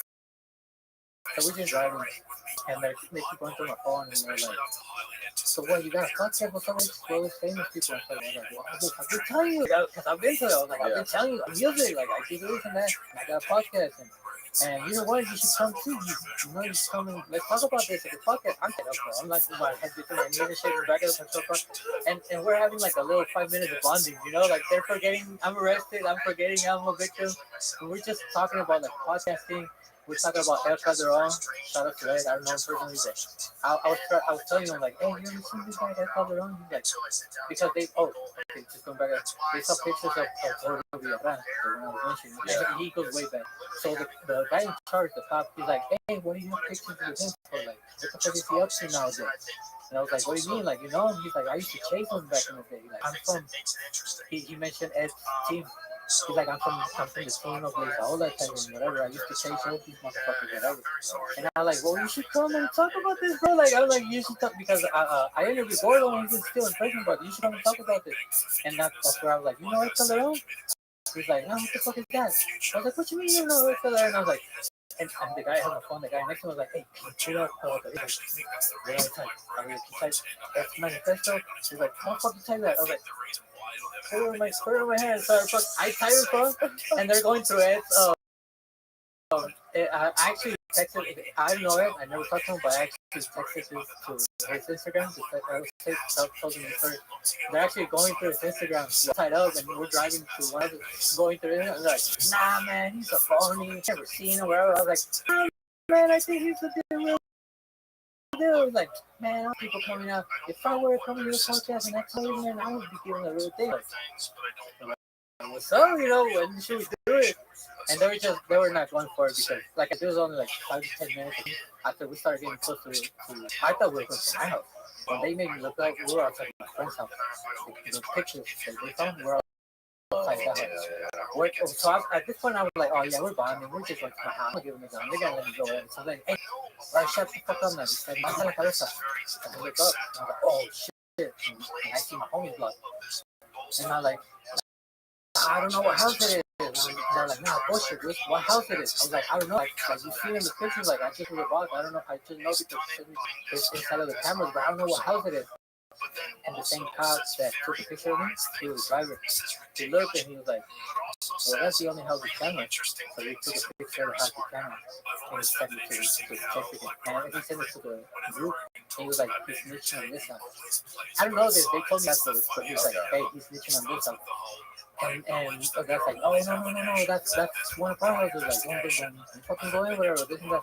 And I didn't, like, they would have gone in if I would have told them, like, hey, that's his house, shit's in there, whatever. They would have gone in, bro, before even, like, texting out. But since I didn't want to give it up, I guess the cop kind of, like, he was like, let me ask first, I guess, I don't know. But once he asked, they were like, no, not that house. So they didn't go in that house. And after that, they just busted in and they took me to my house. So now we're getting to my block.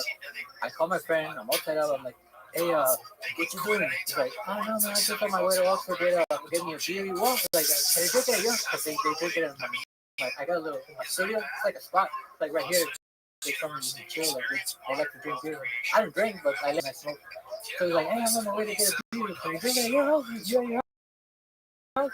I was like, not again, man, but I need a real big favor from you. I was like, can you grab my gun? It's in my purse in one of my bags. And just take it off. I'll pick it up there. He's like, hey, bro, I was like, yeah, just handle it. Like, real serious, bro. Don't get out. And he's like, yeah, no, like, he's like, whatever. Like, that's what I'm saying you record. He's in the middle of something, but we're so used to, like, this nightmare, this nothing. Like, I could have asked him for my jacket. You know, the same shit. You know what I mean? So he parked like a block away, and we seen my friend go from his house to my house, get the bag, go in his car, and drive to the Oxford 2 blocks away. So he's like, that's him, right? That's him. I was like, yeah, that's him. And they go, and they act like they are like arresting him. Like they get him out of the car, and he's there. He's like, what the fuck? And he's thinking that I saw him.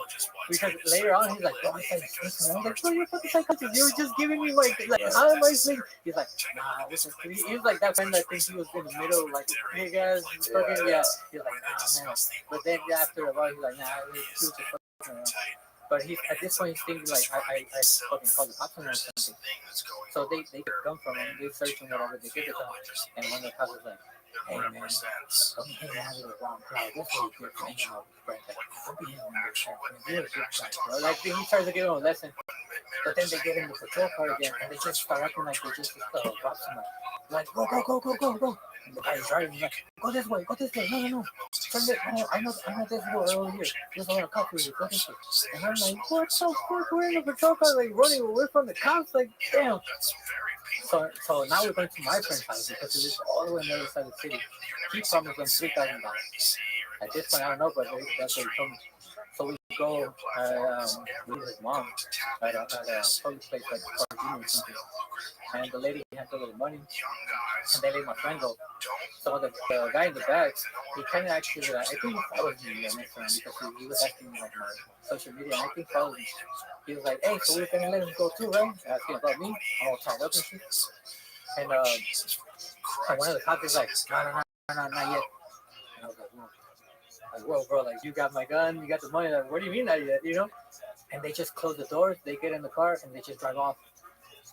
And I'm like, what? And then they took me to this, like, little industrial blocks, and they just, like, get the fuck out of the car and don't look back, don't look back, don't look back, like a fucking kidnapping. They're like, don't look back, look, walk straight. And I'm like, bro, I don't fucking want, like, I just want to go home at this point, like, you got my shit, like, I don't want to, they were scared. They kept telling me, like, on my way, on when they were gonna drop me off, they kept saying like, "Hey, bro, remember, I'm doing you a favor. Don't go out, don't go crying to you know who." I was like, "Nah, like, bro, I'm straight. Like, just let me go." He's like, "Nah. We've caught many people like you, and I help them out." He was like, "Look at this fucking side." He's like, "I help them out, and then they go and tell the guys, the bosses, and now I get shit. So like I caught you slipping today. I'm gonna let you go with some money." And that's it. He was like, take it as a man. And he was kind of right. You know, I was doing shady shit, you know, I should have been arrested. But the state and city is different. So I didn't get arrested. He let me go home. And they don't come from me. So it's either, you know what I mean? But I can sense this. He was scared, you know? Like, maybe not scared, Look at this movie. but of a Look at this movie. because all the people are just like, hey, no, go tell them, like, don't go back to them, you know? And I'm like, bro, I don't fucking want nothing. I just want to go home and enjoy it with my fucking dog, you know what I mean? Like, so yeah, they just dropped me up at an industrial complex, and they gave me my shit back and they just drive off. And I was already fucked up, so now I'm lit, like, for real. My ribs hurt, my knees and shit.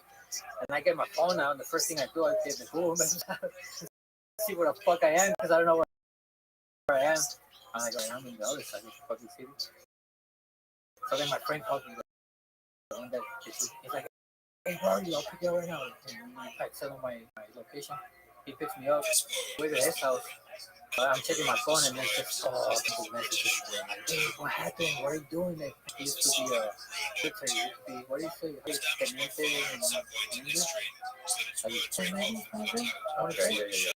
like that. He used to be, yeah. But now he became a personal security guard. Like, you can hire, like, you know how you hire ex-military.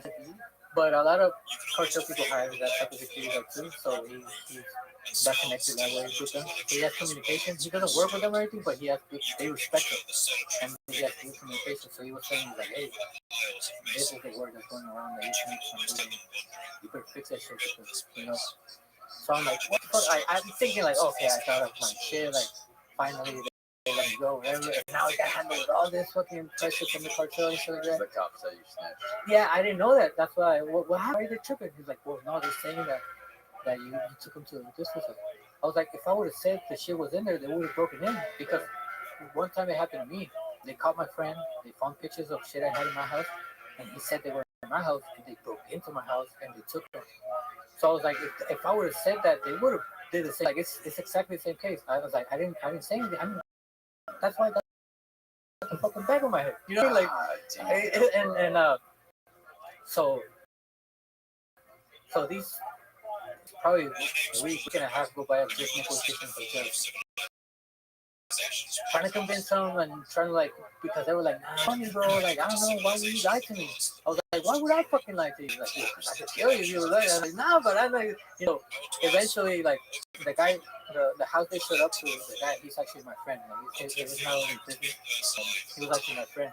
So eventually he was like, you know, I'll believe you, bro, like, like I know I was tripping at first, whatever, but and like I was tripping when someone hit on me. Like I feel you, bro. Like I've been in your shoes before, but this time that wasn't it. Like that's why they didn't bring me to the house. Otherwise, they would have just gone in, bursted in like they always do, you know. But I didn't say anything.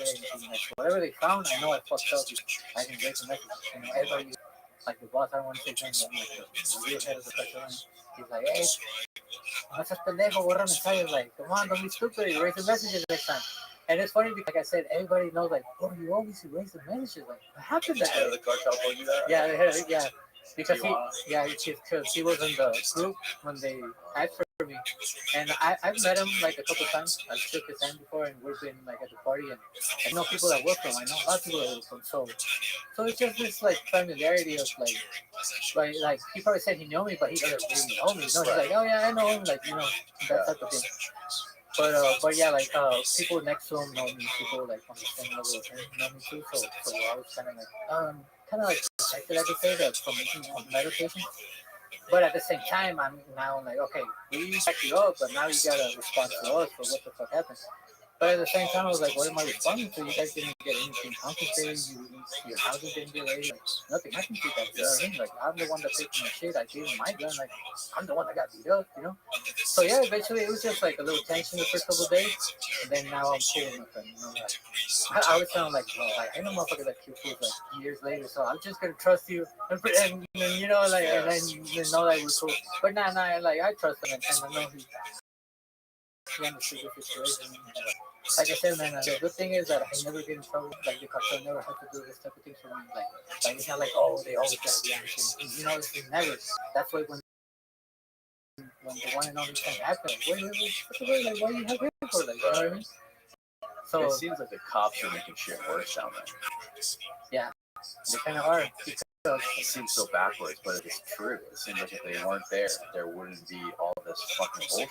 Yeah, and back then, when we were talking about, you know, Ramon and them, they used to be very violent with the cops. Like, back then, bro, like, even when I was 17 coming up, you could, like, literally be drinking in or whatever, the local cops pulled you over, they would be like, hey, what the fuck are you doing? Like, who the fuck are you? You could be, like, fucking, pain in the ass, and they would have to block their heads out, because they were, like, they were terrified of the cartel. And like, I don't know if I told you this over the phone. One time I was like 17, 18, and I was with one of my kids. One of my friends that passed away, and he was very well connected because he was really young. And they pulled us over. We're on the way to the Restream. He used to sell coke. Like, he used to sell like grapes and stuff like that. And we just on the way to deliver. I was working on the way to deliver. And we got pulled over by like two local cops. And he was trying to, like, you know, I feel like he was one of the good cops. He was just surrounded by guys that weren't backing away, but he seemed like one of the good cops because he wasn't backing down. My friend was telling him, like, hey, I work for such and such, like, you should just let me go. Like, being nice, like, hey, I work for such and such, I just on my way to do, let me go. Like, you know, I'll give you 15, $10 back then, it was like $20 the rate, you know, so just getting pulled over. Usually, like, hey, I got pulled over, oh, just give me something to buy me some, para que se chupe las cocas, para las cocas, that's what they say, dale para las cocas, you know. Usually, like, $20, you know, whatever you have. So we're trying to get away with everything, and the cop was like, no, we can't, whatever. He was like, stacked ground, so my friend called his boss, and he was like, and his boss was like, hey, hand him over the phone, tell him to the phone. And the cop was like, no, I'm not talking to anybody. And back then it was like, oh, you know, and my friend's like, so his boss was like, give me the patrol number. So we look back, he's like, all right, 2291, whatever. He hangs up. Probably like a minute. Hey, he calls him on the let my message to his wife. Now, I didn't hear the rest. I'm guessing you know what they said, but the cop, hey, why didn't you tell me what this is? Like, we told you, but we look young. Like, I look young at like 18 years. Yeah, we look like two kids, you know, trying to play hard. But we were real, like, my friend was connected, you know, so he didn't believe us. So he was like, why didn't you tell me you guys worked with such and such? And my friend's like, I told you. He's like, oh man, you just got in trouble, whatever. Like, oh, I told you, like, I wasn't even trying to get you in trouble, just trying to get on my way. That's how the local police stuff used to be treated back then. Now it's like, well, like what I was saying is back then they used to keep them in mind with the narcos used to make way more money than what they do now, like what the bosses do now. So they have just way more power with things like you just buy the whole police and they could kill like police bosses, and police Why chiefs don't and they make stuff. that kind of money anymore? Because it used to be a one organization, but now it's all broken out. Now you got three cartels. If they work together, they become what it used to be. But it's not that's not the thing anymore. Not even in Sinaloa. Like everybody, all the big organizations, like what you see in Narcos, all that broke down, and everybody just start. You just keep branching out, you know. Every time they catch someone, two guys come out. Which makes it worse. Makes the situation way worse, way more violent. Yeah, and it also, but it makes it violent amongst them because now, like, nobody wants to kill cops because it's too much heat. It draws too much heat, so nobody wants to fuck with the cops. They're shooting from like the ones that they killed recently, like from I don't know, like 7 years from yeah, probably like 7 years now. They killed them because they've been stealing. They've been messing with the cartel. But back then they used to kill guys that didn't want to placa plomos. Remember that? Like you work for us, you represent. So back then they used to do that, and that's how they ran the police. Like that's how the police got done. So right now nobody wants to kill police, and I'm not saying they should. But right now nobody wants to do that kind of thing because it creates heat, and they can't. They're kind of worried about more as businessmen to make money. The guys that are fighting, the guys that is fighting anything, are that are fighting the little drug houses where they sell meth. And then usually those houses, they sell like their biggest income is meth, but they sell like little things. They sell pills. They sell Yo, can you put that back on? This doesn't matter. it's what's the difference wholesale and Wholesale retail. retail? Yeah, it's like little retail. Like the retail, those are the ones that are killing every day because that's like gang. That's like one block is run by Sinaloa, run by Jalisco, and like the other two blocks are run by Tijuana. Blocks in front of it's all Sinaloa, so it's just like game fight. It's just like Crips and Bloods, and that's one section of the cartel fighting. They have power over police too because the bosses in certain areas they also take up. So like recently they have this other cartel trying to come in where I'm from, TJ, to an area where the same people have rulers. And now many people are trying to come and take their stuff, but they're always kind of young. And so some guys actually opened a little retail trap house in one of the blocks, and they police showed up, and they went in there, they took everything, left two dead bodies outside. And I only know it because the big deal it was right next to my friend's house. And like three different friends street, so no other street. They all know each other. It's like a little they always hanging out together, so they know everybody. So this happened, and now the owners, the owners of that turf, they went back and they're like, hey, we want to see your house. We said we want to go talk to this.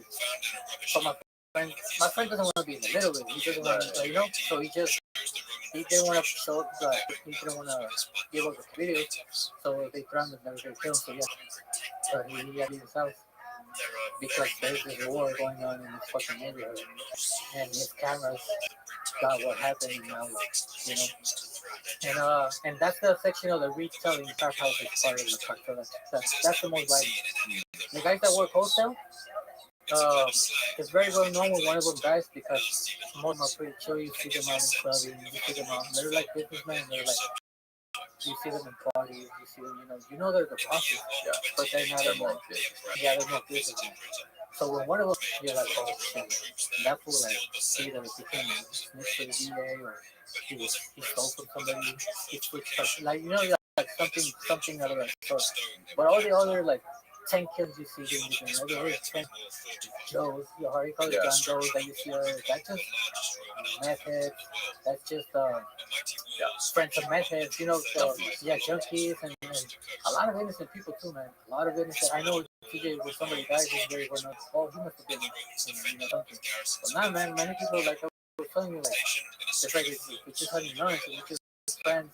Maybe we just met or like I got to tell me he used to play soccer, but he was involved with the cartel, and he was with a soccer player celebrating after, and they just came and shot up. Just this play where like, bro, like, they were gonna get the cartel guy, but he was celebrating, so they just showed up to the and they shot the whole place, and that's how many humans die, and they're not involved. Like, what do you like? If you're a subject, a cartel member, do you just like, oh, you want to be subject? Do you really do that? Like, really, do you really do that? Not really. You know, your first thought is gonna be, well, I never see this guy. I don't hang out with him in the soccer place, so whatever. You know. Well, also, Luis was telling me that when they raided, the army killed tons. There was a lot of civilians shot and killed during that whole. Yeah, and apparently, from what I understood, is that they captured a video. Like they had some paramilitary guys come in a helicopter, take a video out, and then they started the big fucking And gunfight. if you hear the radio frequencies, you could hear when they're like, hey, we're getting raided by the or like with widows, you know, like llegaron los güeros. They're actually recording, because you know they use Mexican military too, but they also white people like the agents they do operate. They act, it's so well known that they mention it in corridos, and their own corridos, like when they're bragging about stuff and anything, there's a couple lines where they're like, oh yeah, we're looking up to the Marines, but also those undercover DA Marines, those DA that dress as Marines. Yeah, we see you. We know you're there. You know, they say there's lines like this in the corridos. So it's well known, man, because they're in the streets and they're pulling people over. And if they pull like somebody over and they don't find anything, let's say they pull me over and they don't find anything on me, but I see that some of them are white, you know, some of them are kind of speaking a little bit Spanish. So I go and they let me go. So I tell my friends like, hey, there was a this, you know. So this word just starts spreading around so much. They see them so much that now it's like they recognize them, you know. So in the frequencies, the radio frequencies that they get on the social media, you could hear them saying, hey, we're getting raided by the güeros, like the güeros nos cayeron a video, like, you know, they're getting a video. So, you know, it's stuff like that that I mentioned, as well as the people that died, you know. Like I was saying earlier, like when they want to claim something, you know, it's kind of hard to pick and choose who's guilty and who's not. Because, like I said, it's not certain types of people, you know. It's not like, oh, only these guys, like only the guys that say that people. Nah, man, like especially in those rural areas where look, man, all these rural areas in Mexico, they have this. They've never had a good reputation. If you go back to like the thing that they were always fighting in the military. It's always the military against the country have forgotten. You know, the government doesn't do anything for it. So this hate doesn't come from like the narcos, you know, it's just been born into generation. So these people obviously gonna back up their local, you know, in this case the video or couple. So you as a cop, you're going to them and tell you that the whole time is against you. So like, I mean, I'm not saying they did it on purpose, but if you fucking shooting and then you're adrenaline and then you see a couple kids, guys running, someone fucking shoot them too, you know? Maybe they were just trying to get away. Because if you see the shootout, they're still in the middle of the town, not like, I mean, it is in the outskirts, it is a rural area, but it's still a lot of houses and a lot of families and a lot of stuff. It's still like a neighborhood, you know what I mean? So the military had this web of like just picking up the dead and disappearing them. You know, even in it started happening when they had this big shootout back in like 2009 when this big shootout started happening, like everything became military, you know, like the sex stuff and all this stuff. And it was funny because you would see these news where it was like 14 Sicarios, one arrested, and one injured in the leg. You're like, really? Like nobody gave up. Like you killed the first two guys and nobody gave up, and then stories started coming out like it was just killing them. They weren't arresting them because they were eventually be like over the judges. So after the shootout, they just killed everybody. Even the guys that were begging for their lives, that were like calling, like they would just shoot everybody. And it's common sense. Like there's no way the 15 Sicarios fought to death. You know, at least there's gonna be five. Be like, you know what? Fuck this. You know, that's human nature. You know. So it like I said, yeah, I read news and stuff like that. I've been on point of that. So you started seeing all these stories, and I asked my military friends, I was like, this is military propaganda. You can't really say that how many military men are actually injured, right? He's like, nah, man. He's like, because do. We lower the morale on other places, and they're gonna think that we're losing. Like there were some places where like it was only main news that military died because the cartel would use like types of parties in a very well known road where it made it like fucking like obvious, like you can't hide that you guys are taking, death too, So I asked my friends like, yeah, we can't really basically like avoid it. We can really say that's like we kind of hide that information because we don't want to blow out for the troops that are actually fighting us, And because it's illogical that like only one military hurting. Like I mean, I know Chicago can't shoot, but I would expect a few more, especially when like getting ambushed. Like sometimes military will be like park gas stations, and then bam, another car just pull over, and start shooting at them, and they didn't hit nobody. Like really, you know what I mean? Yeah, So what sort of plan is there? What is the press talking about when it comes to trying to eradicate the violence from these cartels? Like, what do they say they want to do? Like, what is their plan? And what is actually being done? And do you think any of this shit will work? Do you see any? I have a lot of things, not only the cartel, but I have friends with farming states. I have a lot of reporters things. I like all that stuff, but what I've seen with the gun or anything, they well, his The hugs not drugs. yeah, bullets. No balazos. He's kind of stand on it, to be honest, because the cops are crazy. Like I was saying in my city, they're just taking advantage of of the situation. They mostly maybe in a lot like the bosses right now. They've been bosses for like 10+ years now. They haven't had no like 10 usually used to be like, oh, they were close to Mario, oh, they almost caught a Topo, he got away, or whoever it was. But the guys that have been here for like the last 10 years, they've been like, you see them in the party. I see them in the party. I've seen them like, But why Ovidio? Why did they get him? I think my hypothesis on that from different information I gathered is that how they say they stumbled upon it. They didn't know they were going to get him the first time they got him. Like when they ran into him, like I think this is it. When they get him, they're like, oh shit, they didn't know it was him. But sucks for him. But now they know who he is. And now well, the fact that the whole thing happened, how they took him away from the government. Because it was public. They had to admit Now, like, if he would have been arrested that day, he would have probably made it like with money, probably finding a judge. He probably would have gone out because he wasn't that big. He wasn't that known. Like his brothers are like in the most wanted, cartels and stuff like that. But he wasn't really that much. Like he's well known among the things, but it's different too. Like there's a lot of narcos that are not in the most wanted list. He said that Ovidio was like the son of El Chapo, who El Chapo didn't want him to be in like the cartel business. He kind of like tried to shade him. Well, they have many sons like that. They have other kids that are not known. They have other. Oh, really? They become known once they go to the dark side. But there's people like I was saying in the Llano family show. There's brothers that never. There's actually one that I believe he didn't die to. What? Yeah, you should look into it. There's one little. That's why when the heart thing happened with the cardinal and stuff like that, they actually were getting a little bit of backup from the church, and I mean from like the church, not like local churches, They because they were wealthy family, how wealth and church is always like, Yeah. So they were always family, and yeah, man, one of the brothers I believe I think he's the Vatican. I think he's a priest. So yeah, I mean many members of these families, they're not known. They become known once they do something, like a video, once they start doing like the social media and stuff like that, they start getting known. But there's Chapo, how many sons do you think he has?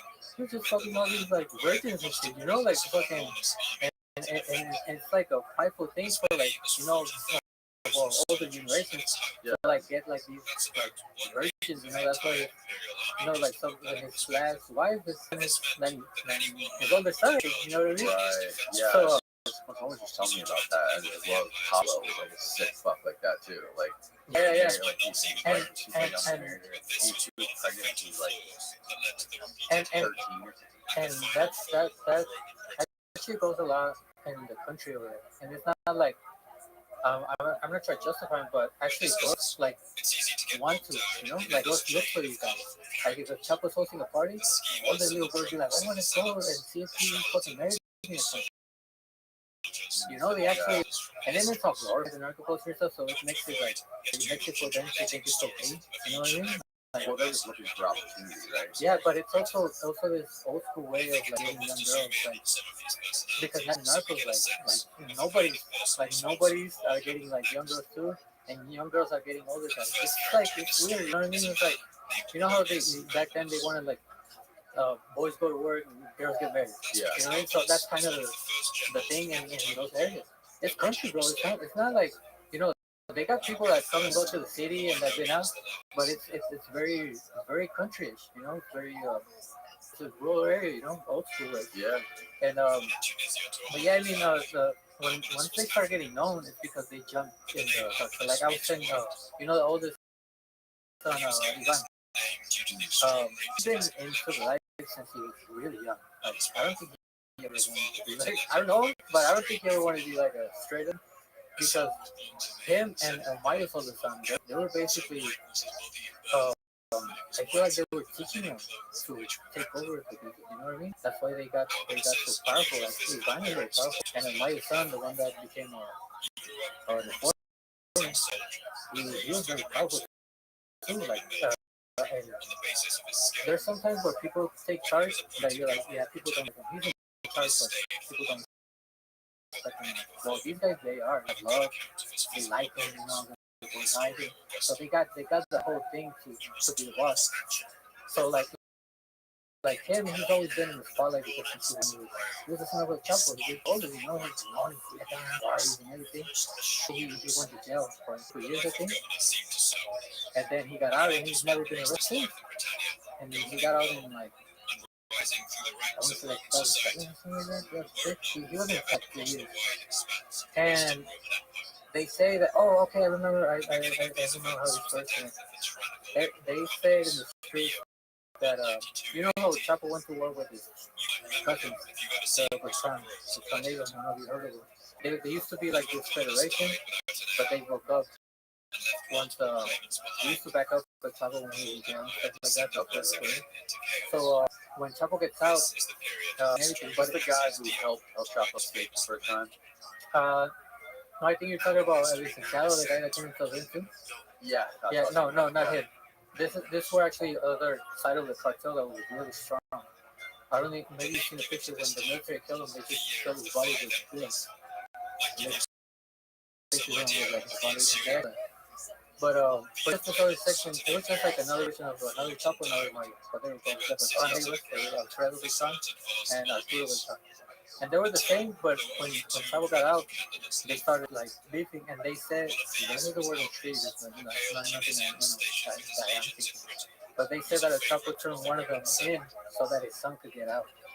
Because when the son got out, they arrested one of the other guys. And then after that, the brother of the one that got arrested, he's like, nah, you motherfuckers snitched on my brother. And he just went full on war. And that's the way it started in 2008, 2009. And it was like one of the worst. Who were the guys? There were two guys that were a big part of the final arrest. The two guys that were in Chicago. The two brothers. So brothers, yeah, they're working with 50 Cent now. I don't know if you've seen it. They made a podcast telling their stories. I saw that. Yeah. 50 Cent. Tell me about that. I seen this interview of 50 Cent where he's saying how he met them. I guess back in the day when they were deep in the game, one of his artists snatched his chain. You know how it's always they snatched. And I guess one of the twins got it back for 50. And so they met back in the day. So now that 50's, I don't know 50 Cent, I love his series. I read his books. Really? Yeah. I look up to that guy. But yeah, man, I like how into like entertainment. Like he's turning like the viewers of the guys. Yep. He made a series about that, and he put the son of Meat. He's playing Meat. That's like getting the son of a Chapo play a Chapo. You know what I mean? Wow. That's crazy. That's pretty wild. Man. Yeah, man. That's for him. And that's keeping it pure too. that's keeping it like in the, you're not just hiring any actors to do it. You're actually hiring actors that know what the fuck happened and that are close to the thing, But yeah, man, it's not fucking 57. But yeah, he was working with those twins, and I mean, my street side is like, man, those snitches, like these guys and everything, like they weren't in Mexico, but they were over here, so that's why it was easy for them to snitch in a way, because I think their father did getting social. I don't know if he passed away or something, but I've seen a little bit of their interviews and stuff. And because their wives also had like a book or something, so like, I think they got in trouble for that too. So, but yeah, man, I mean, it's wild. Like if a Mayo son tried, I don't think he could do it. I don't think he could just all of a sudden turn YouTuber, uh, storyteller, and around telling story. I don't think it's too street for that, man. And I'm not saying the things are not, but it's really different when you grow up in the dance and like then like family, like that's going against all of your values, all your How come you don't hear about El Mayo? He's not in any of the shows. He's not in Narcos, right? Nah, he's in the Chapo series. He's in the El Chapo. Yeah, series. but it's Narcos. They don't mention him. Yeah, I feel like those people don't mention him. Well, it's part of it's tricky, man, because I think Luis mentioned it, how he has like his background with the CIA and Yeah. stuff. And people keep like blaming them every time somebody gets shot. They're like, oh, the from, stuff like that. I mean, He's telling the story. I think it's on his Instagram now, where he just like made this whole video about how a guy who was a former police officer, CIA became officer, his brother-in-law. who became his brother-in-law, who got El Mayo into the cartel. And then Mayo talks about this in his book. His book came out like what, 5 years ago, maybe more. And this is information that's been there, but nobody reads. Yeah. You know what I mean? Nobody reads book. It's not in a video, so nobody knows about it. It's in a book. A paperback. Yeah, book. It's in like Good two luck. pages. In the 2 pages of like a book, so like nobody knows Might as about well it. be on a stone tablet. Some sort of fucking crazy. Yeah, and just a little thing there. One of the things when I started writing, I actually how do you spell it when you ferment? Is that the word? Fermenting reading? Because all my friends that don't read, I make them read. They read my shit. Like they like it just because it's my shit. And they will call me and they'll be like, hey bro, I read that shit you published. I mean, I don't read, but since it was you and you're like talking about the life, that shit was cool, bro. Keep it up. So I was talking to one of my writers, and he actually interviewed Benjamin Ariani. He wrote a book on it with him, and he was like, bro, you actually make people read, like people that don't read. Read, you know what I mean? Not just regular people. That's pretty cool.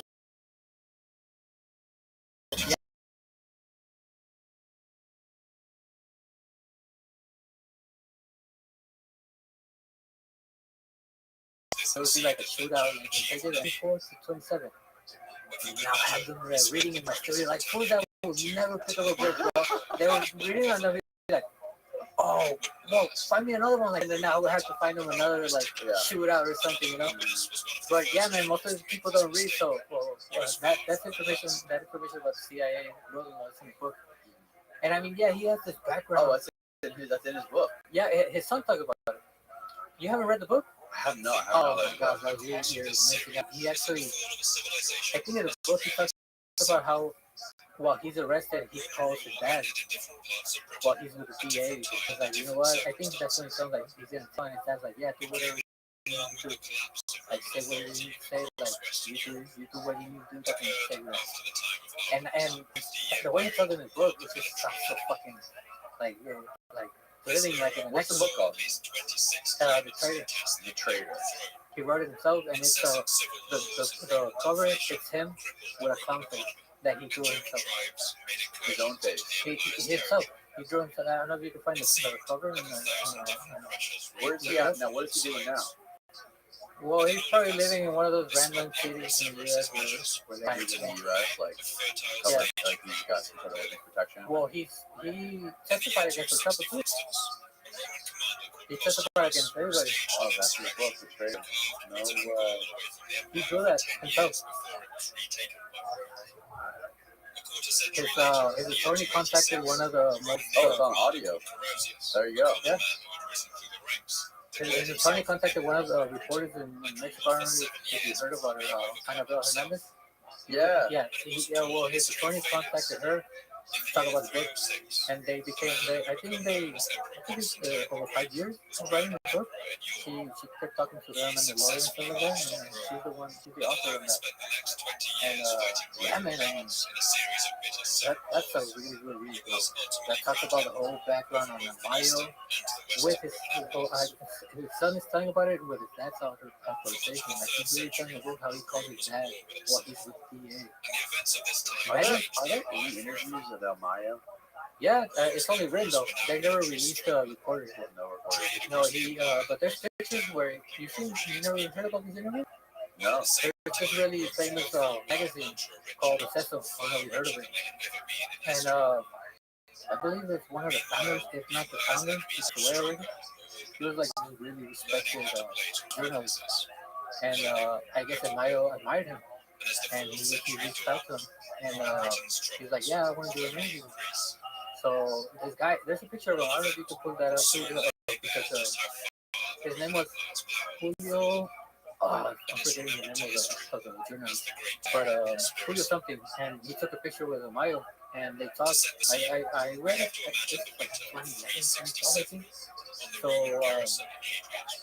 So when I read it, I remember they talking like in one of the Mayo's channels, and he's not really answering questions. He's more than, I think he's like letting us talk now. This is a long question, but it's really interesting. It's really interesting that Maya wants to get into something else. You know what I mean?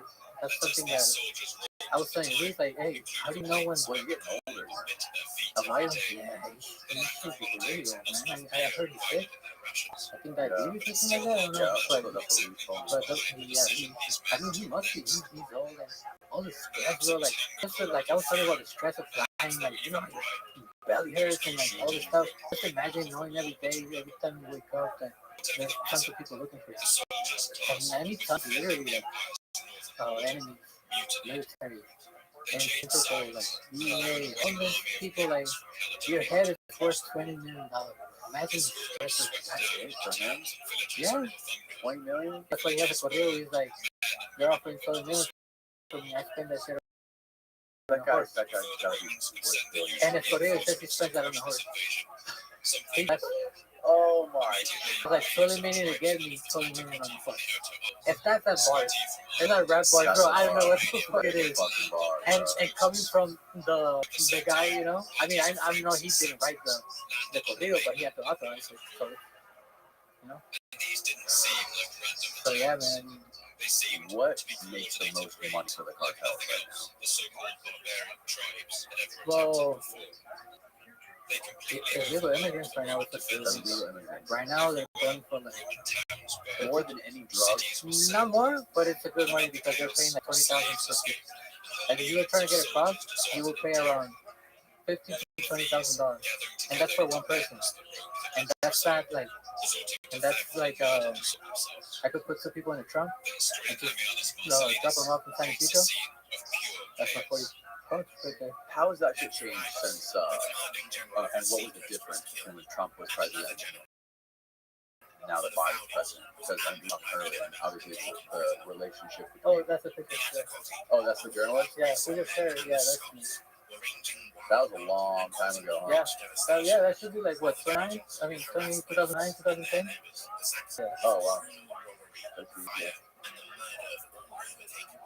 Yeah, I remember when that came out, everybody was stunned, you know, like. And the lawyer talks about how you recorded the conversation, but never released it. Yeah, I think he did have a recording, but it told me on and it's not really that long or anything. It's just like a little small talk. But I mean, coming from a mind, you want to hear anything. Oh, you want to know what fucking food here we can see. You know? Yeah. So now, how has the border changed since Trump is president now? I don't think Have you noticed anything any different? it didn't really change the Trump regime. Not really. I know one of his campaigns were like the wall, but the wall's never been a problem. Right. You know what I mean? It was just some sort of like. Yeah, it worked for him. you know, it was. But I mean, you see all these videos, you see ton of, you see, we have. I mean, not we, but literally cartels have catapults. I don't know if you've seen them, but I have. there's this place in Arizona and stuff where it's multi-desert, so they just use like medieval catapults, bro. You know, have you seen the rounds where they jump the cars over? Where they jump like the Baja cars, like the trucks? I don't think I've seen the range. Oh, bro, if you can, you should pull it up. There's ramps literally going over the wall. Videos of this shit. There's pictures. I know there's pictures because I think he got caught. But there's one where there's. I mean, if there's one picture, how tall? And that's walls what? Like 50 feet tall? The one that the new one, yeah, but the one that I don't think it was that big. Okay. And like I said, there's places in the desert where there's no like, where it's just once you get like, I know there's big walls like in the cities, but once you get like deep in the desert, like when you go to like Hermosillo, like all the stuff in the desert, like there's places where it's just like you just move the little thing, you know, and you just go in, and that's why you see all these videos of all these illegal immigrants with backpacks because they're making money off of illegal immigrants and they're having them carry stuff across. So that's, you know. But yeah, I mean, So the drug stuff is kind of like small time now. nah. I think it's still low. Coke, that's always gonna make money. Coke. Marijuana was not really, unless you send it to like the states where it's still illegal, you know. Because I know people that send marijuana to states where it's, I think if you are no like places where it's still like where it's still illegal over here, and there's still like a market for Reggie. You know, so that's really good Reggie. So, but yeah, man, I mean, coke is always gonna be, you know, What would change if drugs became legalized? How would the cartels adapt? They survive with violence change. well, it's like this. Look at California with the weed. You still got like market. I mean, you got legal dispensaries, and at first people are like, so, me and myself were like, man, they're taxing me. Like, I don't want to go like tax. I'll just go to my dealer. He's still selling. So like, there's like in California, it's the best place for weed. Like I'm pretty sure you know, but it's still a large black market on it. Like a large black market. Like and I'm good because I used to sell weed like it, you know what I mean? So I would get it from at first before I did it, I would go to all the dispensary and get all the like presentation deals and all this stuff and just fucking buy all this shit. But eventually like presentation deals ran out and all this shit and I was getting surface price. So eventually I connected with people with like locals in San Diego because I never really grew up in San Diego, you know, so I didn't really know like the streets in San Diego. So eventually I started getting to know like a little bit of locals and street people and stuff. And I eventually came up with some people like growers and stuff like that. Yeah. Actually, I met them because they did this big ass event of weed where it's just like a group of vendors that just show up and sell the weed, but there was events with like raffles, giveaways and shit like that. And they were 4 hour long events. So like by the time the police got a report on it, it was over. And they would do it like in these empty warehouses and shit like that, you know. And they have a little community in this town. Like, okay, next event, we're dropping off Daddy tomorrow, and they drop the and they go out, you know, get free gifts and entrance and show up. And there's like 40 vendors of different things, all illegal. This isn't a place where weed is legal, like, you know. But expensive to put a dispensary. Like $1 million there, all these kinds of things. So like, I mean, cookies. That's how it came up. You know, the backpack boys. That's how it came up. You know, eventually it got it right up, but it at least gives this margin for like black market. And I think that's kind of what's gonna happen with, like, let's say they legalize cocaine. It's gonna be the government's gonna have to solve it. You know, it's gonna be probably not as pure. You know, probably not as good. People say, nah, it's definitely gonna be true because it's gonna be better because the government. I don't, you know, like I don't trust the government. Exactly, you know. So if they're cutting it, but you still got the dealer, you know, who's called. Like, why would you just change? Why would you just start going to the pharmacy when this guy's always been selling to you since he was legal? You know, you get the good shit. Yeah. He drops it off at your house, you know. You know, so this kind of connection with the dealers, I think maybe it's still early. Maybe if they legalize it and then in 50 years, maybe you know everything changed. But the problem with cocaine is the dealers in the U.S., right? Because they're the ones that are cutting that, like accidentally cutting it fat. Other shit that people don't know anything low level. But then at the same time, when because cartels aren't doing that, right? No, they don't like doing that. It's a bad right. But then again, users where they're like, they find out somebody OD'd, and now they want to get that shit.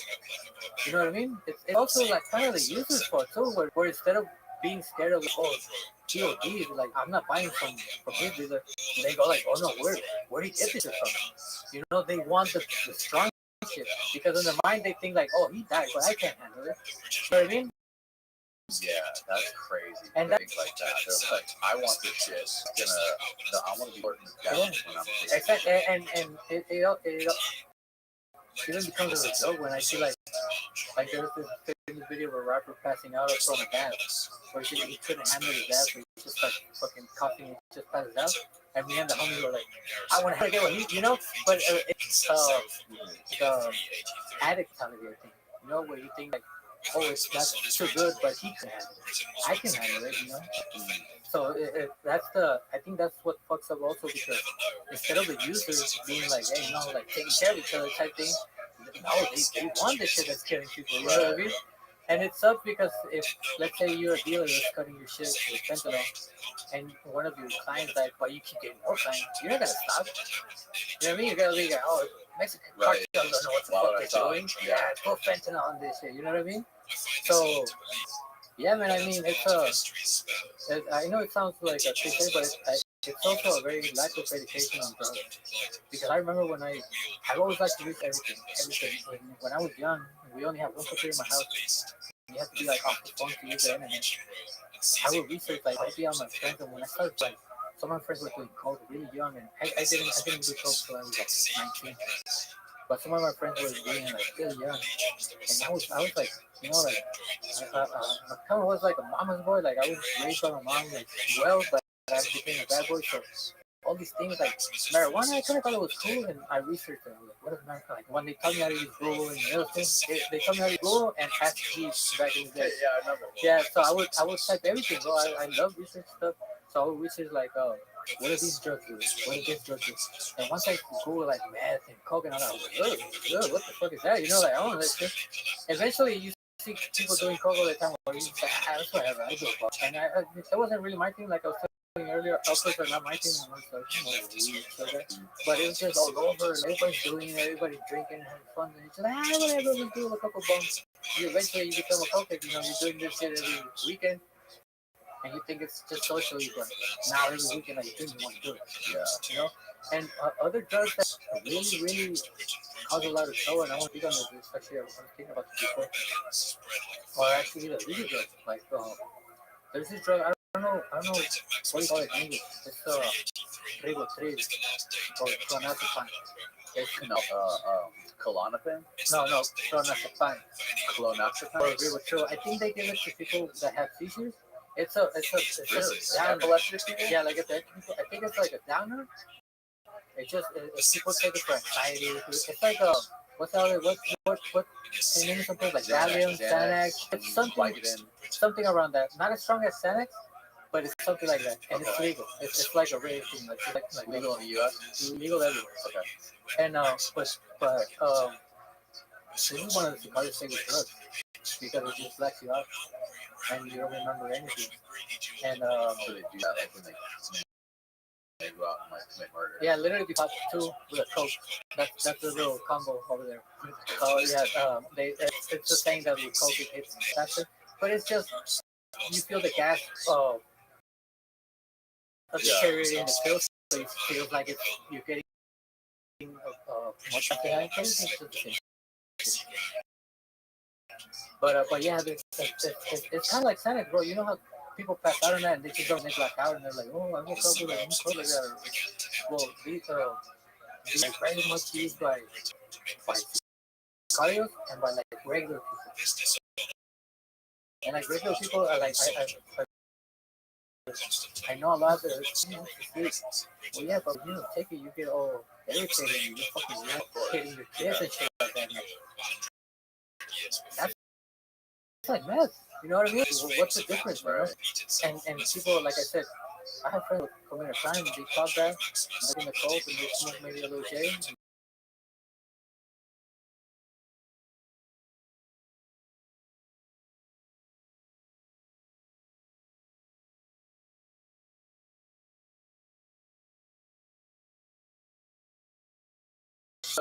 the lines are come to what's legal and what's not, because like coke, it's illegal.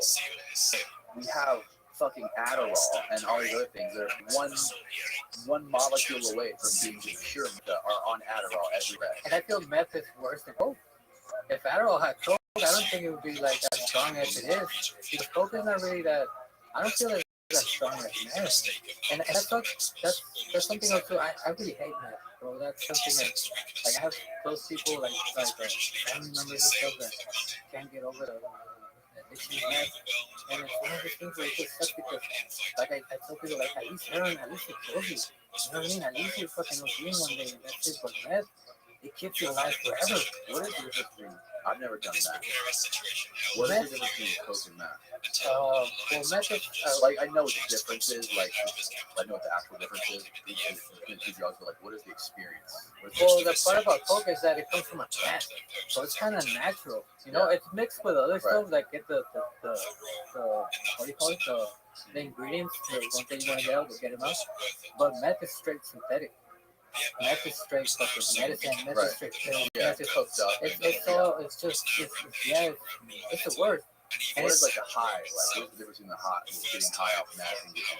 I've never tried meth. I've always been scared. I'm from the generation where when I was young, and the older guys, they would be like, hey, if I used to be smoking meth, I don't be.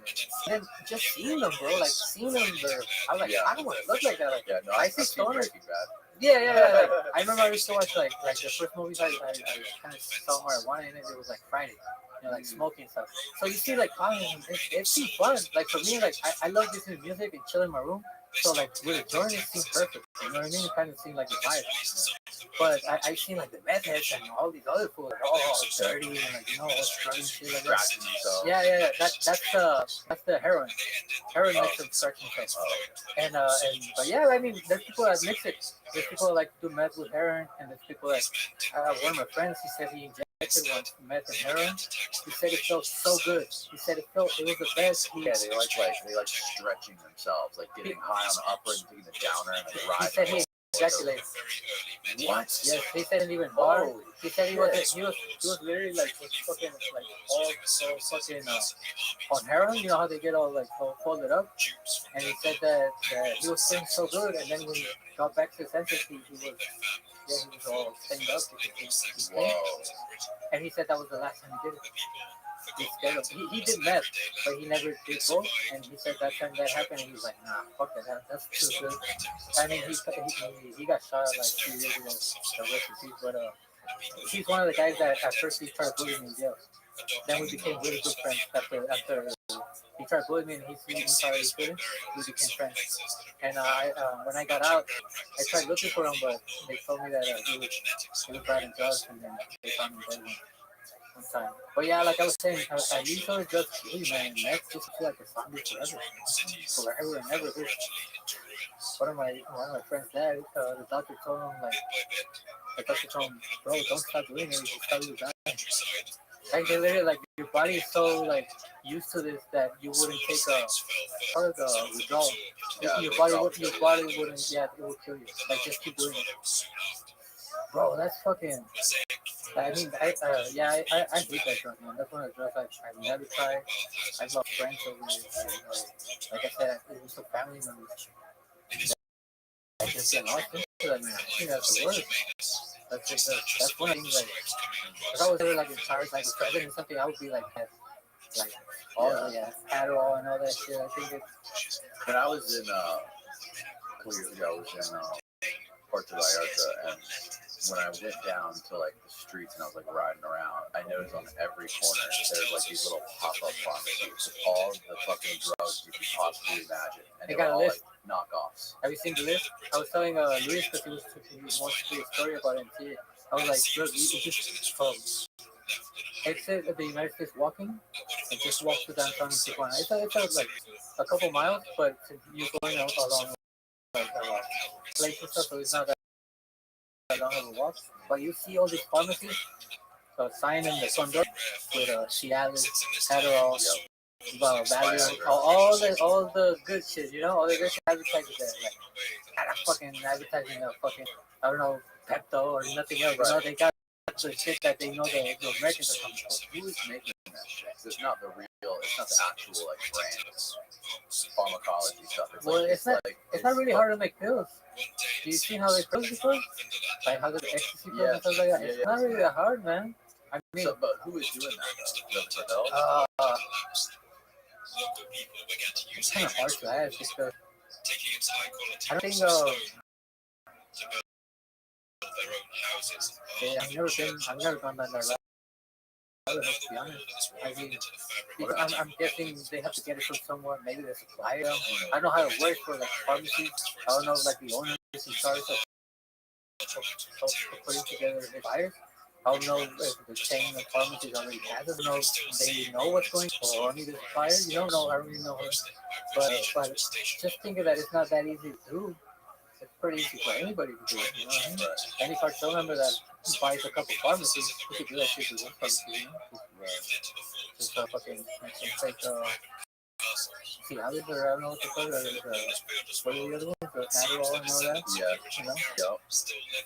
Yeah, man. It just seems like from talking to Louise and Calvin and all these people, it's this war. It seems like there's no end in sight to it. And I think it started back. I think it started like, you know how when you try to put together a puzzle and you fucked up on one piece and now you take everything out. Yeah. I think that's what happened. And since the beginning, they put something out, and then they just other things fucked up, and then now all the fuck up like just been going on. I think we need like a reset or something. Yeah. And I mean, it's man, it's I can't remember who was talking about. I think it was Reese about legalizing stuff like the US and something like that. There's this story. There's this newspaper in Tijuana called Zeta. It's like the most famous one because even before social media, that was like on social media. That was the news of the cartel. Like that was really like you read that shit for like cartel information, you know. Eventually, it kind of got wore down because they started getting into politics. So you know now some people related petition that they're involved with, they're not gonna talk about it. So you know it's not watered down. But first, and they got this video on their website. It's like I think it's called a metaphor. They talk about this in the times where they have this dragon. Dragon is narco, and this dragon is always calling town, whatever. And eventually, town finds a way to dragon to cause shit and doesn't affect them because they try to kill them too many times and it just came back worse. So eventually they became friends with them, and now you know, and they try to make this a story for like the country, and I think that's kind of what's gonna have to happen, man. I mean, some sort of legalization with like amnesty and like. Because it's I know it's like, you know, the Americans I know it sounds bad, but like if that's the only way to stop it, what's stopping us from doing it? You know, there's gonna be like I said, amnesty or something where some of them can keep some of their stuff, maybe keep some time, or maybe you know, like what they're doing. Your metaphor for the dragon is like it's also like the Hydra, where you cut off the fucking head of the snake and it just grows another head. So now you keep cutting off like Ovidio, like you arrest Ovidio, you get rid of Los Chapitos. Well, now you're just creating a power vacuum where you're creating more heads of the Hydra. You're just creating more and more factions, which creates more violence. And all these people have generations waiting to join, bro. Like there's kids right now. I don't think it's gonna be. There's this video with Corrido that's really famous. It's about the Los Chapitos and their main security guys. Oh, Chicken Little? Yeah. Luis was telling me all about this guy. Maybe that's some sort of race. Yeah, he watched the podcast, bro. He watched his podcast? He watched his podcast. English podcast? I don't think he speaks English, but he watches. He's so aware of what goes on in the social media. He's very well aware. I was saying music.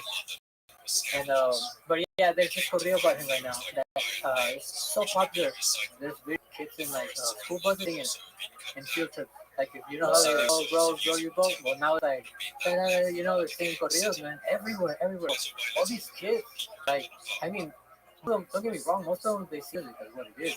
But always there's one or two kids that are like, yeah, I want to be that. That was me, bro. I want to be the like when I started seeing like, well, where I'm from, in TJ, I didn't grow up around any famous singers, no famous rappers, no famous nothing. The only guys that have money, either you work in the United States, trucking job, you have a nice truck, you know, and you well paid check, or you were in the cartel and you had to, but you were cool in the community, you know, the girls wanted you to go to clubs. You don't have to wake up early, so you do whatever you want with your life, you know what I mean?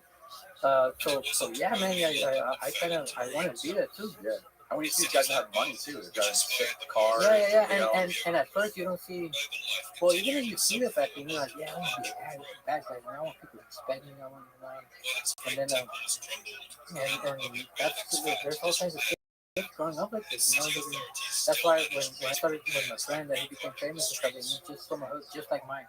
He started getting like this sort of like inspiration for young kids, like to let them know, like, look, we made it out of that shit without having to risk our lives. And you can, you know, you want to be a musician, you can do it. Don't think because see nobody around you do it, you can do it. Nah, you can do it.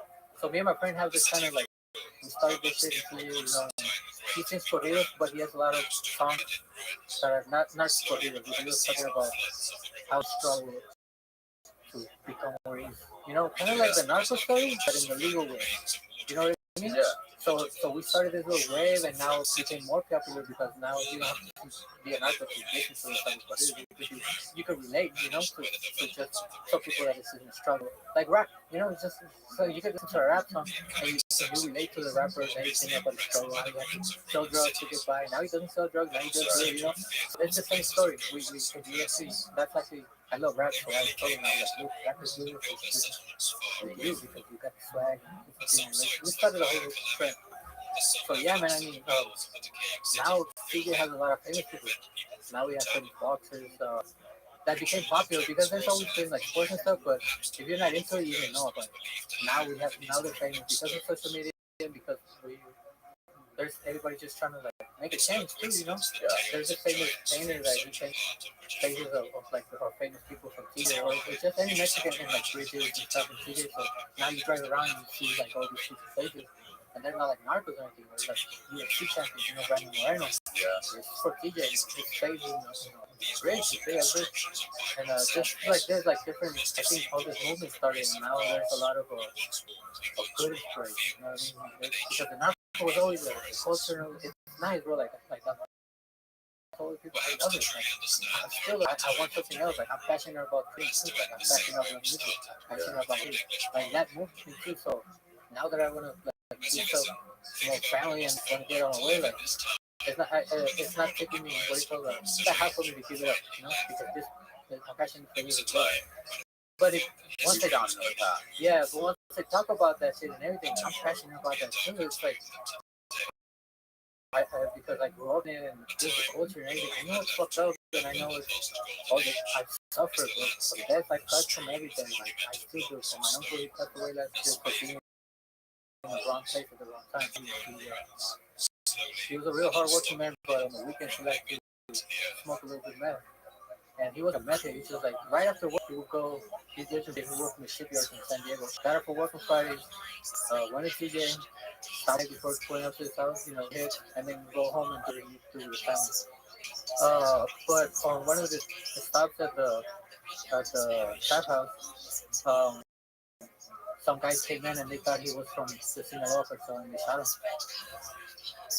There's a hard-working man that get high on the weekends.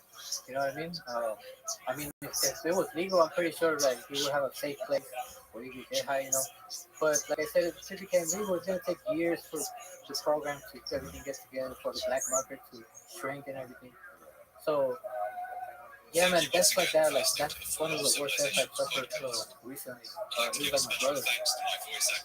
He was only like 8 years older than me, and it's tragic because he never, you know, I mean, he did his time and everything, but right now he was like just a working man and stuff, and staying away from shit and everything.